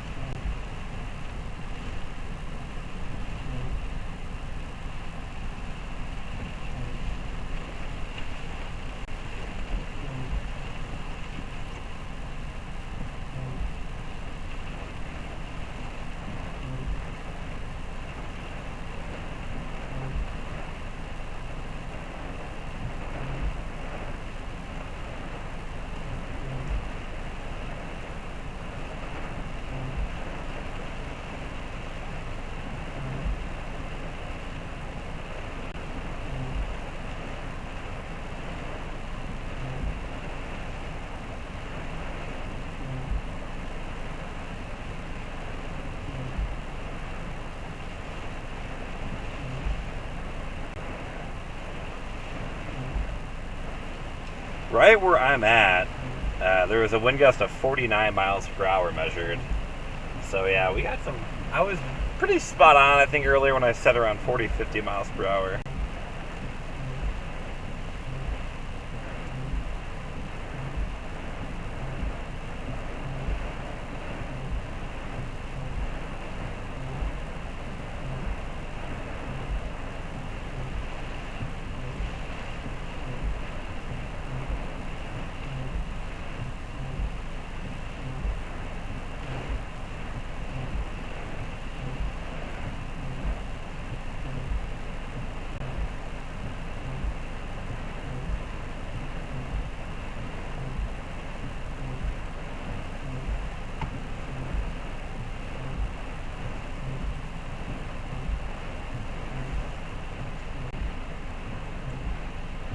So now I think what we're going to do is start heading back towards Tampa, because we're going to get into the rest of the storm here. Pretty much right from where I'm at right now. Let me pull up the radar view again here. Basically right, the eye wall and the eye of Idalia. Oh my gosh, it's too late. My head hurts. Idalia. Yeah, that's right. Idalia, right? Ide, whatever. I'm losing my mind right now. The eye of the hurricane is passing just off to our west right now. The center of the circulation will pass off to our north. So we're going to miss out on the biggest impacts here in the Tampa-St. Pete area, which is good. We don't want that here. Once again, this area has narrowly avoided disaster. But of course, the biggest impacts will be felt early tomorrow morning in the Big Bend of Florida. It's the biggest issues up that way. But that big eye just offshore, and we're in these outer bands. That's what we're experiencing right now here in St. Pete.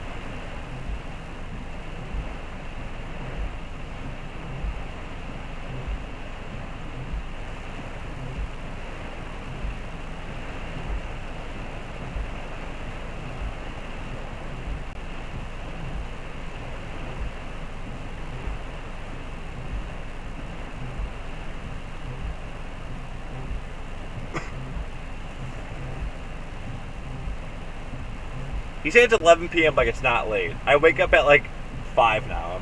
I'm a normal-ish human being again. I didn't used to be this way. So I'm not used to it.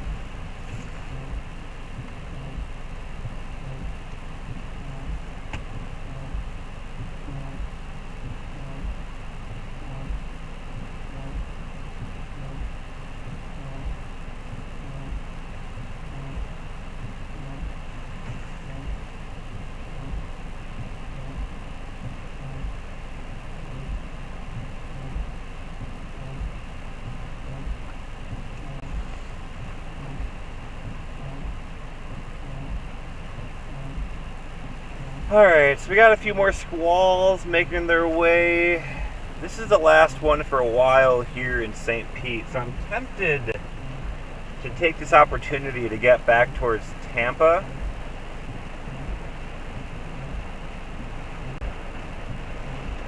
There's a pretty good squall ongoing.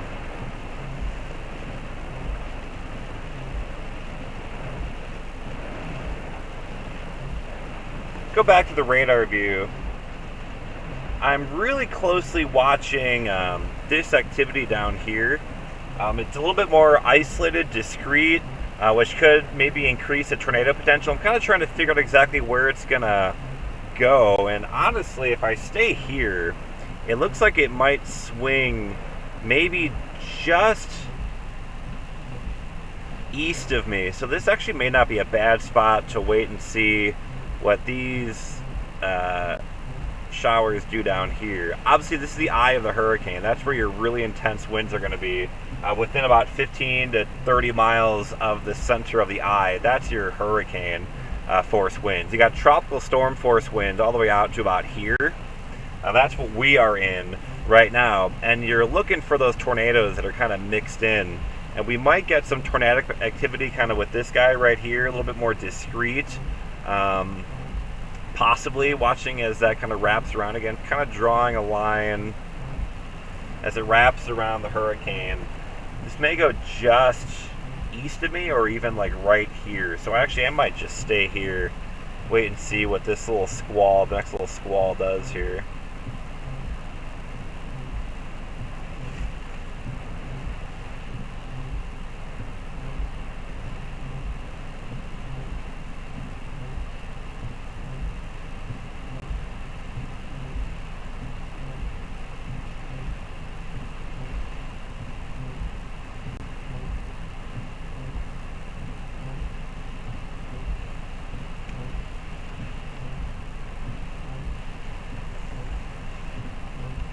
This is some good content.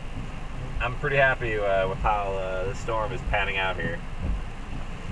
You know, I think I'm just going to stay here. I'm going to swing around.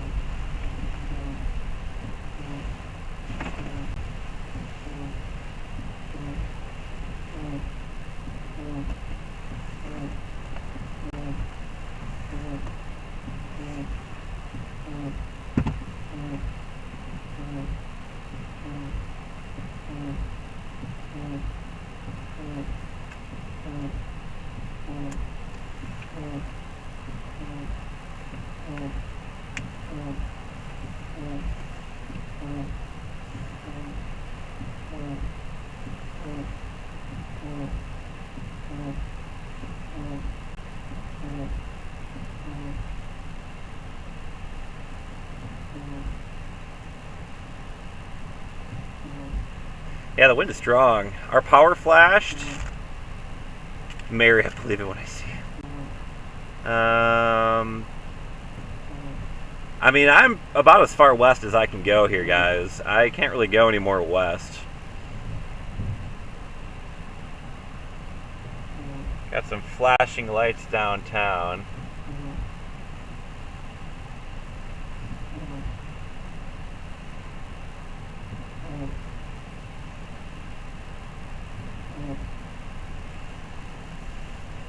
I mean, 50 miles per hour, I'd say 50 is pretty strong.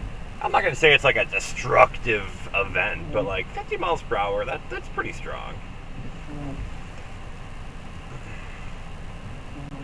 Not quite severe. We're getting there. Tropical storm E, anyway. I'm debating what I want to do here. I kind of don't think I really would need to leave. So I'm watching these next squalls kind of wrap in here. They're kind of, when they start recurving north of the northwest around the eye, they're probably going to come like here. So I don't think I really need to go anywhere.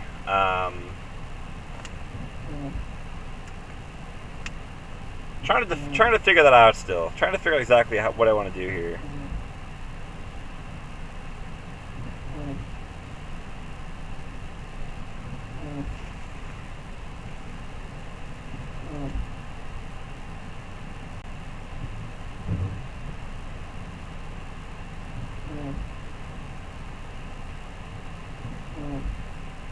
can I drive? You just want me to see? Like, driving around is fine. I mean, I can, like, kind of tour the area a little bit. I doubt there's any damage. I mean, I don't think this is strong enough to really do anything significant. Climb the tree. Give it a shot. Nobody needs to see that, though. That won't end well.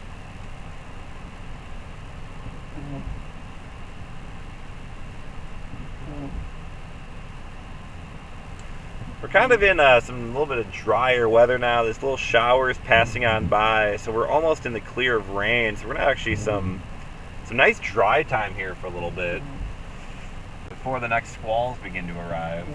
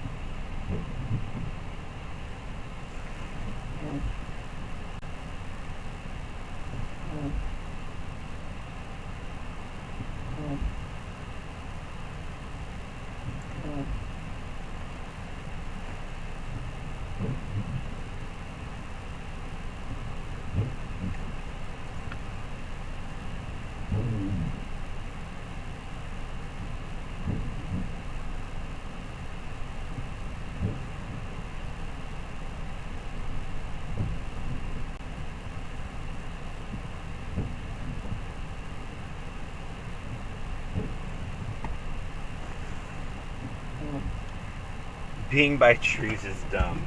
Okay, so to clarify your point, or why I'm here, the trees you see to the right, the wind is blowing left to right. I have no trees to my left here that are anywhere close. So the reason I'm staying away where I'm at here is to be away from the trees. And that's why I've been parking the way I've been, like not right up to them. I've been trying to keep some distance from the trees for that very reason. Also, if these trees fall down in a tropical storm, these palm trees are not real palm trees. They're fake palm trees.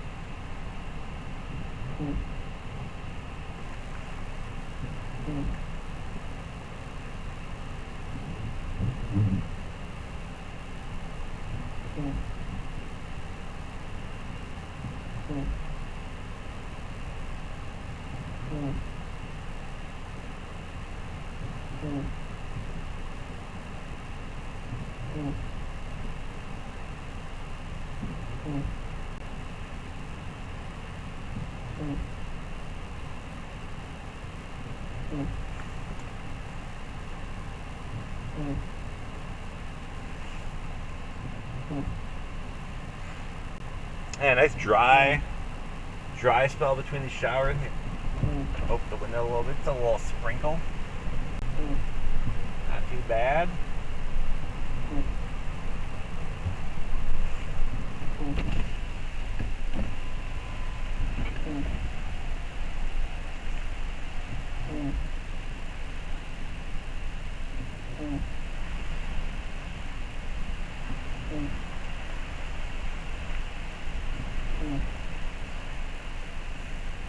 I like this area just because it's also really well lit. If you were here earlier in the stream, it was kind of difficult to find a nice well lit area.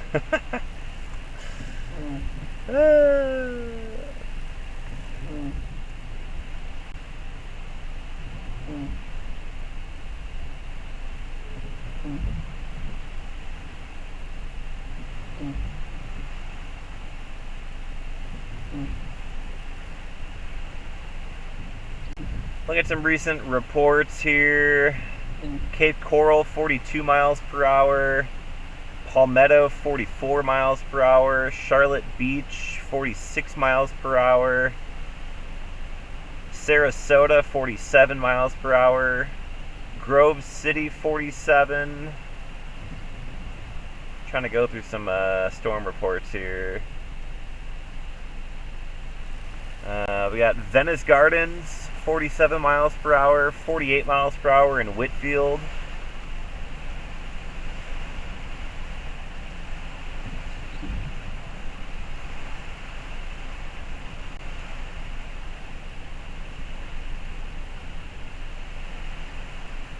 Good enough. And that, and that. Yeah, we're kind of in a little bit of dryness here. Just some windy, breezy conditions now. We're in between these squalls. Dude, Brock, you're not wrong. The driving around is always a problem too. There were a surprisingly large number of people out and about tonight, which I thought was kind of shocking when I was trying to get here originally. Also, I am, a nosy out-of-towner, so I don't know if that really makes me much better. Let's take a look at the radar view again. Again, we are in St. Petersburg, Florida, on the western side, watching these storms. Nice stiff wind right here, but the rain has backed off. We're in between these kind of stronger storms. You can kind of see just to our north, I am this white dot right here in St. Petersburg. We got some heavier rain starting to fall through the Tampa area just off to my north. We're watching these other squalls coming in from the south by Sarasota. These will be coming on shore, so we're going to be watching these as they wrap northward. I see some flashing lights over here. I might just check it out just to see what's going on. No, they turned off again, so maybe it was nothing. And then if we look at just the radar scope view, you can kind of see that the big eye is just offshore. We are missing out on the eye here.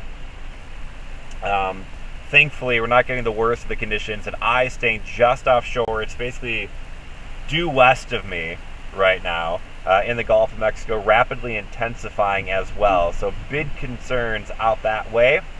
This will be making a beeline towards the Big Bend of Florida.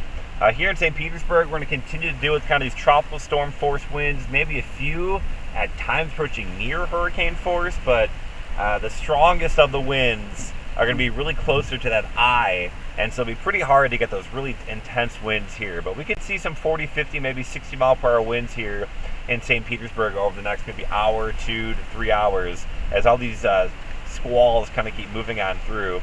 You kind of see there are more developing just off to our south. The tornado threat has really not materialized so far tonight, which is good for the people here. The tornado threat's really minimized, but I mean, again, it's a pretty daunting look, seeing that eye just offshore and knowing, what it's like out that way. Here it's obviously a little breezy and windy, but not as bad as it would be if we were in that eye. Oh, let me try that again. That didn't transition the way I wanted it to. There we go.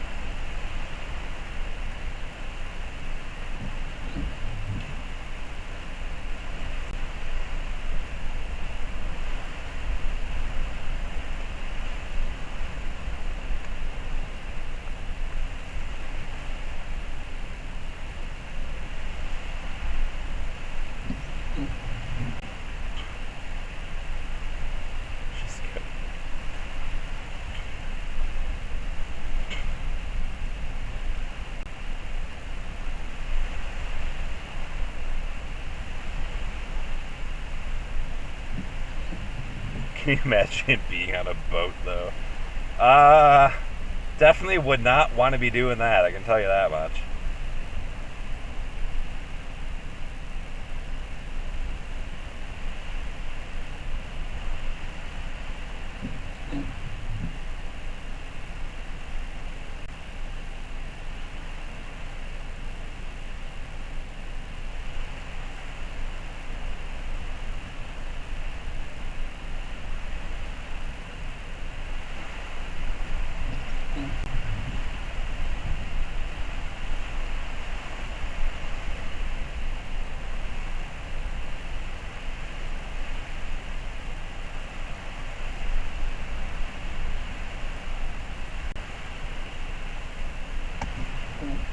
Yeah, right now we're in between some of those squalls, so the winds are kind of calmed down because it's not being able to mix down. You can't mix down those really strong winds without, some rain. So we're getting some pretty gusty winds here, but nothing too crazy right now.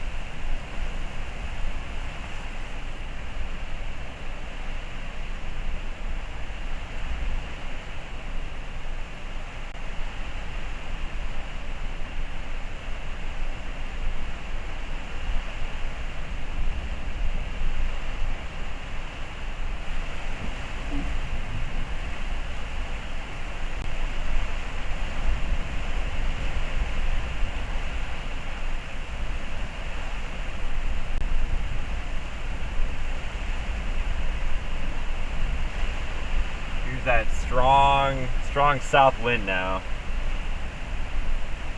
What's so funny is I've chased so many severe thunderstorms, and when you get those really strong, severe weather events, it's like a cold wind. You get that cold downdraft. It's like a very just warm, humid wind. It's so unlike anything I've ever experienced before. It's very weird. Can you stand out in the wind so you can see how strong they are? They're not really that strong. I could stand just fine in it. But, hey, you asked. I'll deliver.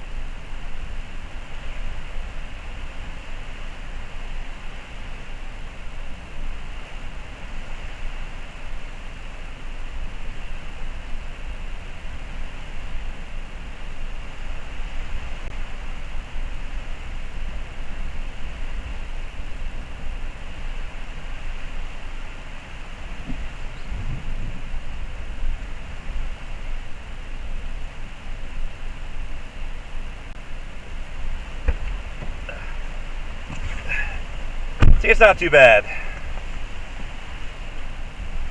I gotta get the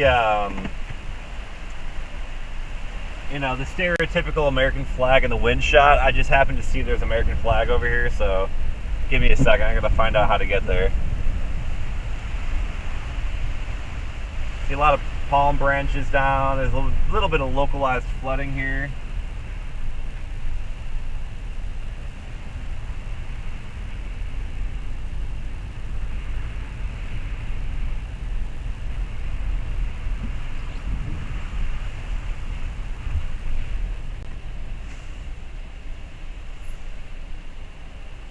A little bit of flooding, nothing too crazy. I'll grab some video of it while I'm here.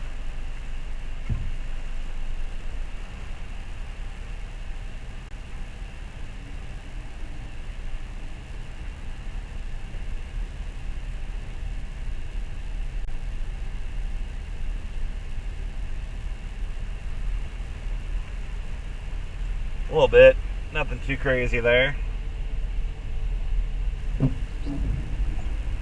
So I believe, I think there's a way I can get over there. Let's see here. I gotta clean my glasses. My glasses are so dirty right now.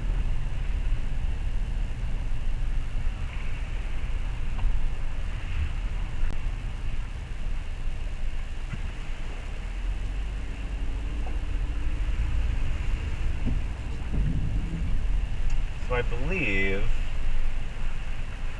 If I then turn left here,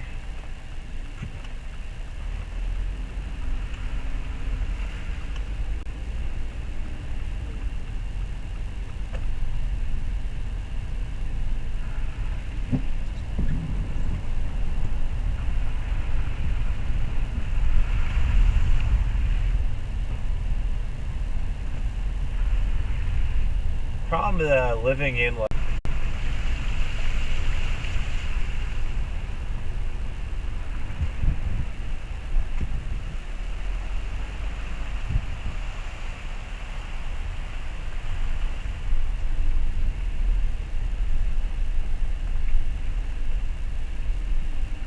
I'm not gonna be able to get this. There we go. We'll get it right. Snipe it right here.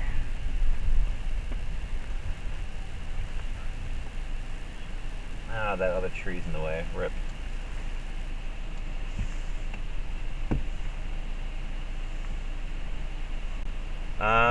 I think I can get it back. Let me try.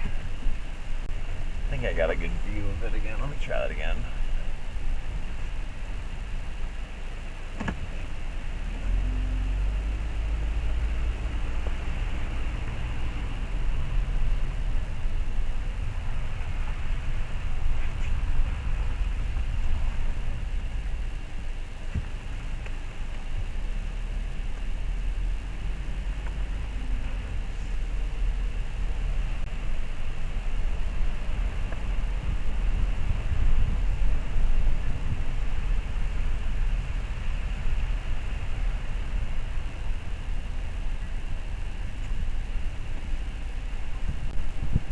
There we go.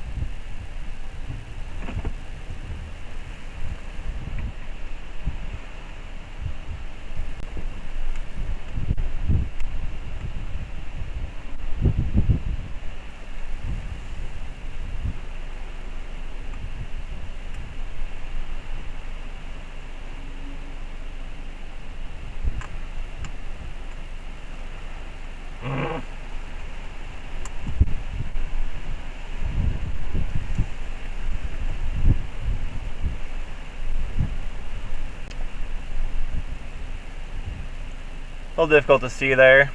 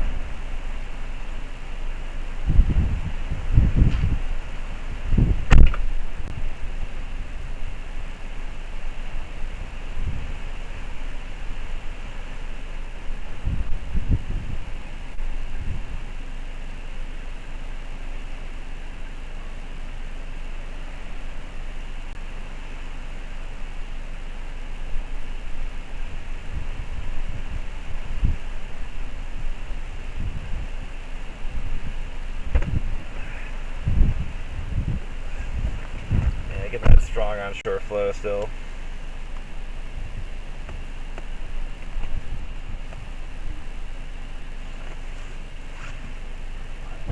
Again, it's not raining right now because we're kind of in between bands and showers and stuff.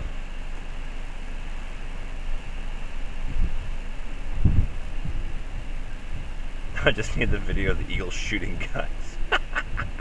Dude, I'm not going to Perry. Stop asking. Sorry.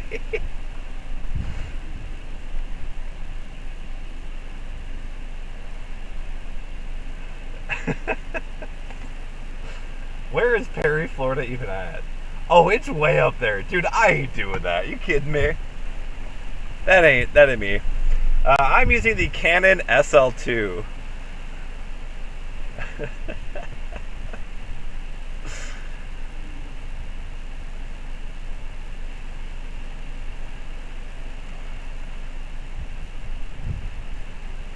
Alright, the next squall is almost here, friends.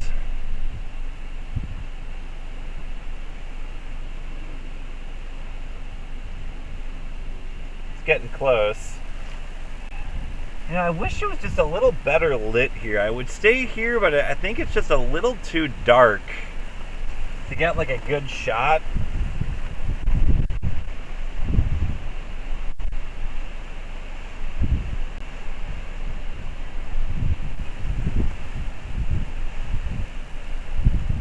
Can I come to see you?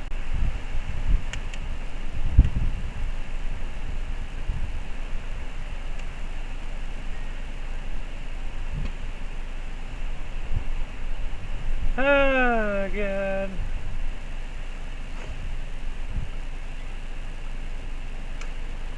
Yeah, chasing a hurricane is weird. I've not done this before. This is my first time, and that's part of the reason why I'm not going for the eye of this thing.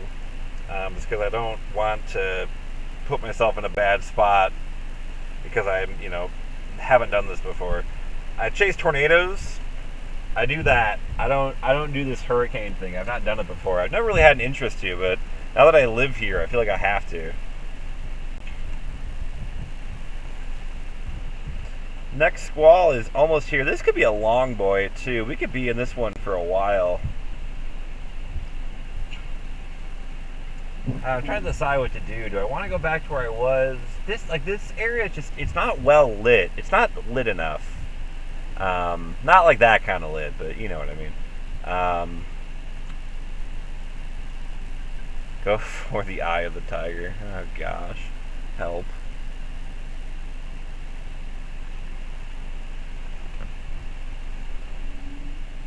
Yeah, it's about to get windy. Methinks. Eye is passing just off to my west now. It looks like it's a little bit north, a little bit more north than south now. So good stuff here. We are in the St. Petersburg area. Again, my location's on the bottom of the screen. It will update in real time as I drive. I think I'm going to go back to where I was. I like that spot a lot. It's very visual.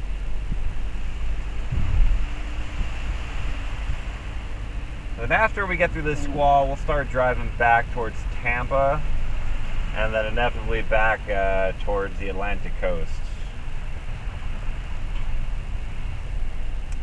Yeah, it's just too dark here. Too dark here for good video.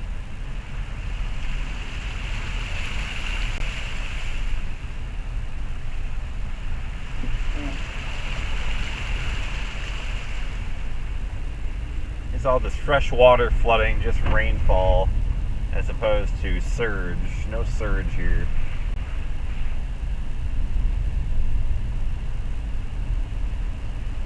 See a few branches and stuff down, nothing too crazy. The stuff you would typically expect.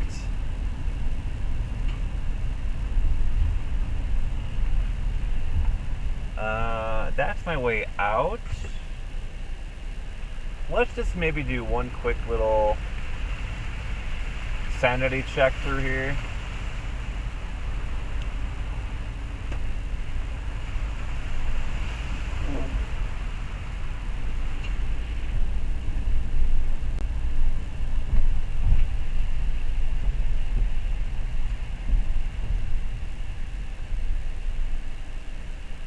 Palm trees here.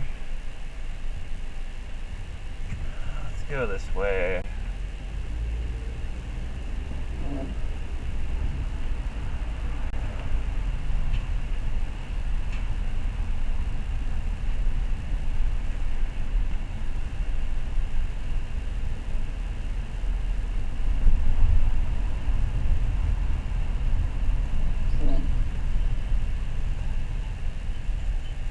I don't think we're going to get any good waves coming off this. It's a little bit too protected here.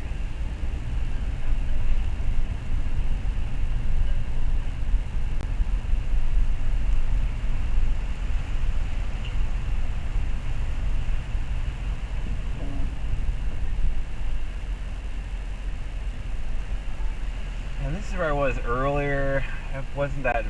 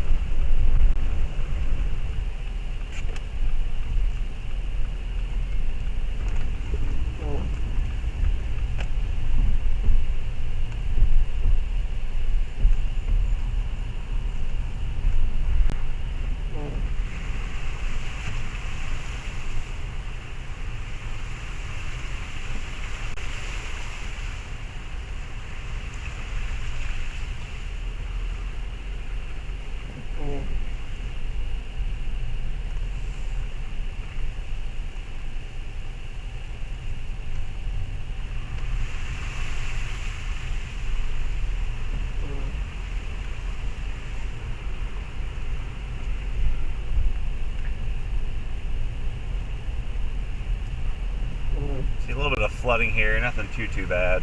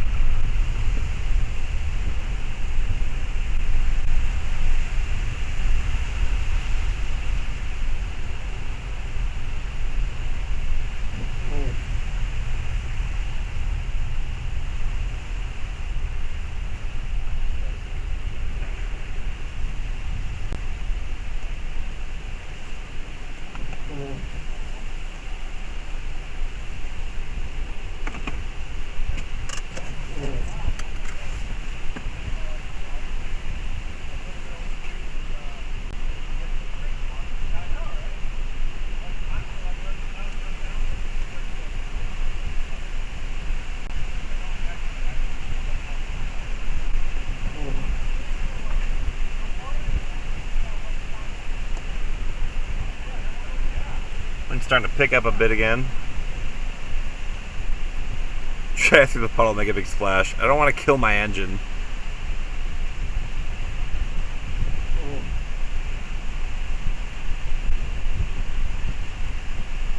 Is that Jason though? Jason, I love you. It's okay though. I respect your antics.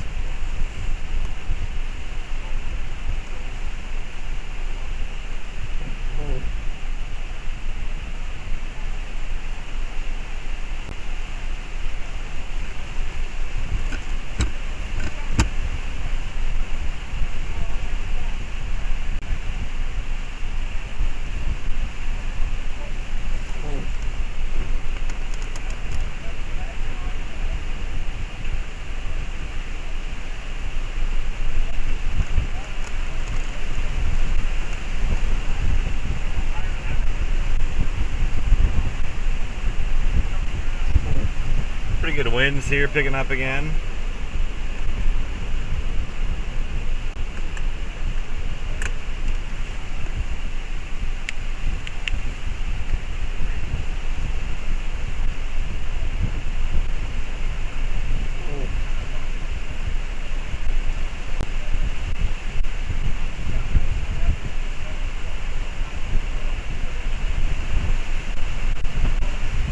Ah, yes. Winds are really picking up now.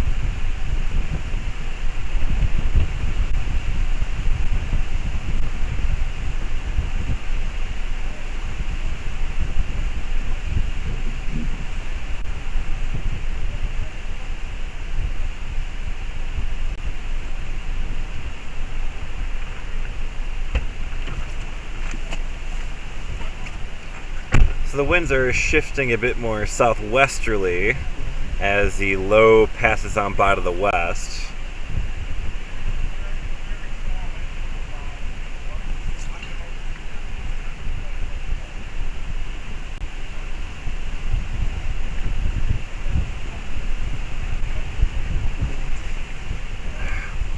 Where's the squall at? Is it almost here?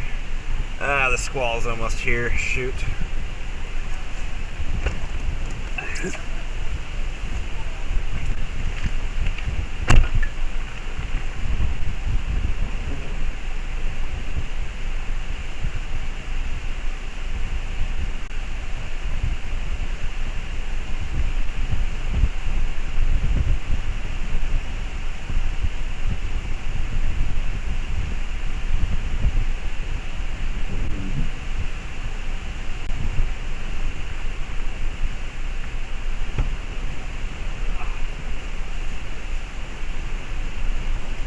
Swap lenses here actually give me a little better video in the light.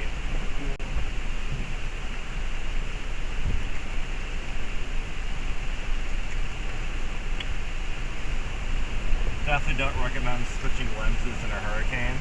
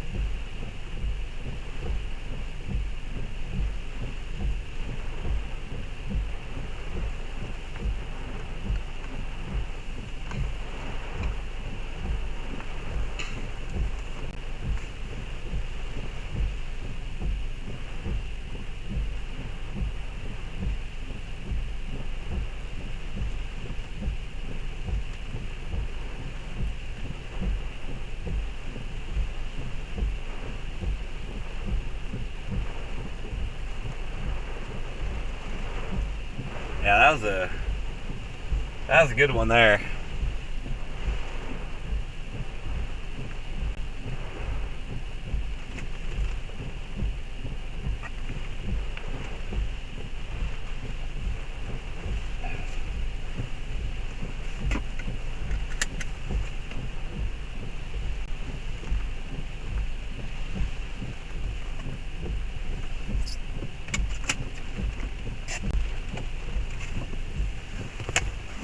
Glasses just flew off my face.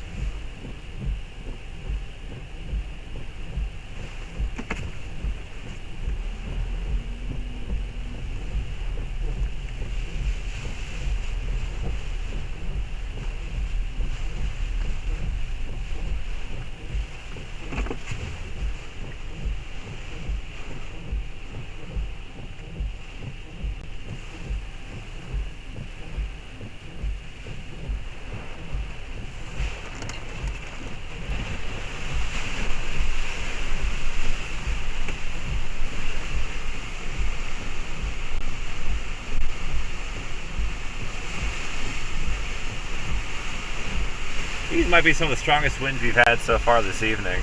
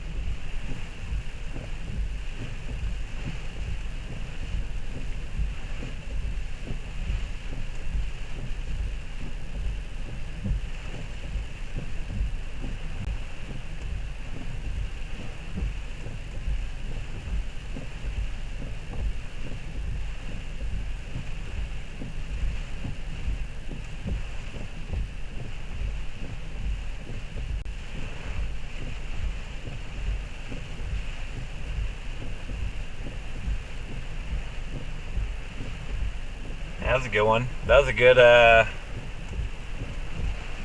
good squall here. That was probably the strongest one so far. I'm curious what the nearby weather stations clocked, because I would guess that was probably closer to 55 or 60, some of those gusts.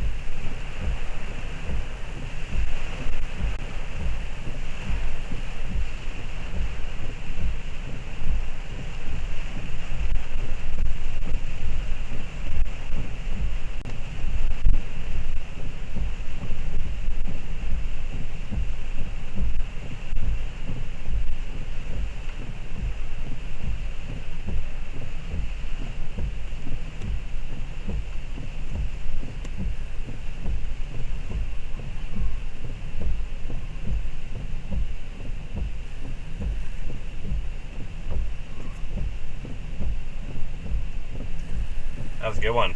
That was a good one there, guys. Heck yeah. Not done yet. We got another one right behind it.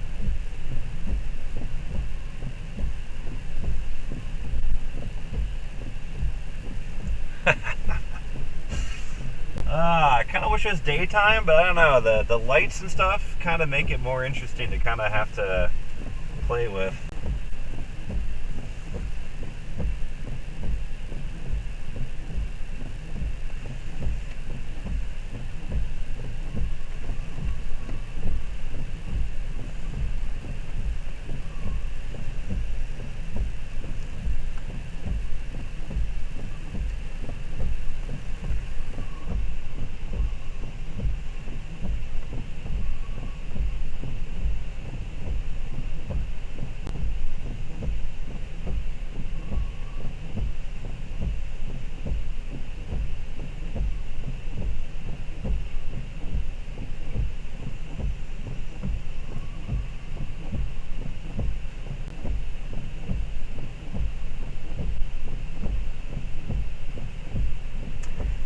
Police are sitting here kind of monitoring things. You know, this is an area that would be susceptible to surge. So they're probably just monitoring the situation and making sure people aren't doing stupid things in the water. That's probably a big one too. Just kind of keeping an eye on things would be my biggest guess. Because you know, if you start getting some surge in this area, that's going to bring some implications downtown. So this is kind of the first line of defense. So if this starts flooding, they need to start doing other things. So they're kind of, my guess is that they're kind of watching to make sure that things are behaving here on the coastline. Alright, wind, rain backing off a little bit here. We should have another good gust though coming shortly. Or a good squall coming here shortly, I should say.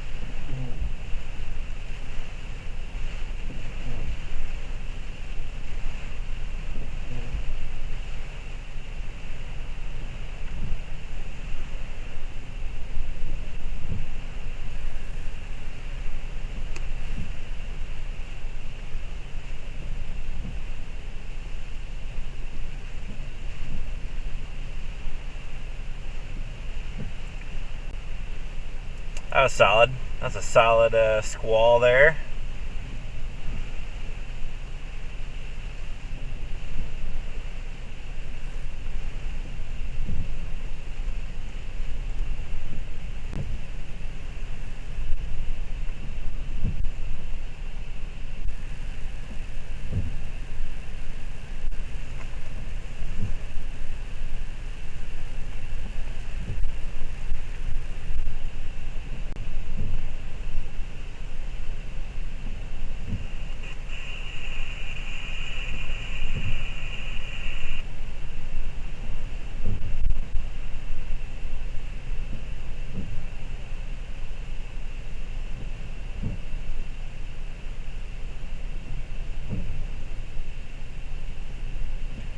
Looking forward to some of these METARs updating. I wouldn't be surprised if we had something near 55 in that, maybe close to 60. That's pretty strong. It's a pretty strong event there that we just had.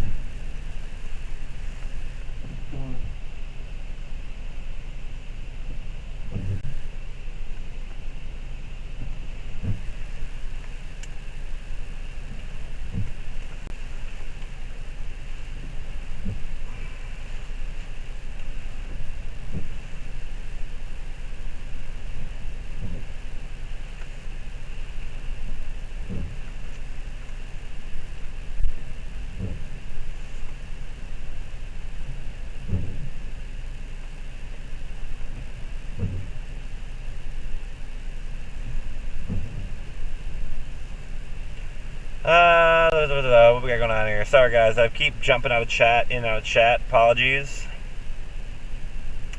Check.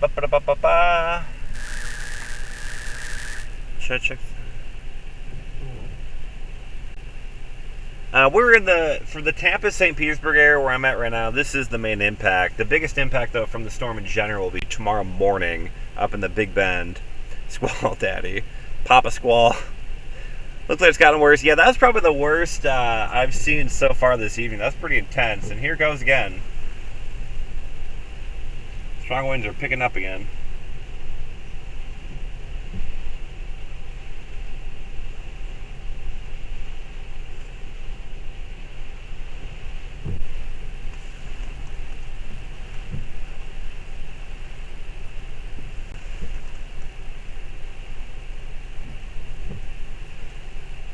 See a fake palm tree.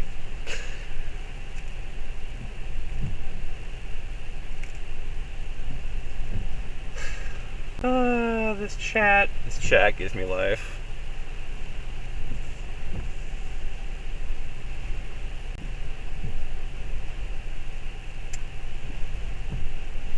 Bad is a strong word. I mean, it's pretty strong. I mean, we've got some pretty strong winds here.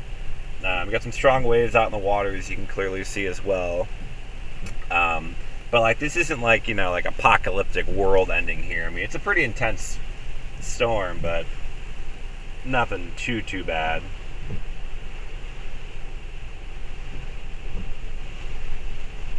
Let's see, it's picking up again here.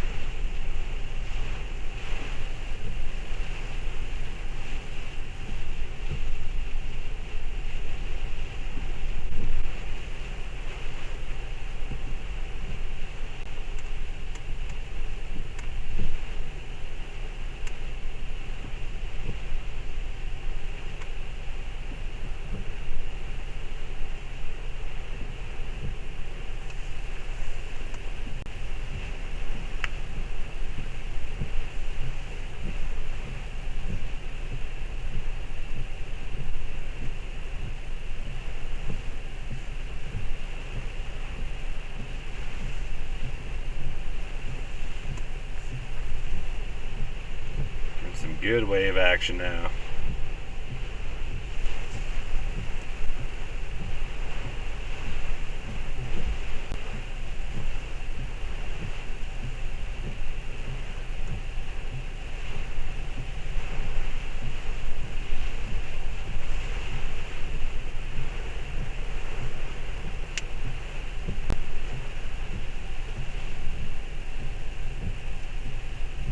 This is some good content here. This is This is a good storm. Thankfully, nothing too serious in this area.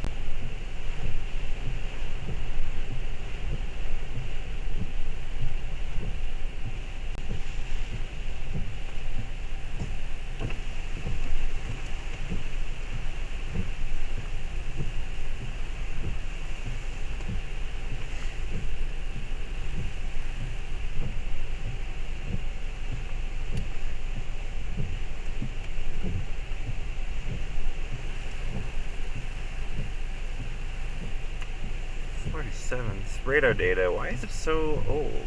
Why am I not getting new radar frames here?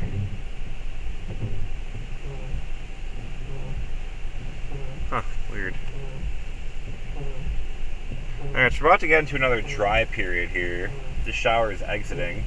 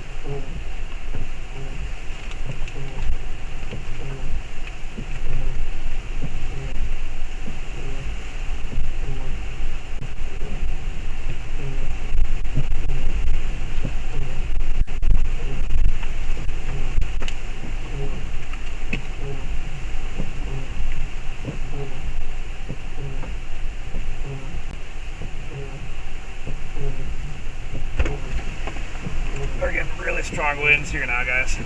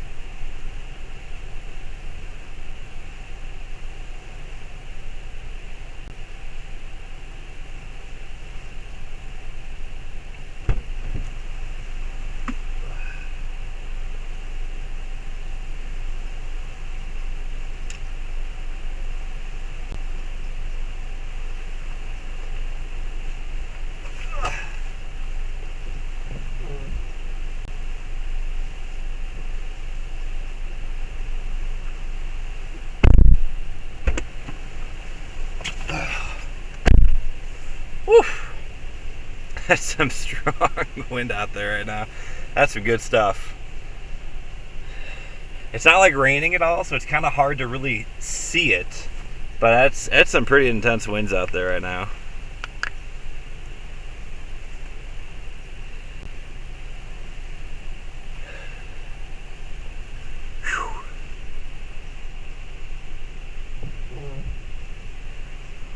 No, I'm not any. I don't do any ham radio stuff.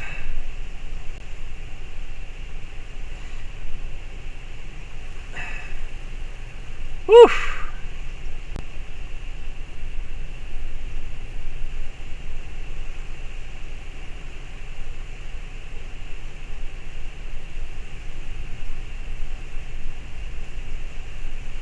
That was some good stuff. That's some good content. Good win there.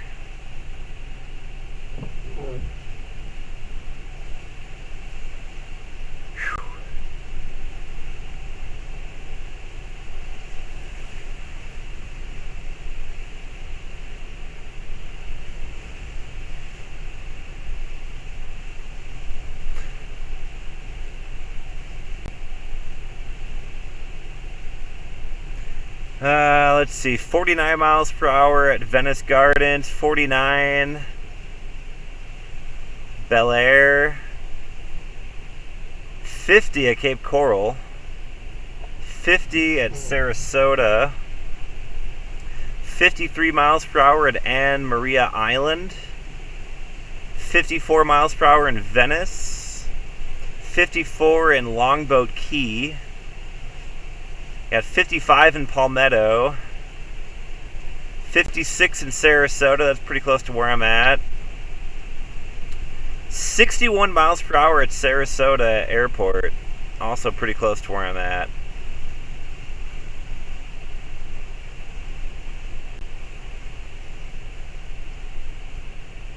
Nice lightning strike out there, that's kind of weird.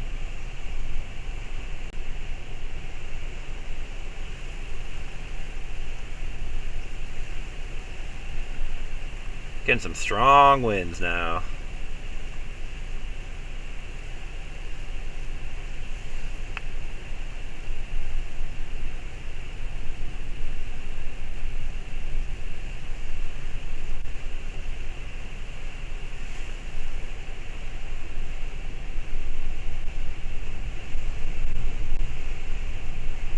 A good gust there. Yeah, we're starting to pick up again. Some good gusts.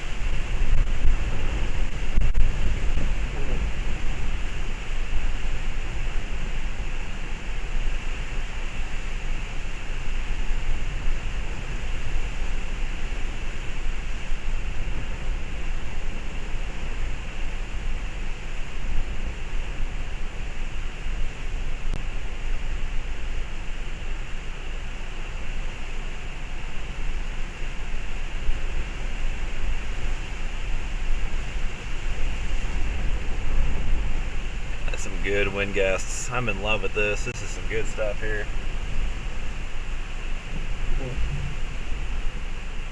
Imagine if we had some like storms right here too, how much stronger the winds would be.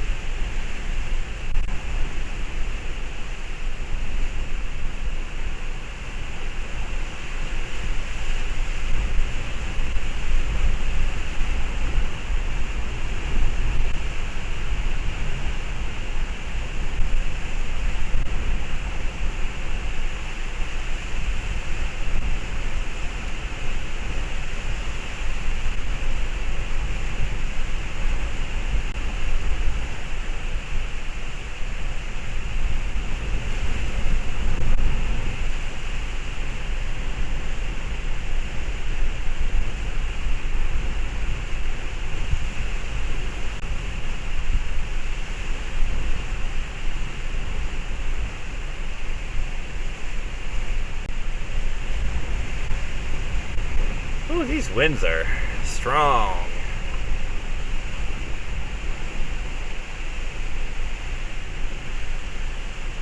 I'm really curious what Sarasota is reporting. I haven't seen a recent report out of St. Petersburg.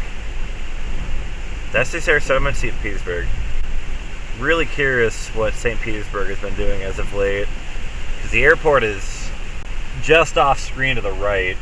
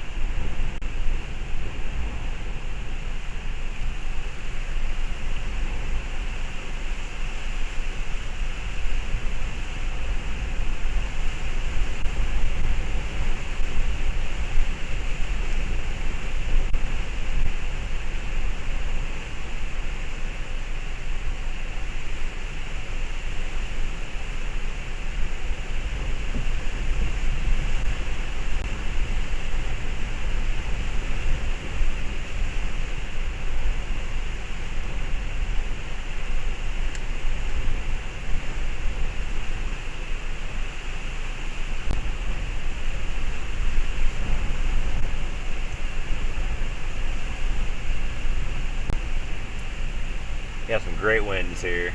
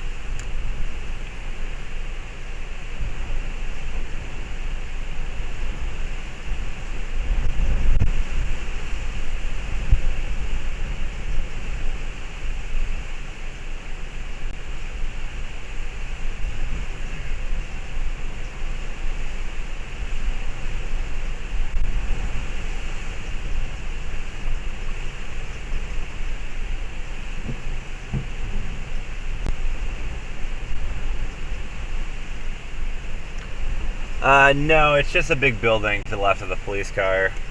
There's like a pier over out that way.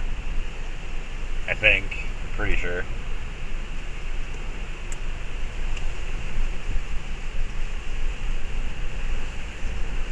It's some type of building that's on the edge of a pier down there.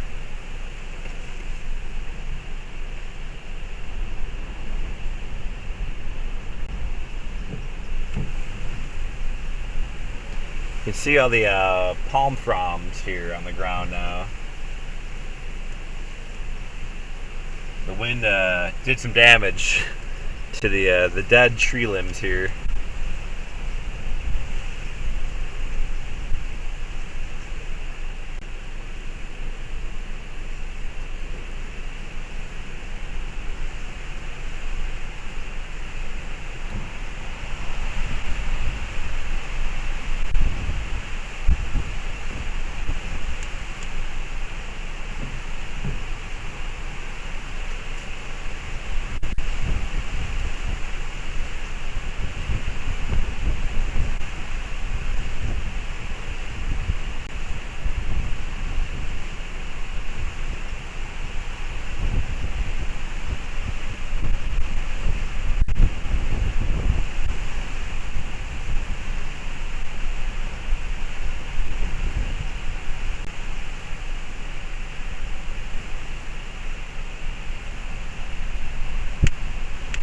just popping in for the first time, feel free to give the video a like, smash the like button, subscribe if you're into that sort of thing. More storm chasing and stuff going on in the future. Typically I chase tornadoes and severe weather, but we're starting tropical weather. So if you're into that sort of thing, give the video a like. Appreciate it. Thanks for stopping around, chatting with the crowd. We'll keep going for maybe another half hour or so, and then I got a few other things I may have to do first. I'm going to try and get some video up real quick. And then we may be kind of getting ready to call it a night. I'll keep streaming though as we drive back, because we'll have to go through Tampa and all that. So I'm not going anywhere anytime soon, but...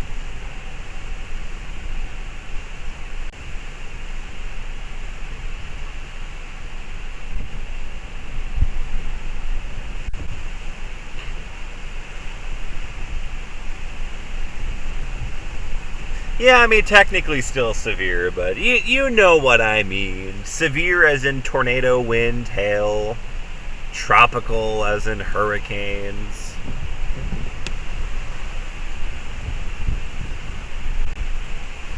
Alright, let me get some of this video posted here.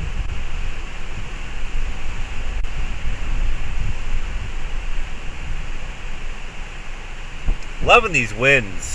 Just it's so weird because, you know, when I'm normally in like big storms or whatever, usually when it's this windy, the temperature's dropping fast and it's cold.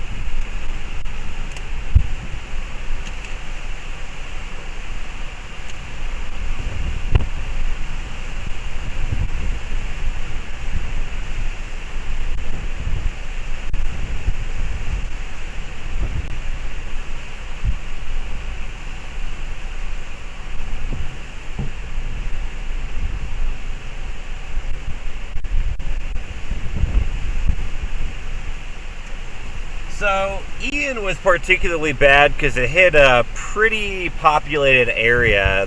Where this is going will not be as populated, which, you know, is unfortunate for the people that do live there. But in terms of a worse than Ian, I mean, what exactly is the metric? Because, like, fatalities, you hope people are leaving and aren't staying around. And if they are, the percentage, you know, that would be staying... it's going to be a lot less people than, say, an area like Fort Myers. Cost will be less, but again, you know, that's not everything. So, I mean, there's going to be a lot of damage for sure.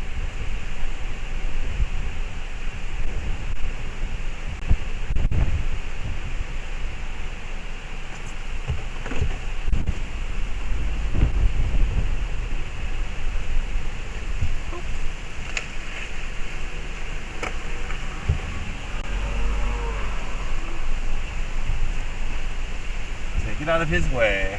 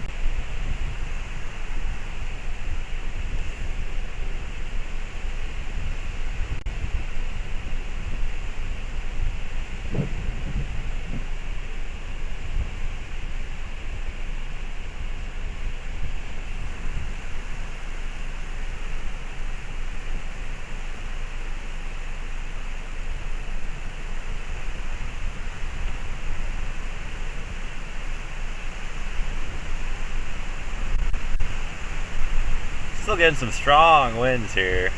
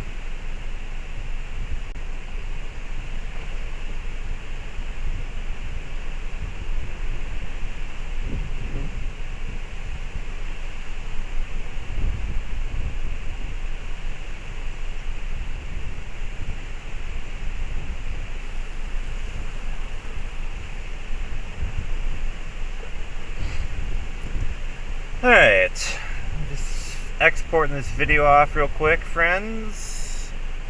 Assuming my computer wants to cooperate, which right now it doesn't seem to want to do. There we go.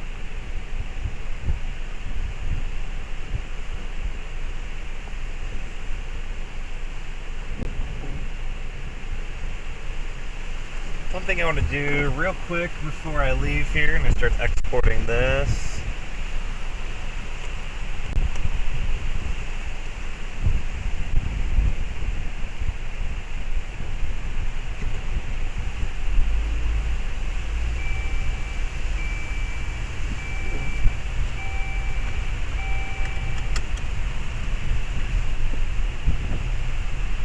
I want to see what's going on over here.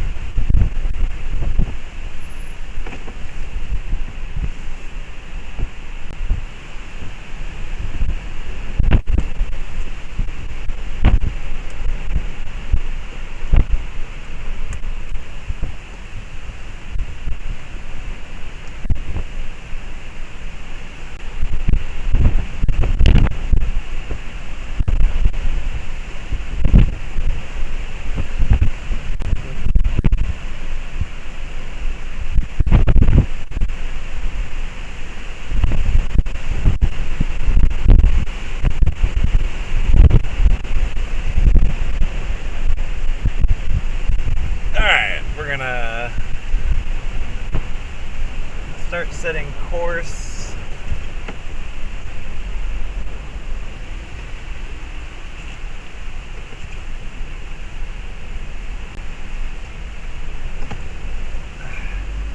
One thing I'm starting to notice here is that this is starting to build in here. This has come up quite a bit since I've been here, really within the last little bit, so I think it's time to skedaddle out of here. Starting to get a little storm surge action coming here with a strong southwesterly flow. See all the tree limbs down here.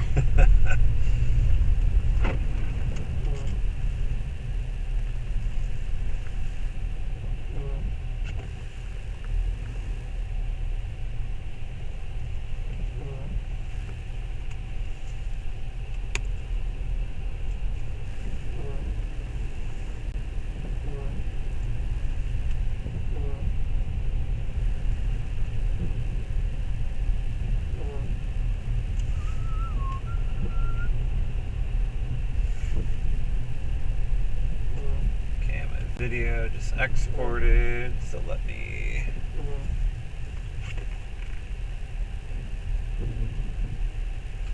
go ahead and get this up real quick.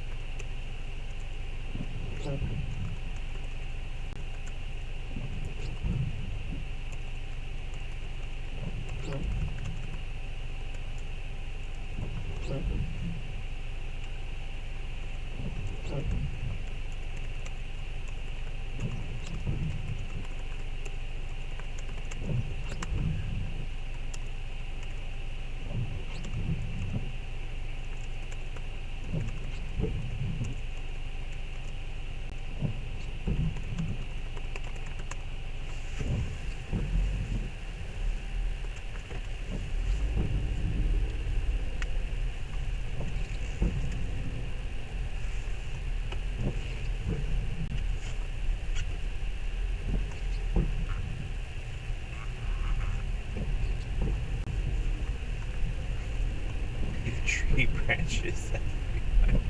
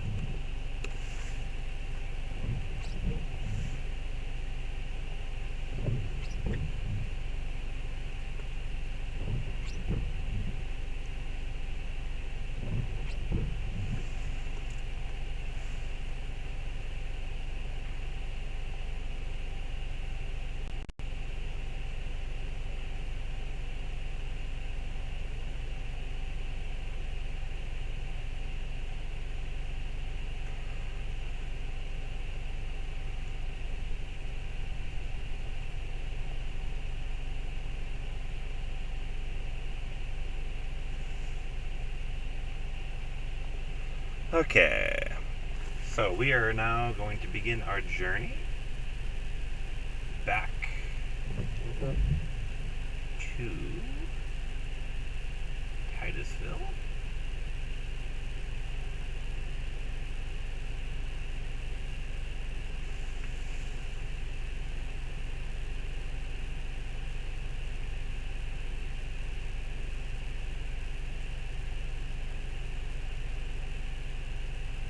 Come on, work with me here.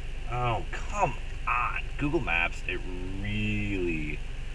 They did some update and they changed the way something worked. And so now I always do it wrong and I don't know what they changed, but it's really annoying. Okay. And we're off.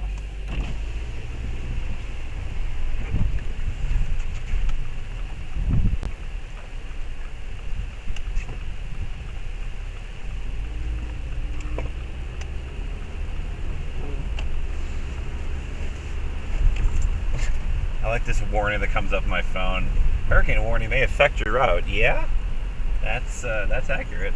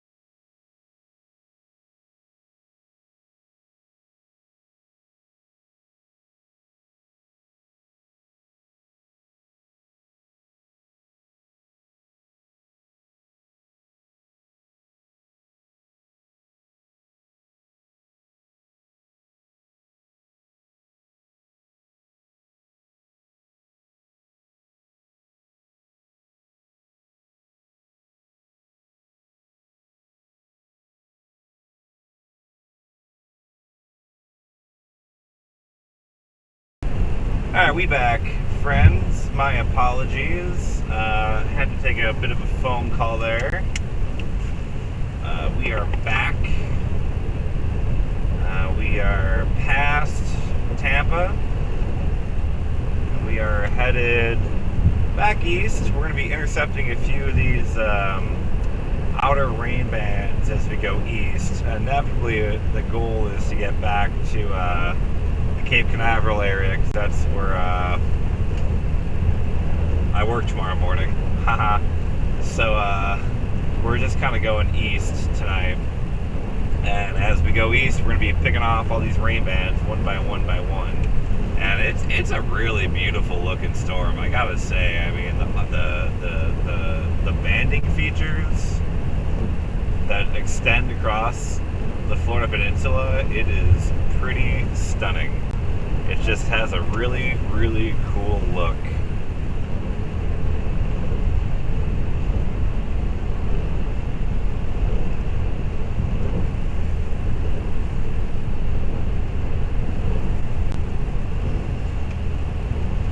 So we are heading east, back across the peninsula. We're going from Tampa. We're going to be going towards Lakeland, towards Orlando, and then east of Orlando. And we're going to be just kind of going through these bands one by one as we go east. The worst of the hurricane is behind me and staying behind me. Inevitably, the worst of the hurricane will be impacting in the morning in the Big Bend region of Florida, likely as a Cat 4 hurricane. So big problems up that way. The wind is obviously going to be a problem. We're talking Cat 4 winds, and that's bad news. But the biggest concern is always going to be the storm surge. We're talking storm surge potentially 15 feet above normally dry ground. I mean, that's going to do some absolute devastation. So again, we're going east right now. We're getting some pretty strong winds.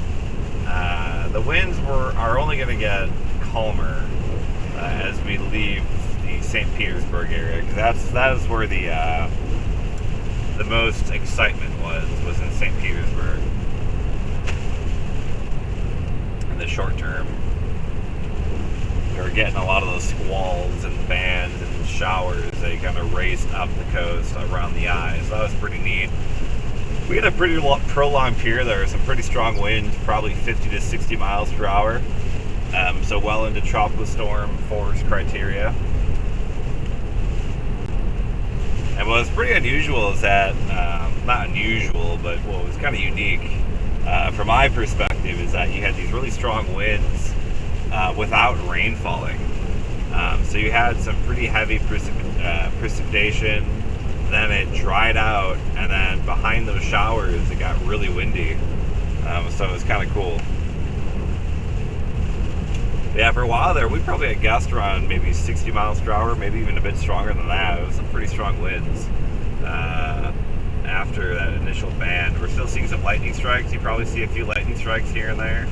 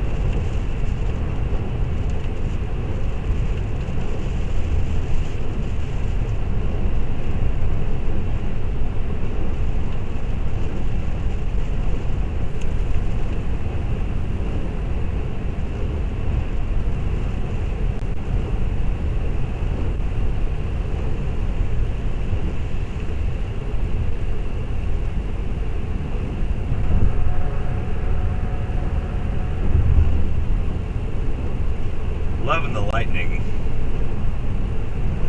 The outer bands here is pretty cool.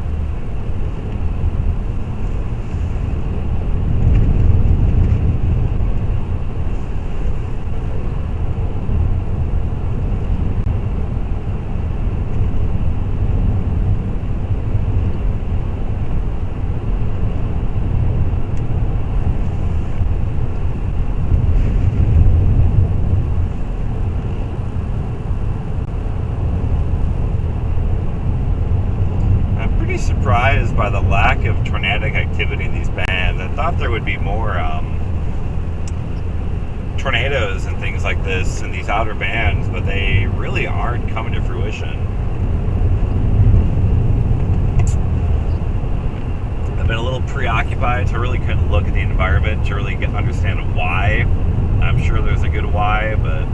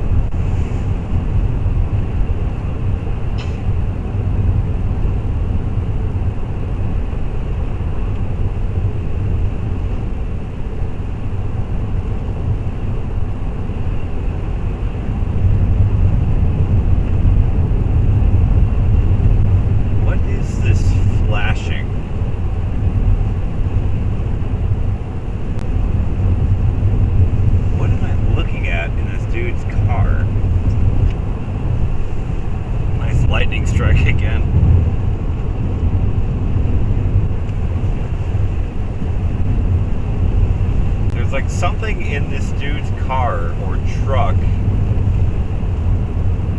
that's like lighting up.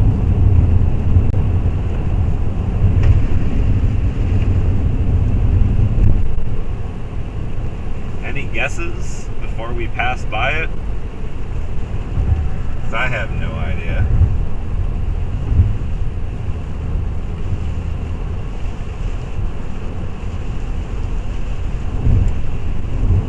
Oh, it's just I don't know if it's on an antenna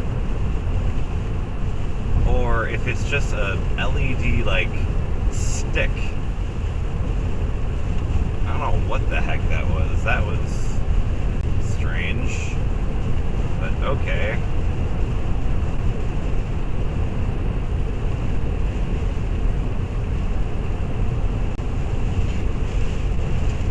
Looks like we're about to get into a bit of a rain band here.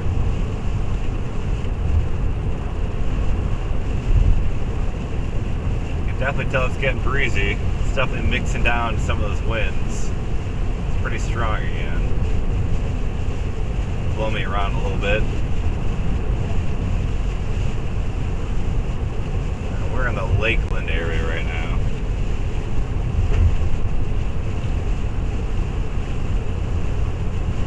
I think.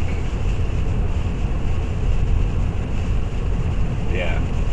West of Lakeland.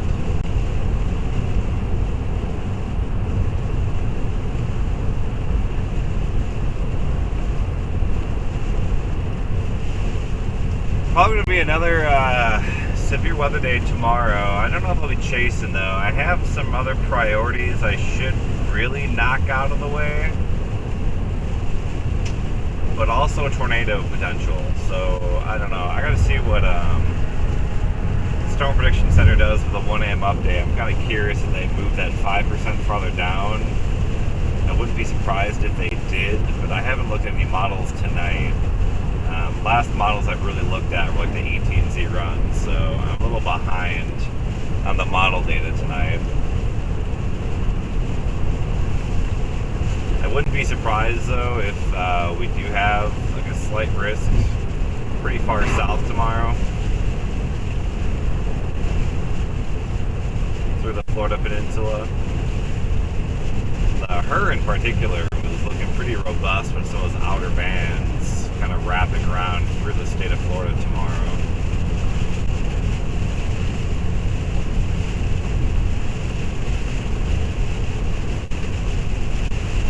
Oh yeah, pretty breezy here. Oh boy, there's a tornado warning just off to my southeast. Excellent.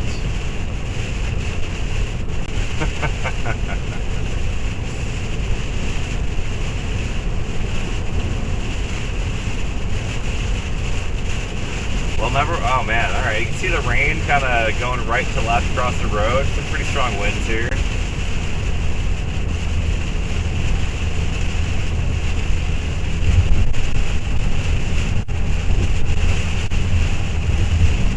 Remember when I was talking about the lack of tornadoes, and then now they decide to start popping up as I'm trying to get home? And this is why I haven't stopped the stream yet. So we've got a tornado warning off to my southeast. This is one of the main reasons I was chasing tonight, was for the tornado threat. And it hasn't materialized apparently until now. Radar indicated near Avon Park.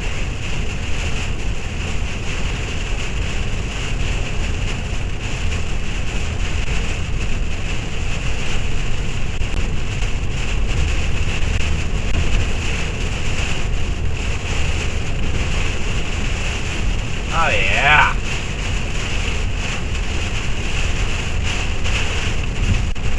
Lightning strike.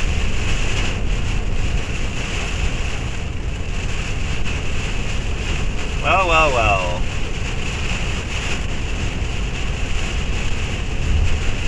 I'm gonna keep following this I-4. And if this thing continues, I can jet on over to Kissimmee down to like Melbourne, Palm Bay.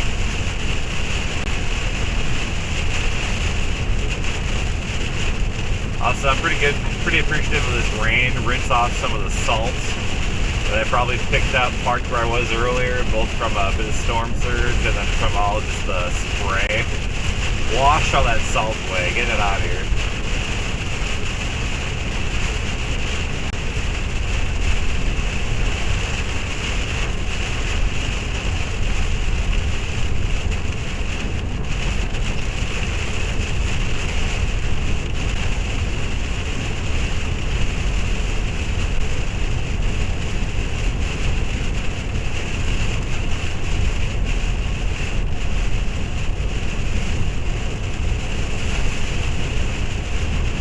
There's a spotter network, dude, like right in it. I mean, right in the path of this thing.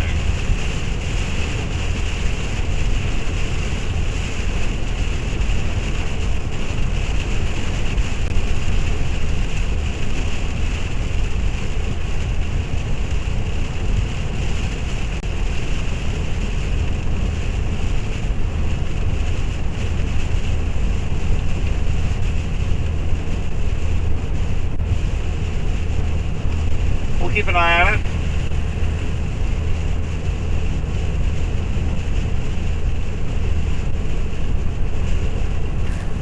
Yeah, it's a pretty good little couplet there on radar.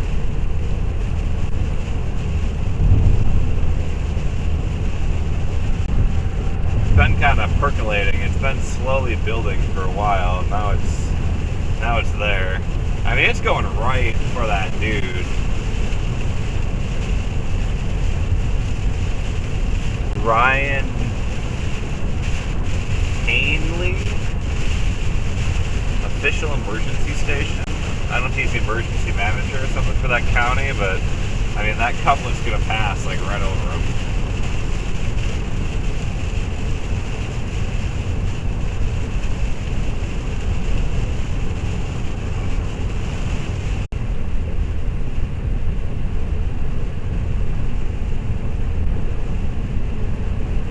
Billboards were lighting up for me that there's tornado warnings. That's kind of neat.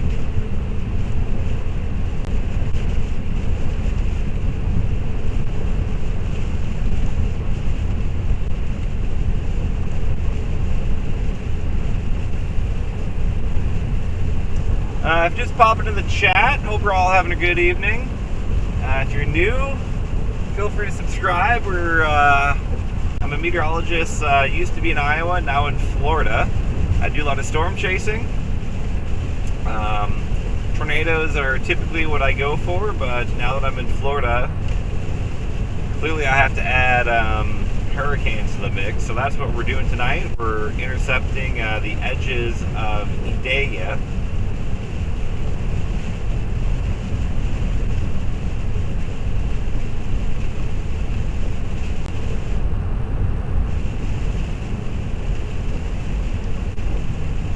Idalia.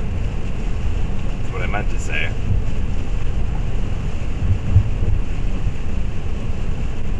But again, we do have a tornado warning just off to my southeast.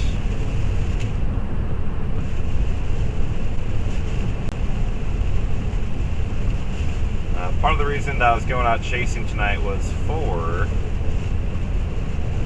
tornadoes.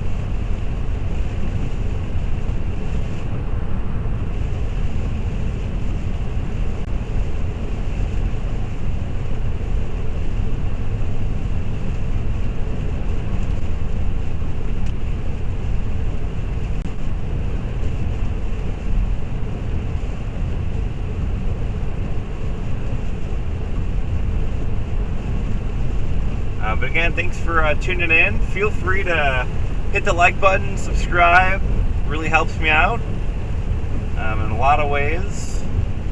I really appreciate it all. Appreciate all the support. Thanks for tuning in tonight.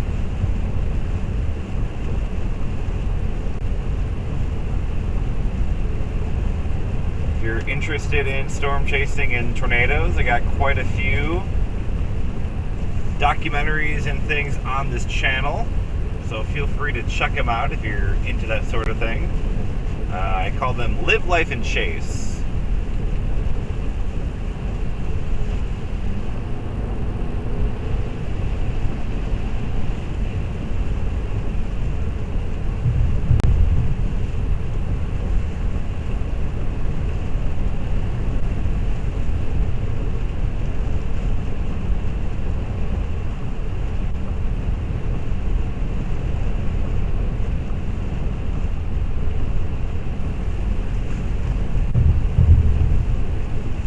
I will say Starlink has been really working pretty darn well. It's kind of impressive, honestly, just how well Starlink has been treating me today. Ooh, that was a strong gust of wind. Holy cow.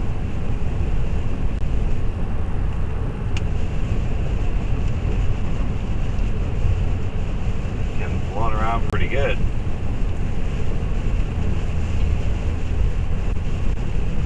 Have to watch and see how this tornado warning kind of progresses, because this could be one of those things that just kind of keeps going and going and going, and this would we would cross paths with it 100%.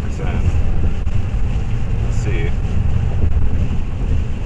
Looks like the couplet on radar has kind of subsided a bit.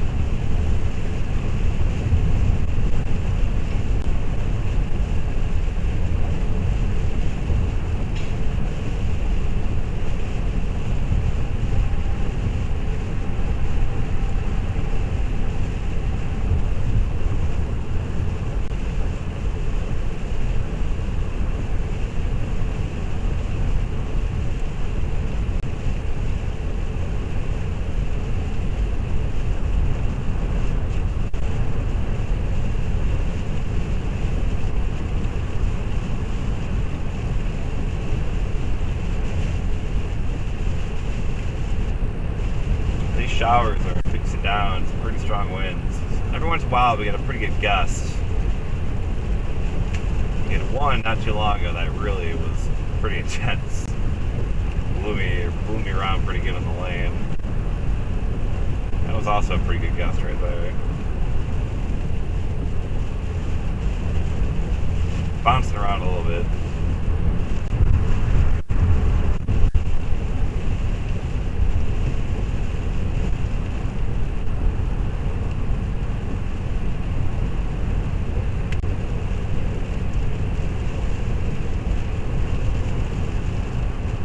I'm a little sad I didn't get the hurricane warning WIA, wireless emergency alert on my phone, because I arrived after it was already issued. Would have loved to have gotten that. screenshot library. We're going to try and add a tornado warning tonight.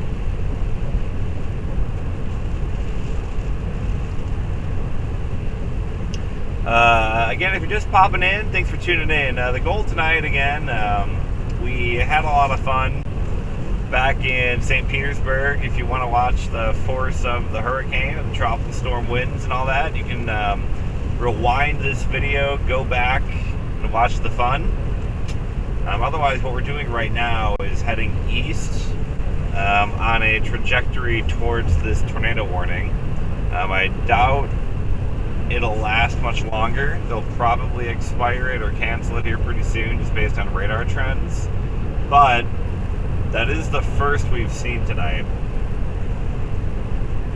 It could be a sign that we're finally starting to see some of that tornadic activity begin to unfold, because that has been notably absent tonight across West Florida.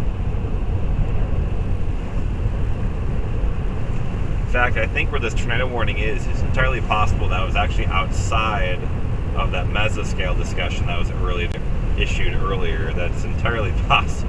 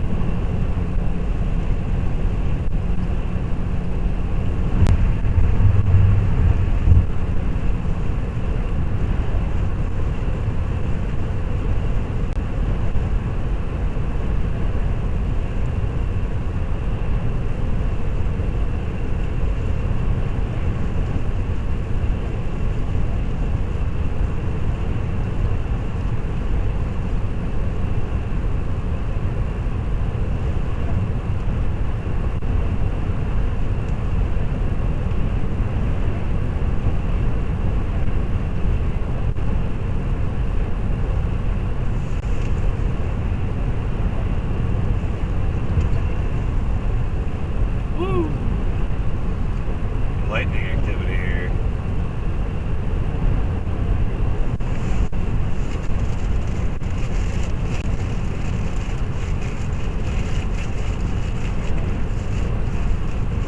My car is just an absolute dumpster fire right now. There's just stuff everywhere.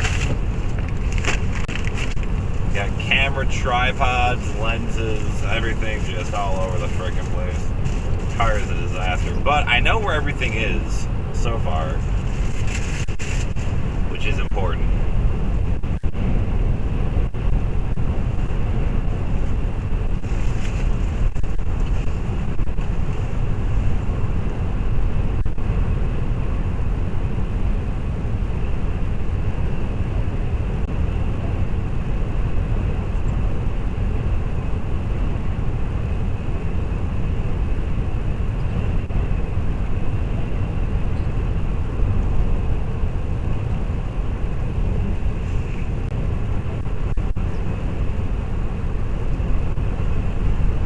As expected, the tornado warning to my southeast has been allowed to expire. Not shocked by that news.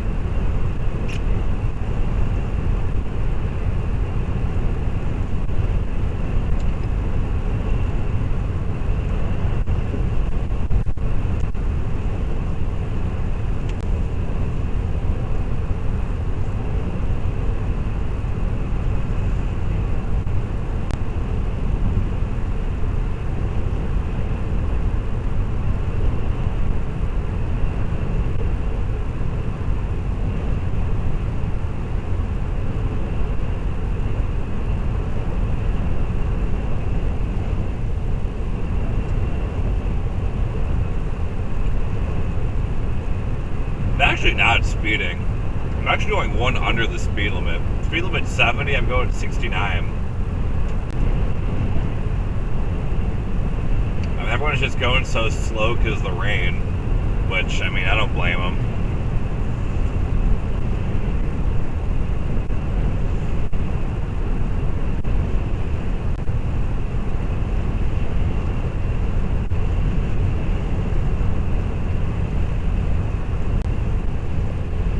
Hello, Daniel.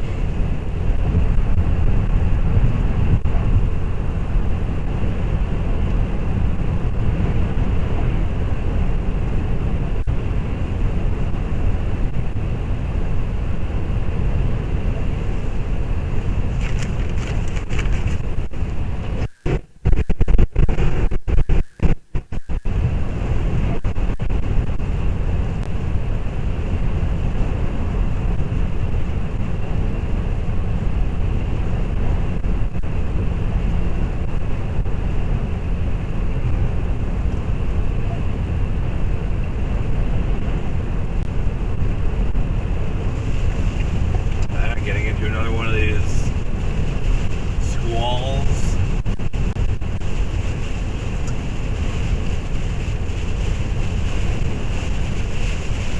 Pretty good one. Heavier rain.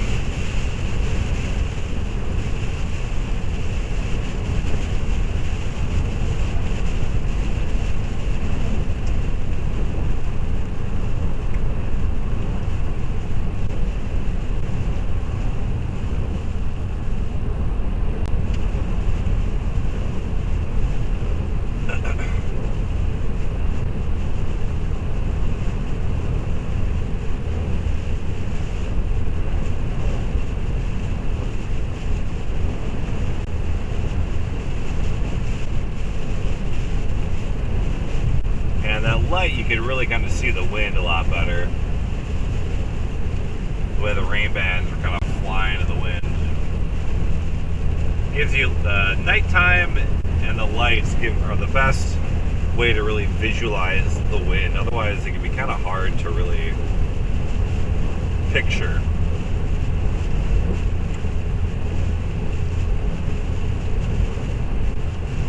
Because like a lot of things here are like built for the wind. Like the palm trees here, like if a palm tree is going crazy in the wind is crazy. It takes a lot to really kind of make a palm tree get all excited. They are quite wind resilient trees.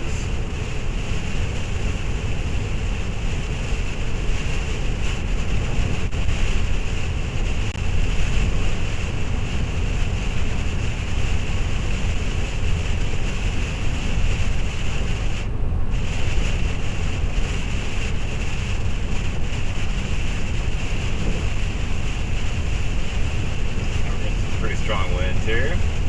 Nothing too crazy. Maybe like 30 or 40. Something like that. Nothing too bad.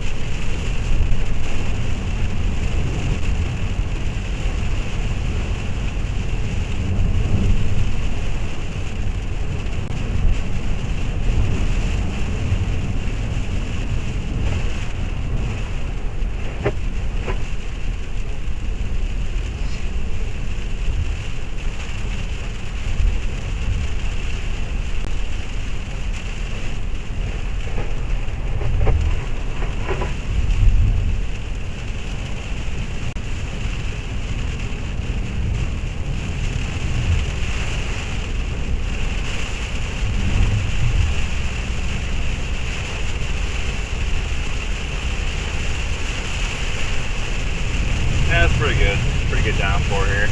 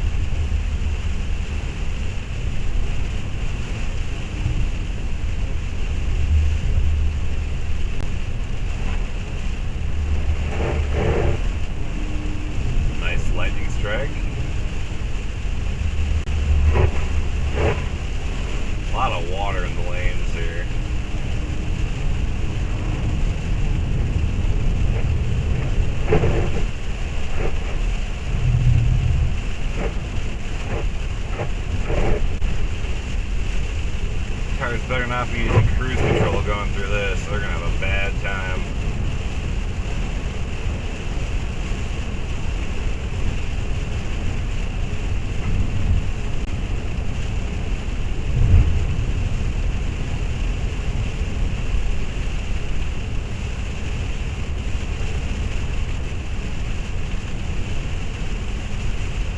That was a rough stretch of roadway there.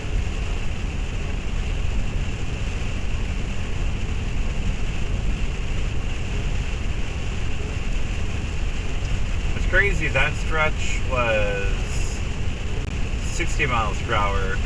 Then after that awful stretch of roadway, the speed limit came down to 55. And this road is pretty darn good. So I don't really know what's going on here.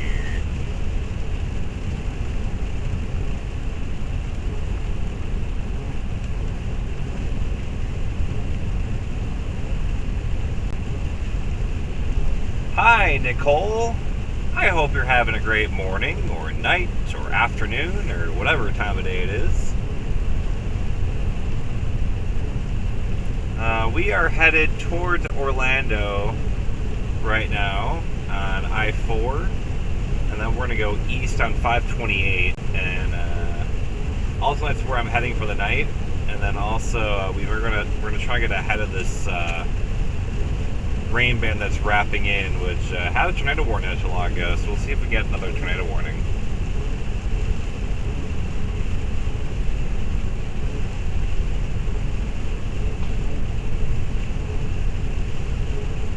This isn't too bad. I bet you could fly in this, as long as you're not flying through the precipitation where you get these really intense squalls. Like, it's not too bad. I could see how flights could get in and out of Orlando tonight. Tampa, no, that was definitely not going to happen. That was not great. A lot stronger winds out that way, and it's like consistent, sustained winds. Whereas here, especially close to Orlando, the strongest wind gusts are more so during these like tropical rains that mix down some of the strongest winds. But yeah, we'll be careful. I appreciate it, Santana.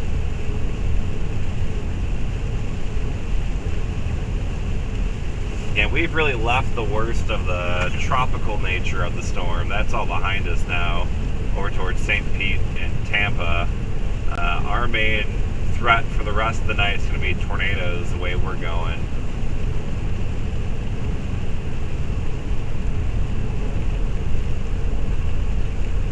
see if we can squeeze out another tornado warning polygon somewhere here. That one that was warned really kind of fell apart, so that's no longer looking too concerning.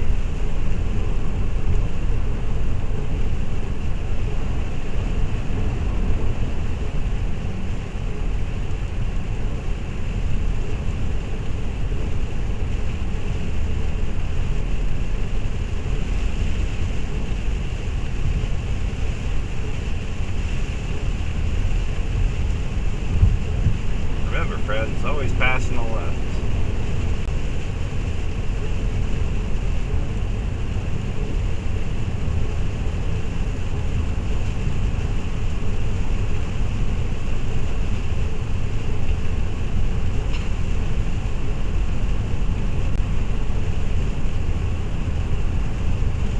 When able.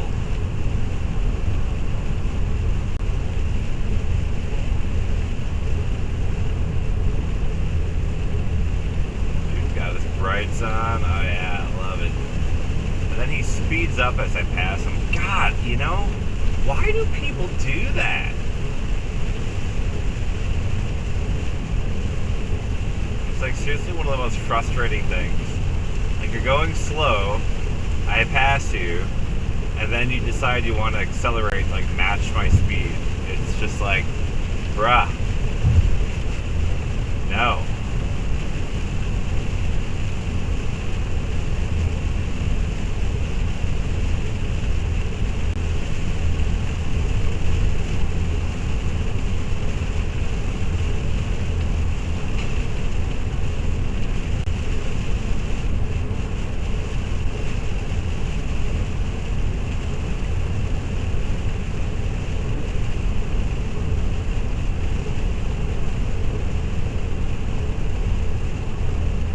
Looks like that area might be trying to spin up again.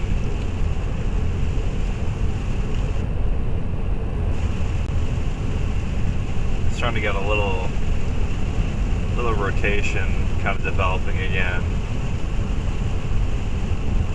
Not strong.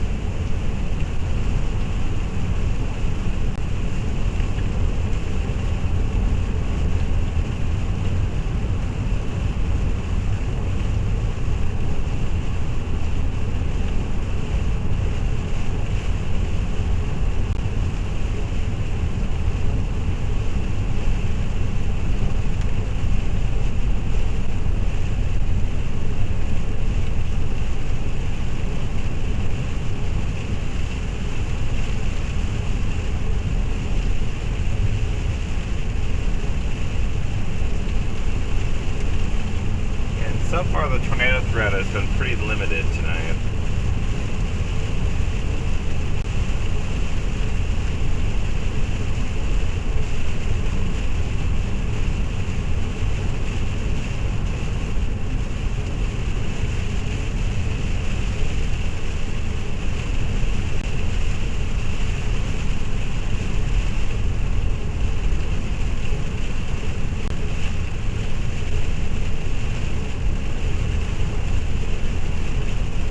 Oh, stop driving Dodge Journey. Are you thinking they're speeding up or slowing down because they think I'm a cop? Is that what you're saying?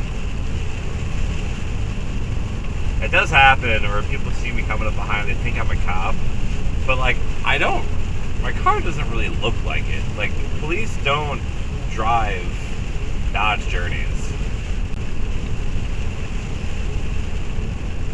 I don't know. Like, I do have an antenna, like, on the side of my car, but I don't think that makes me look like a police car that much. But people clearly do. I mean, it's not the first time that's happened, where people, like, slow down and then speed up. But they'll come flying up from behind me, then they'll, like, come up behind me, they'll stop, they'll match speed. And then they'll be like, oh, he's not a cop. And then they fly. Give me a Durango. I would love me a Durango. Give me a nice, white, Hemi Durango. That's what people want. When Artemis 1 launched from Florida, I had a beautiful white Durango as a rental car. And the funny thing is, I rented like some cheap sedan but they didn't have any. And they're like, sorry, all we have is this Durango. Is that okay? It's like, yes, that will do just nicely. Thank you very much. That thing was beautiful. If I ever grow up and become an adult and want to invest in a real car, probably Durango. Is this a car that I passed? I don't remember. I don't think it is. It might not be. I don't know. Annoying. Let's see. My location says in the bottom of the screen. I don't really know where I'm at. I'm not to Orlando yet, but I'm getting there.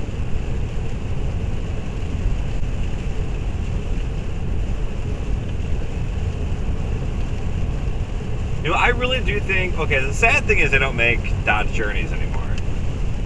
That is super sad.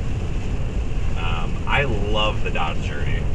It's like the perfect crossover car where it's, you know, you can get the souped up ones with like 4-wheel drive and all that kind of stuff. They're comfortable. They seat, you know, 5 people comfortably. Got nice trunk space. You can fold down the seats. They got like the little like coolers underneath the floor mats. Like, it's such a good car. Love the Journey, and they got rid of it. They don't make them anymore. And the problem is Dodge didn't replace it with anything. Dodge doesn't really have a crossover anymore.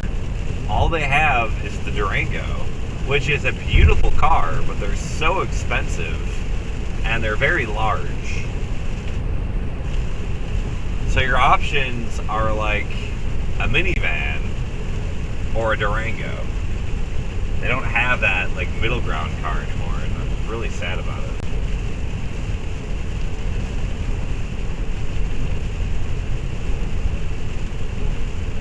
I think the crossover market's probably the best too. I mean, you see like how popular crossovers have gotten because they're, you know, they're big enough to carry stuff, but they're not like big honking vehicles that get like 8 miles a gallon. I don't know.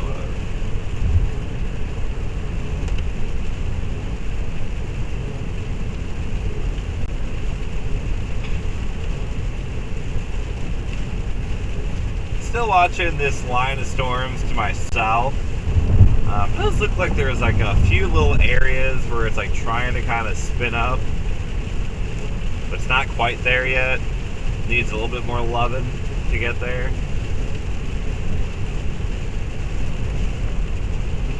But it's going the way I'm going, so not mad about it.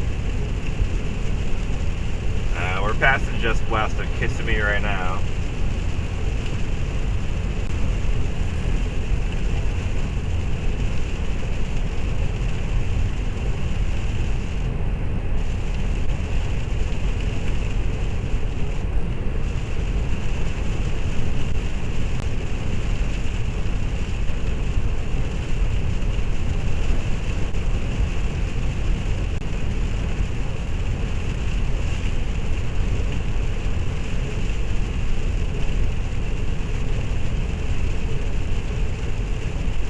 What's the latest on Idalia? Anybody got some real-time info for me? What's the latest update?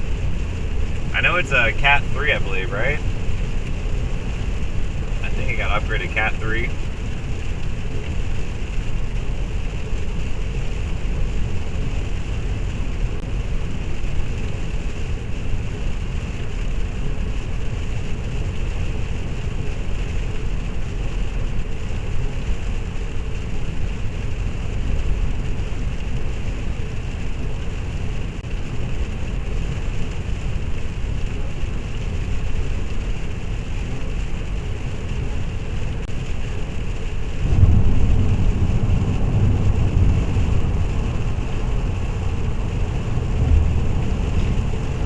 That was a good time. It was a good time tonight. First tropical storm, hurricane intercept. Good times, good times. I'd say that went pretty well.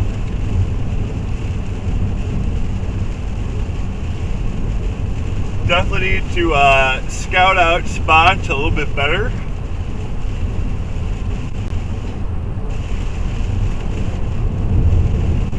A few of my initial target areas did not pan out, but we did finally find one that worked, so that was good.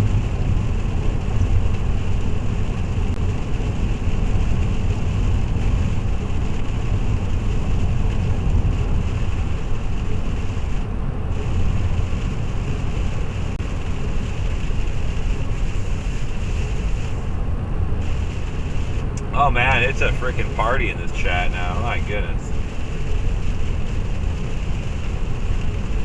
Yeah, give me, someone super chat me $60,000 so I can get a Durango. That'd be great. Thank you very much. Love you a long time. Oh, we got Nathan in here now. What up, dude?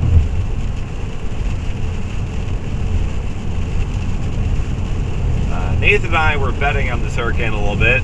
Not with real money, but just guessing at landfall. I said 140 at landfall. We might get there.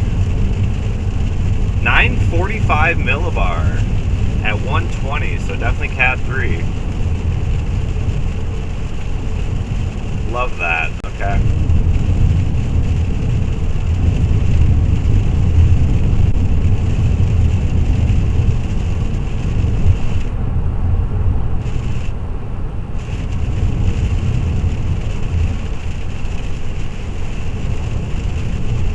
Yeah, especially because I didn't want to get into the intensity. You know, it was a good, easygoing way to kind of get familiar with how to chase these things, you know? It worked out pretty well, I'd say. And someone was asking about why I'm not at the coast. I was at the coast. If you want to rewind, you can go back, you know, what, an hour and a half, 2 hours, and watch those pretty good bands come across St. Petersburg and Tampa area. We had some pretty good video, good stuff going on earlier. But we are headed east now to get out of the storm, where I'm spending the night over on the Atlantic. Also, while we go east, we're trying to follow the tornado threat as it progresses too. I thought we would have more tornado warnings tonight. I'm kind of surprised the tornado threat was has been as low as it is. Hi from Cross City, Florida. Derek Wise. I'm just getting to Orlando and then cutting east. So not going much farther north than here. Yeah, it really is like chasing a rainy night. You know, it's kind of interesting. The funny thing is, like, you know, at any point though, any of these rain bands could just turn into tornadoes. That's the fun part about this type of rainy night. I'm gonna switch radar beam here to Melbourne.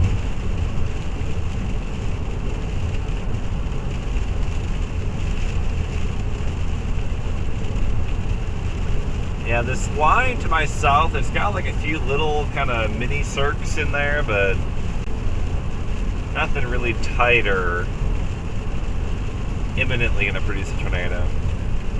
Yeah, I'm technically going northeast right now, but then I'm going to go east out of Orlando on 528.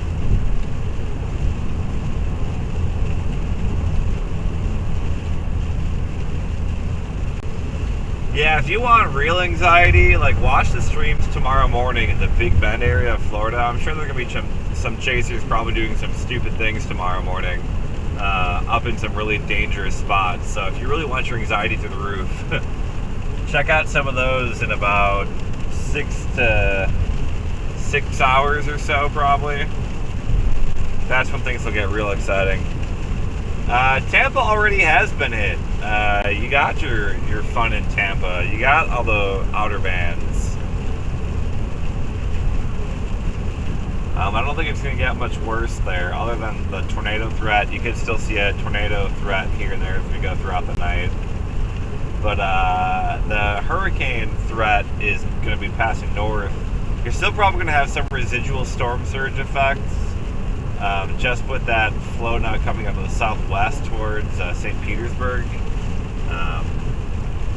Tampa, though, probably not as much. I think the Tampa area, you're almost done with it, other than the flooding threat will be your other concern, flash flooding threat.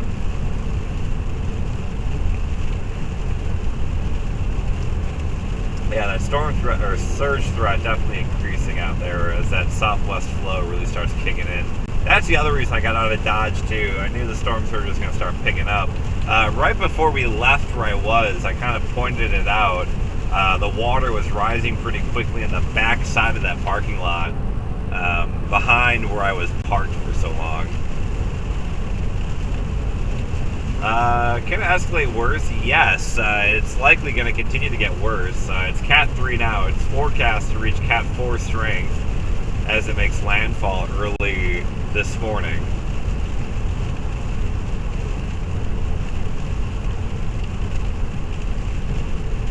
It still has a runway to keep getting stronger. It certainly has a runway to go. There's not much stopping it out ahead of it. And in fact, the way the curvature of the Big Bend of Florida there, it actually can kind of keep it going because it's not hitting like a straight line like it would impact the coast. The curvature of the coast is actually kind of like curved like the hurricane, and so that in itself is also going to help prevent it from weakening much before it makes landfall. There's a lot of things going for this storm still. Of course, the obviously very warm water out ahead of it. It's been still fighting dry air. That's been one of the things slowing it down as long as it has been. But it finally seems to have knocked the dry air out of its kind of inner circulation. So that is no longer much of a concern.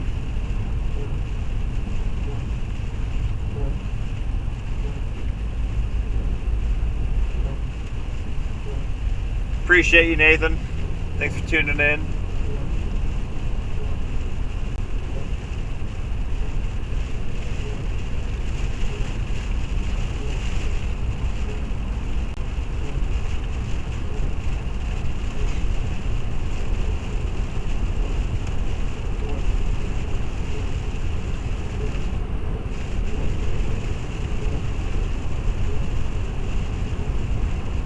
Anybody from Florida have any idea what a through lane is? Because I have literally no idea what it is. Through lane entrance, like what is that? I don't know what that is. Is it just like an express lane?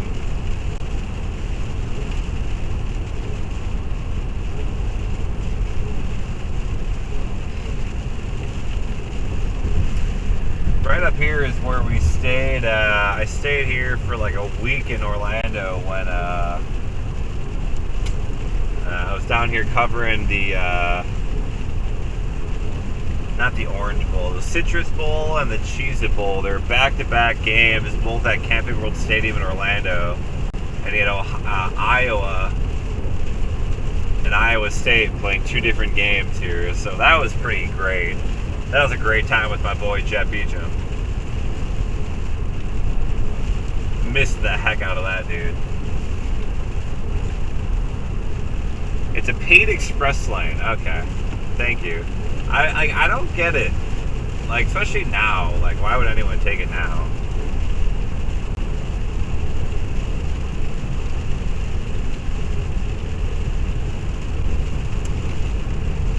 So I'm headed to Titusville for the night.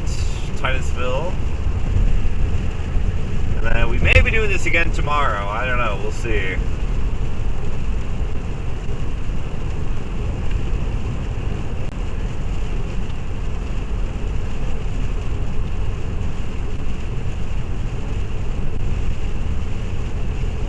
Got work at 9 a.m. over in Cape Canaveral.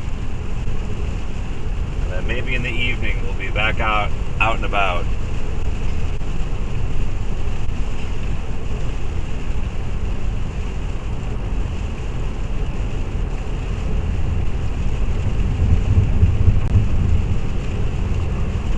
I feel like it has been just non-stop raining now for the last, like, 30 minutes. I don't think it's stopped.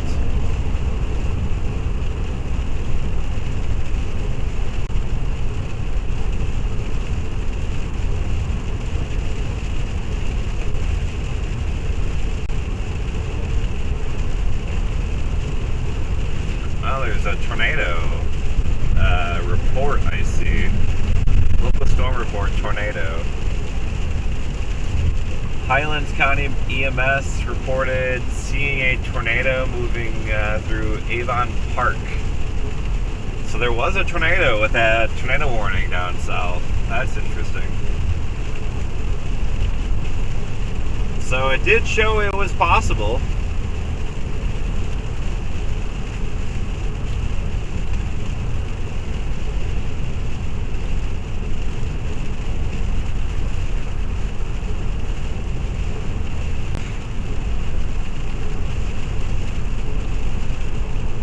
Otherwise, the tornado show has been pretty non-existent tonight. Well, we got one on the board now.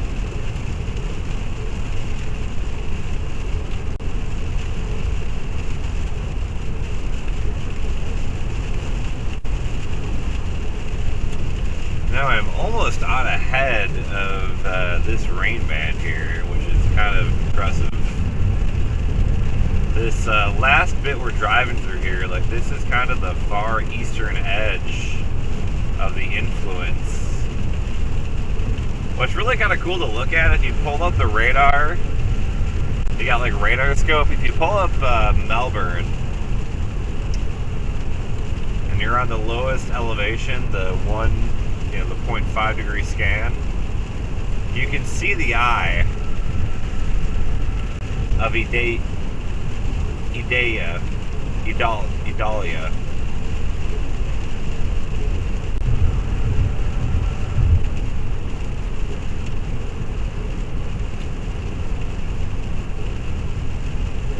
Very clearly. And if you pull up like Tampa, you can see like all of the rest of the features around the eye wall. Man, that thing is ripping. That eye wall is very intense now.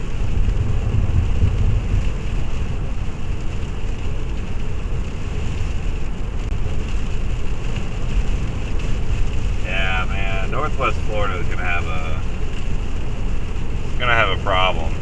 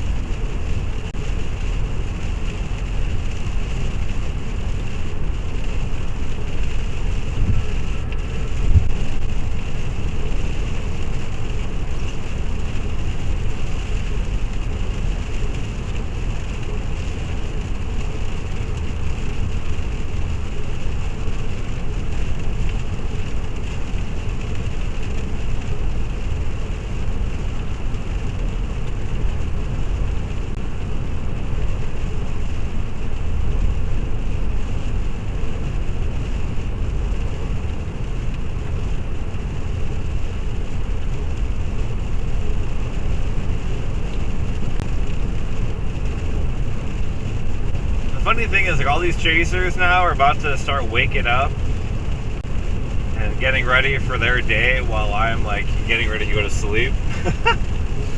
My day of chasing is coming to an end while theirs is just starting. Not mad about it. That was a good time. Again, this is my first ever storm chase of a tropical system. That's part of the reason why I'm not punching the eye of this thing. You know, I don't want my first experience to be a Category 4 hurricane.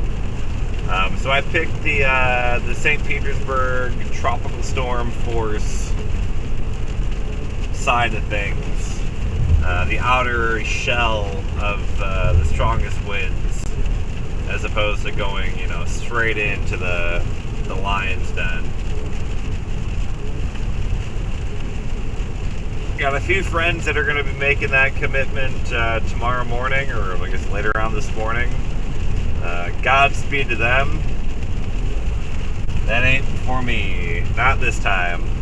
I chase tornadoes for a living. Well, not for a living, but more so I used to chase tornadoes for a living. Now it's very much a fun project. But, you know, these little YouTube live streams and stuff, they sometimes can help pay the bills a little bit.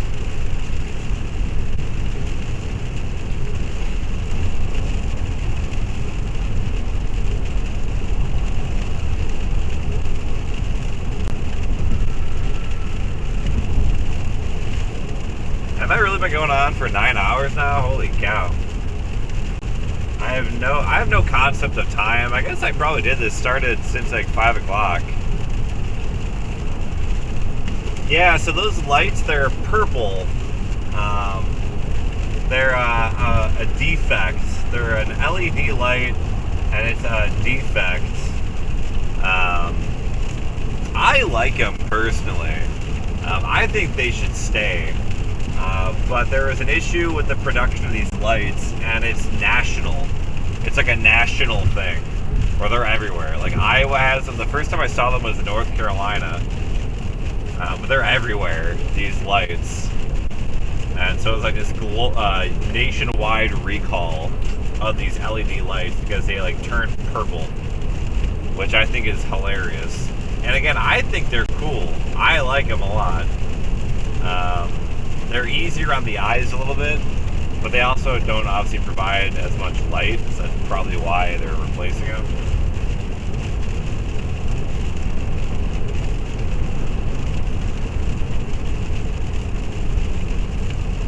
I didn't realize the speed limit goes down to 55 here. One time I was coming to the airport, and I think it was like right about here, a truck that was in oncoming traffic like spun out and crashed in the median. And like I was just driving to the airport at like 5 in the morning. I think that was the first Artemis attempt. So almost a year ago today. It was like early September, like September 2nd or 3rd or something like that last year, after the first 2 attempts and then the third is cancellation. I saw a SpaceX launch, Starlink launch, and it was a Starlink, and they also launched the ASTS, that's Space Mobile, Blue Walker, is that what it was? Blue Walker satellite. Group 420. And then I came back to Orlando, spent the night in Orlando, woke up, crack acid on, and then went to the airport to fly out back to Iowa. And, this truck at like 5 in the morning was oncoming and just like lost control and slammed to the median wall. That was pretty wild. Is this live? Yes, Vampire Hunter. It is live. This is the outer band of the hurricane at this point. The main part of the hurricane is behind me now. If you want to like rewind, if you're into that, or just want to watch some action, you can rewind like 3 hours, and you'll have a lot of good times watching the stuff that we went through over in St. Petersburg, over on the Gulf Coast.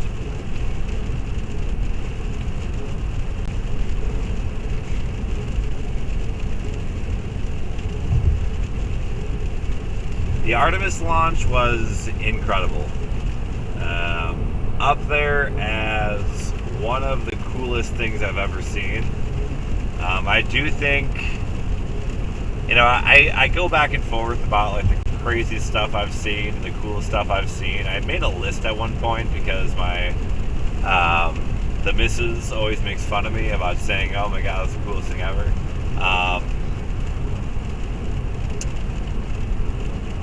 Artemis is probably a strong number, definitely a top 5, probably a top 3 things I've ever done. Solar eclipse is the unanimous number 1. The 2017 solar eclipse, that was by far the number 1 best thing I've ever seen. Artemis might be number 2. That was pretty freaking incredible. I don't know, there's a lot of stuff in there.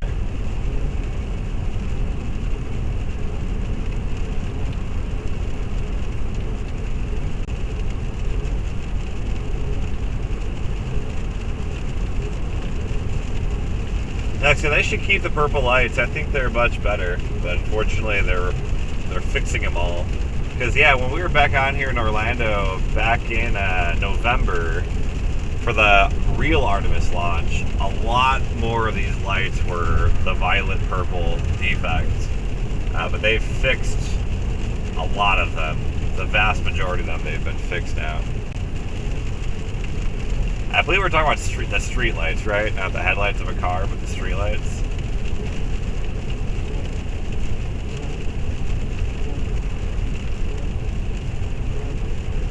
But again, yeah, we're in the far outer band of the hurricane at this point in time. We're actually almost out of the precipitation shield. So we're east of Orlando now.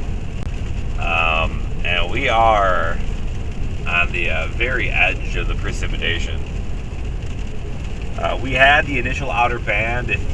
The very, very beginning of the stream was actually when we were intercepting the farthest outer band of the hurricane over by Cocoa Beach and Cape Canaveral. That's actually when this stream started, way back in the ether. We've came a long way since. But yeah, we're going back to Titusville right now on the far eastern side of the state for the night.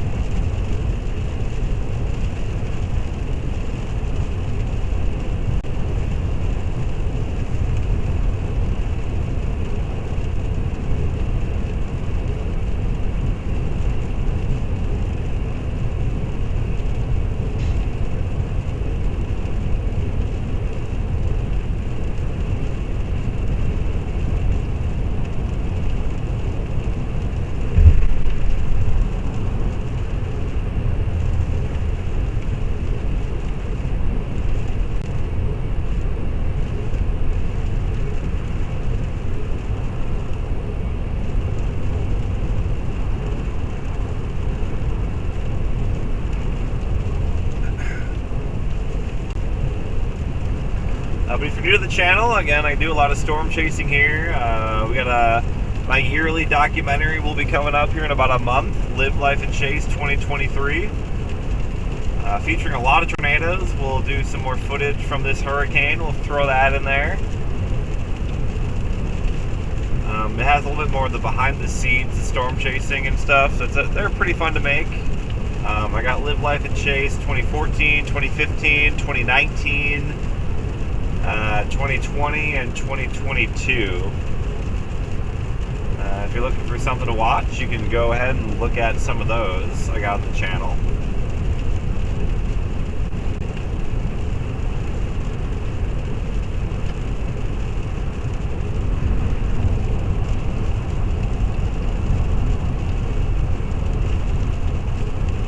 Definitely the newer ones over the older ones. Live Life and Chase 2014 was kind of a... I look back on it sometimes and I'm like, oof, that was kind of rough. We're so close to 400 likes. If you haven't liked the video already, smash that like button. It really helps me out. Unless you didn't like it, then you don't have to. But if you've been enjoying yourself, feel free to give the video a like. We really appreciate it. If you're not, don't care. You do you. If you want to subscribe, you can totally do that too. A lot more storm chasing. We got a lot of cool video stuff I like to work on here. Throw up on the channel. Usually it's a lot of video stuff, weather stuff, space stuff. So a lot of that stuff I try and throw up on here. So most of it though is weather. So if you're into weather and storm chasing, we got a lot of that here.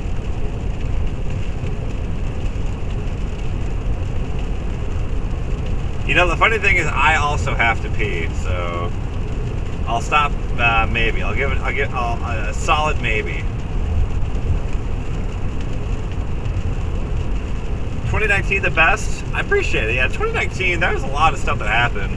Obviously, like, the big one, the Johnson County tornado that almost hit Iowa City, that's also, going back to, like, top events in my life, that's in the top 5. It was always a goal of mine to get a tornado live on TV, beginning to end, and we did it while live on TV. Storm chasing, best day of work I think I ever had. That was incredible. It was like a goal of mine forever. And I know prior to that, I did have a few tornadoes live on TV, but nothing like crazy. That was the first, like, I mean, we did like live reports out before it as the wall cloud was forming. And, like, that was some great stuff. Good times with that.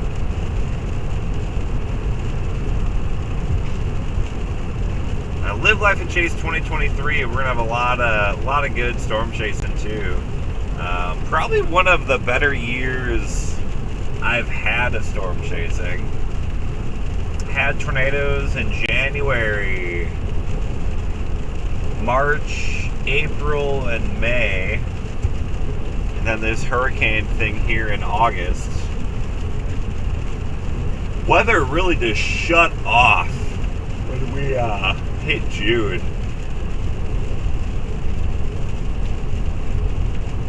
Especially in Iowa. Not much happened.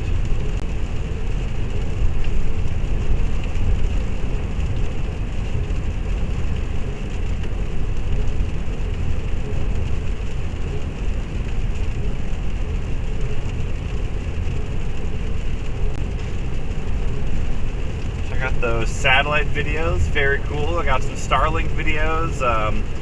If you're interested in like big satellites, I did a behind the scenes kind of look and interview with Goes U. It's going to be our new weather satellite launching in April.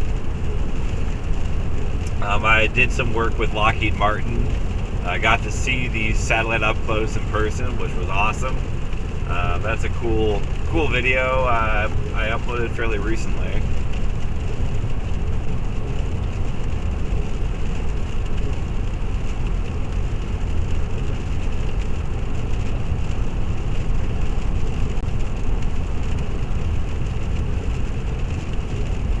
I haven't looked at satellite of this hurricane in a while. This thing, I'm guessing, with the way it's strengthening, it probably has a pretty beautiful eye. Oh yeah. Franklin out here just with like a 50 mile diameter eye, just going crazy. Love that.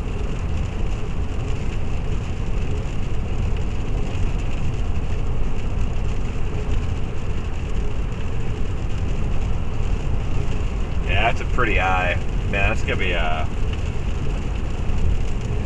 be a very tricky chase to get into that eye, because you're gonna have to get pretty close to the coast, and the coast, just like that area, the Big Bend of Florida, I mean, it's so susceptible to storm surge.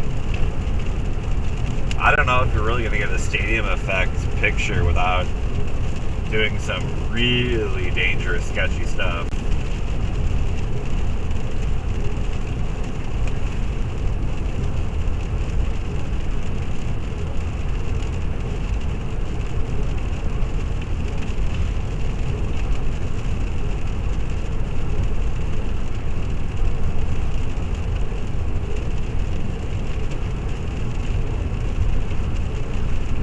The only tornado warning we had so far is the one that was off to our southeast about, what, an hour ago? The only tornado warning tonight. There were some tornado warnings earlier in the day in far southwest Florida.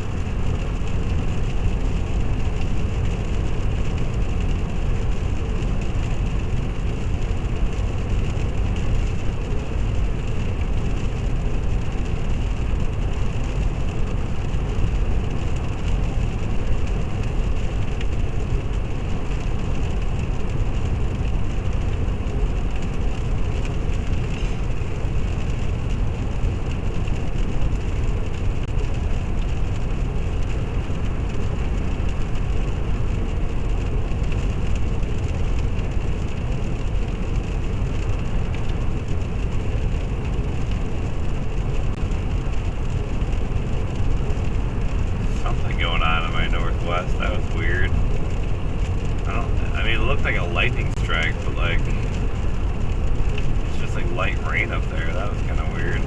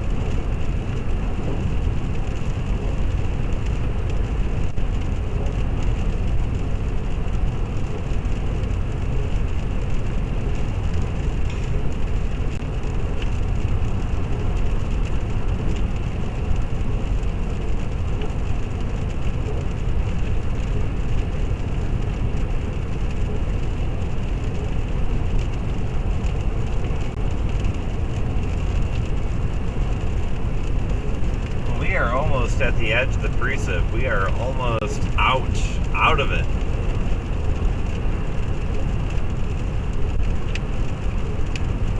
Get ready to do it all again, maybe tomorrow.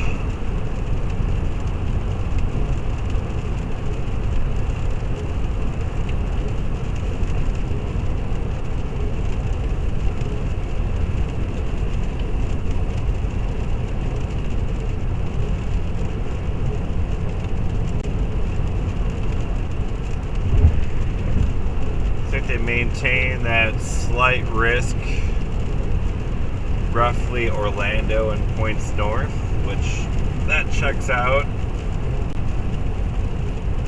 I'll be with all the outer bands, and it goes all the way up to Wilmington, North Carolina, all the way towards like the Outer Banks of North Carolina. Big area of slight risk, 5% tornado risk tomorrow. I can see how this could be a good tornado producer. It hasn't really yet, which again is kind of shocking.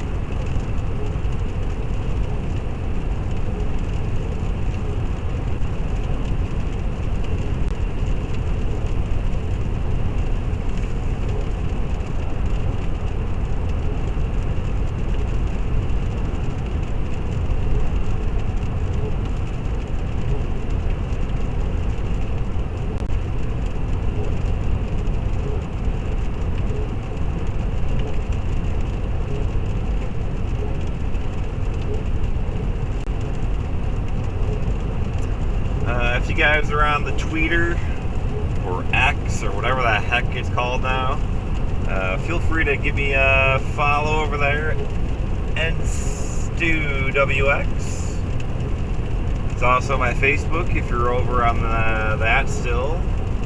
Instagram and Threads, they're all NStewWX. Feel free to follow if you're interested. I got a dog, his name is Stormy. He's a very cute dog, and I post a lot of photos of him too. So if you're into corgis, follow me over there as well. Otherwise, you can follow me here on YouTube. Also, NStewWX, I think, is the YouTube handle. 400 likes. Thank you so much, whoever number 400 was. Much appreciated. Big thanks.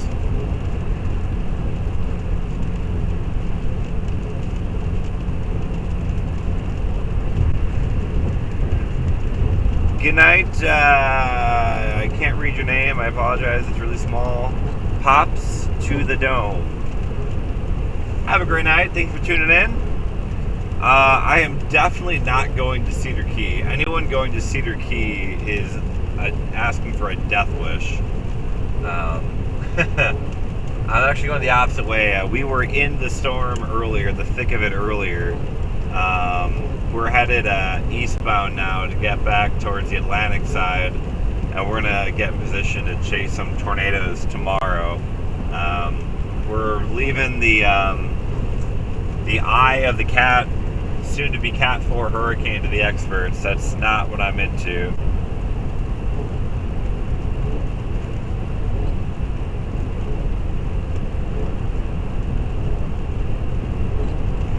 We're going back in the storm tomorrow. We're almost out of the storm now.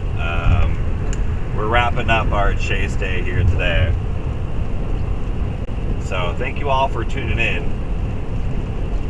If you want to see some action, you can rewind this live stream back about 3 hours, and you'll see the good times with the tropical storm winds, pretty strong winds. That was our first tropical intercept, my first tropical intercept. I've been storm chasing tornadoes and severe weather and stuff like that in supercells since 2011. That I'm an expert at this point. I like to consider myself to be anyway. But tropics is something I don't usually mess with.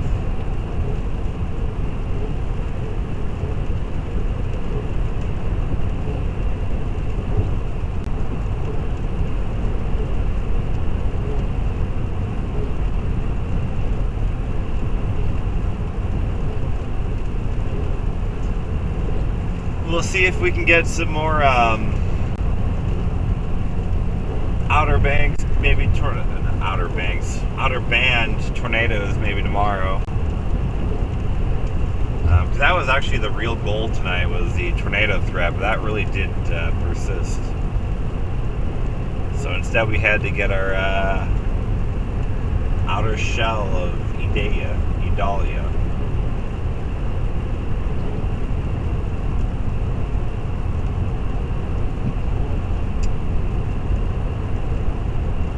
401, thank you, DJ. We're at 403 now. We rolling now. Appreciate you all. And thanks everybody for tuning in. Let's see, we had probably at peak somewhere around like 180, 190 people watching consecutively, so that was pretty awesome. Looks like about 13,000 people have tuned in at some point tonight, so that's awesome.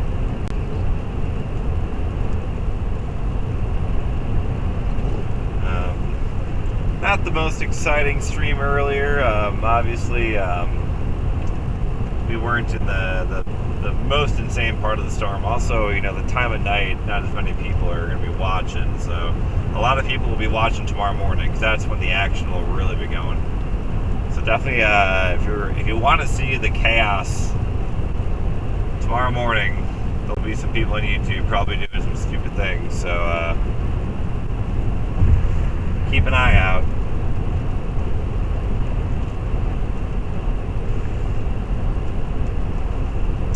Yeah, we got the blue moon.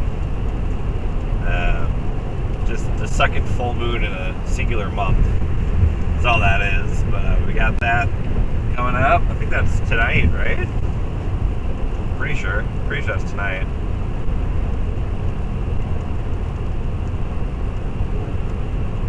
And that's also a bit of a concern, probably making the surge a little bit worse. The full moons, you get some bigger tides, higher tides.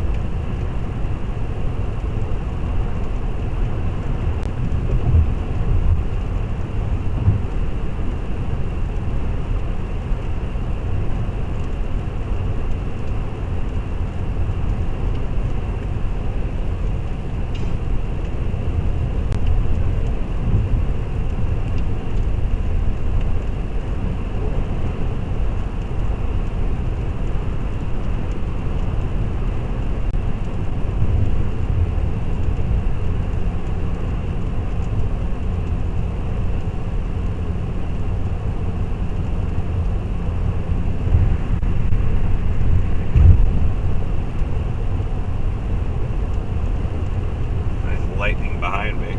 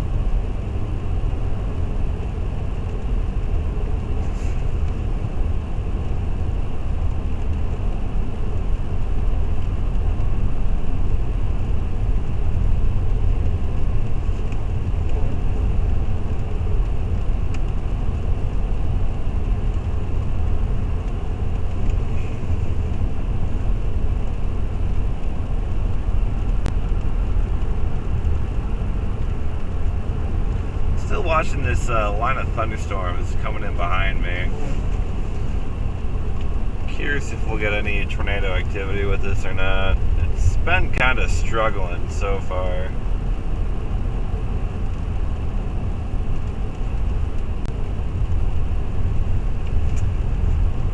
This line is partially what produced the tornado earlier farther south by, I think it's Avon Park is where that was.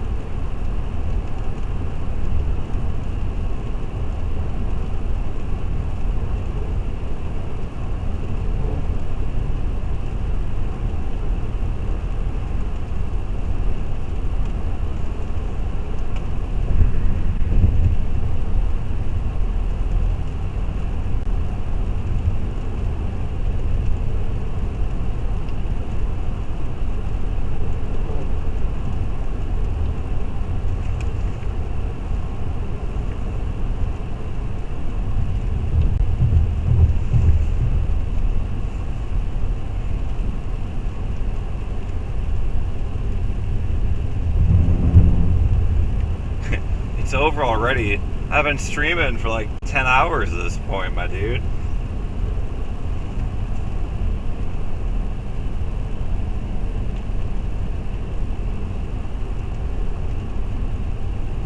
The actual hurricane's not over. The fun's really just beginning with that. That's going to be taking shape here over the next couple of hours up in northwest Florida, the Big Bend of Florida.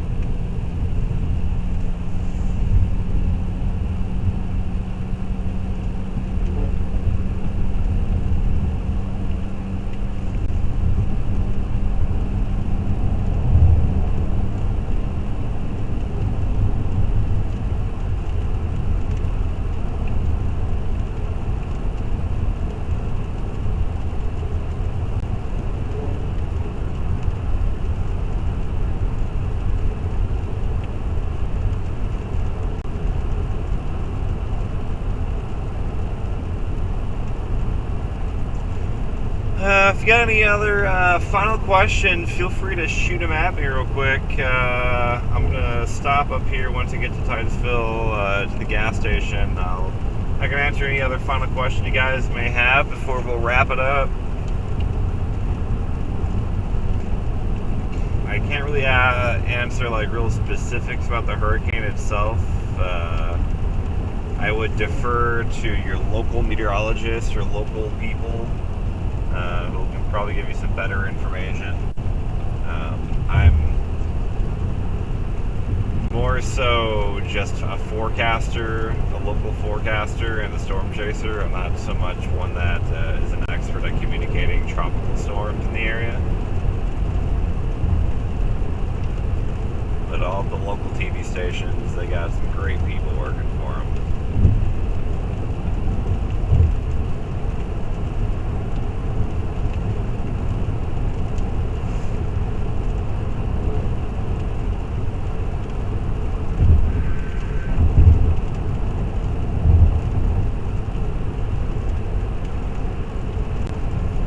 Some shenanigans earlier with gas in the state of Florida. I guess there was a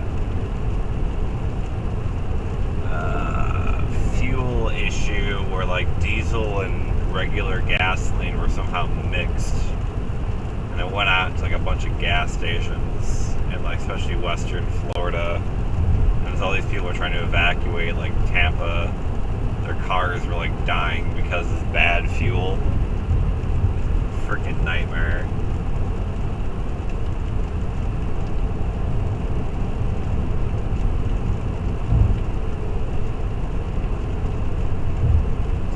Thankfully, it seemed to be somewhat limited, so it wasn't like a huge shutting down the world kind of thing.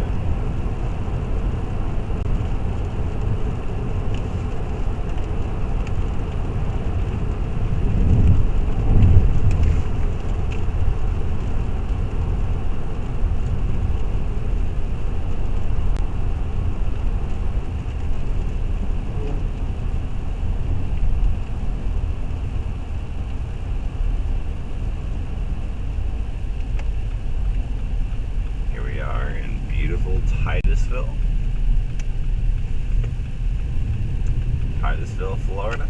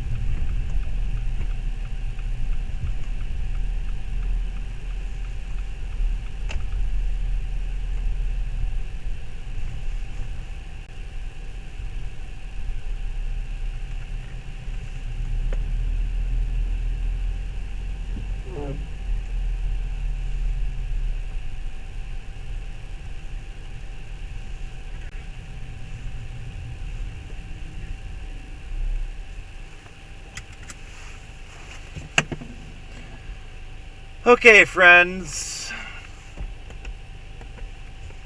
I really appreciate you all tuning in. That lens is dirty. Didn't really make anything look any better. Oh well.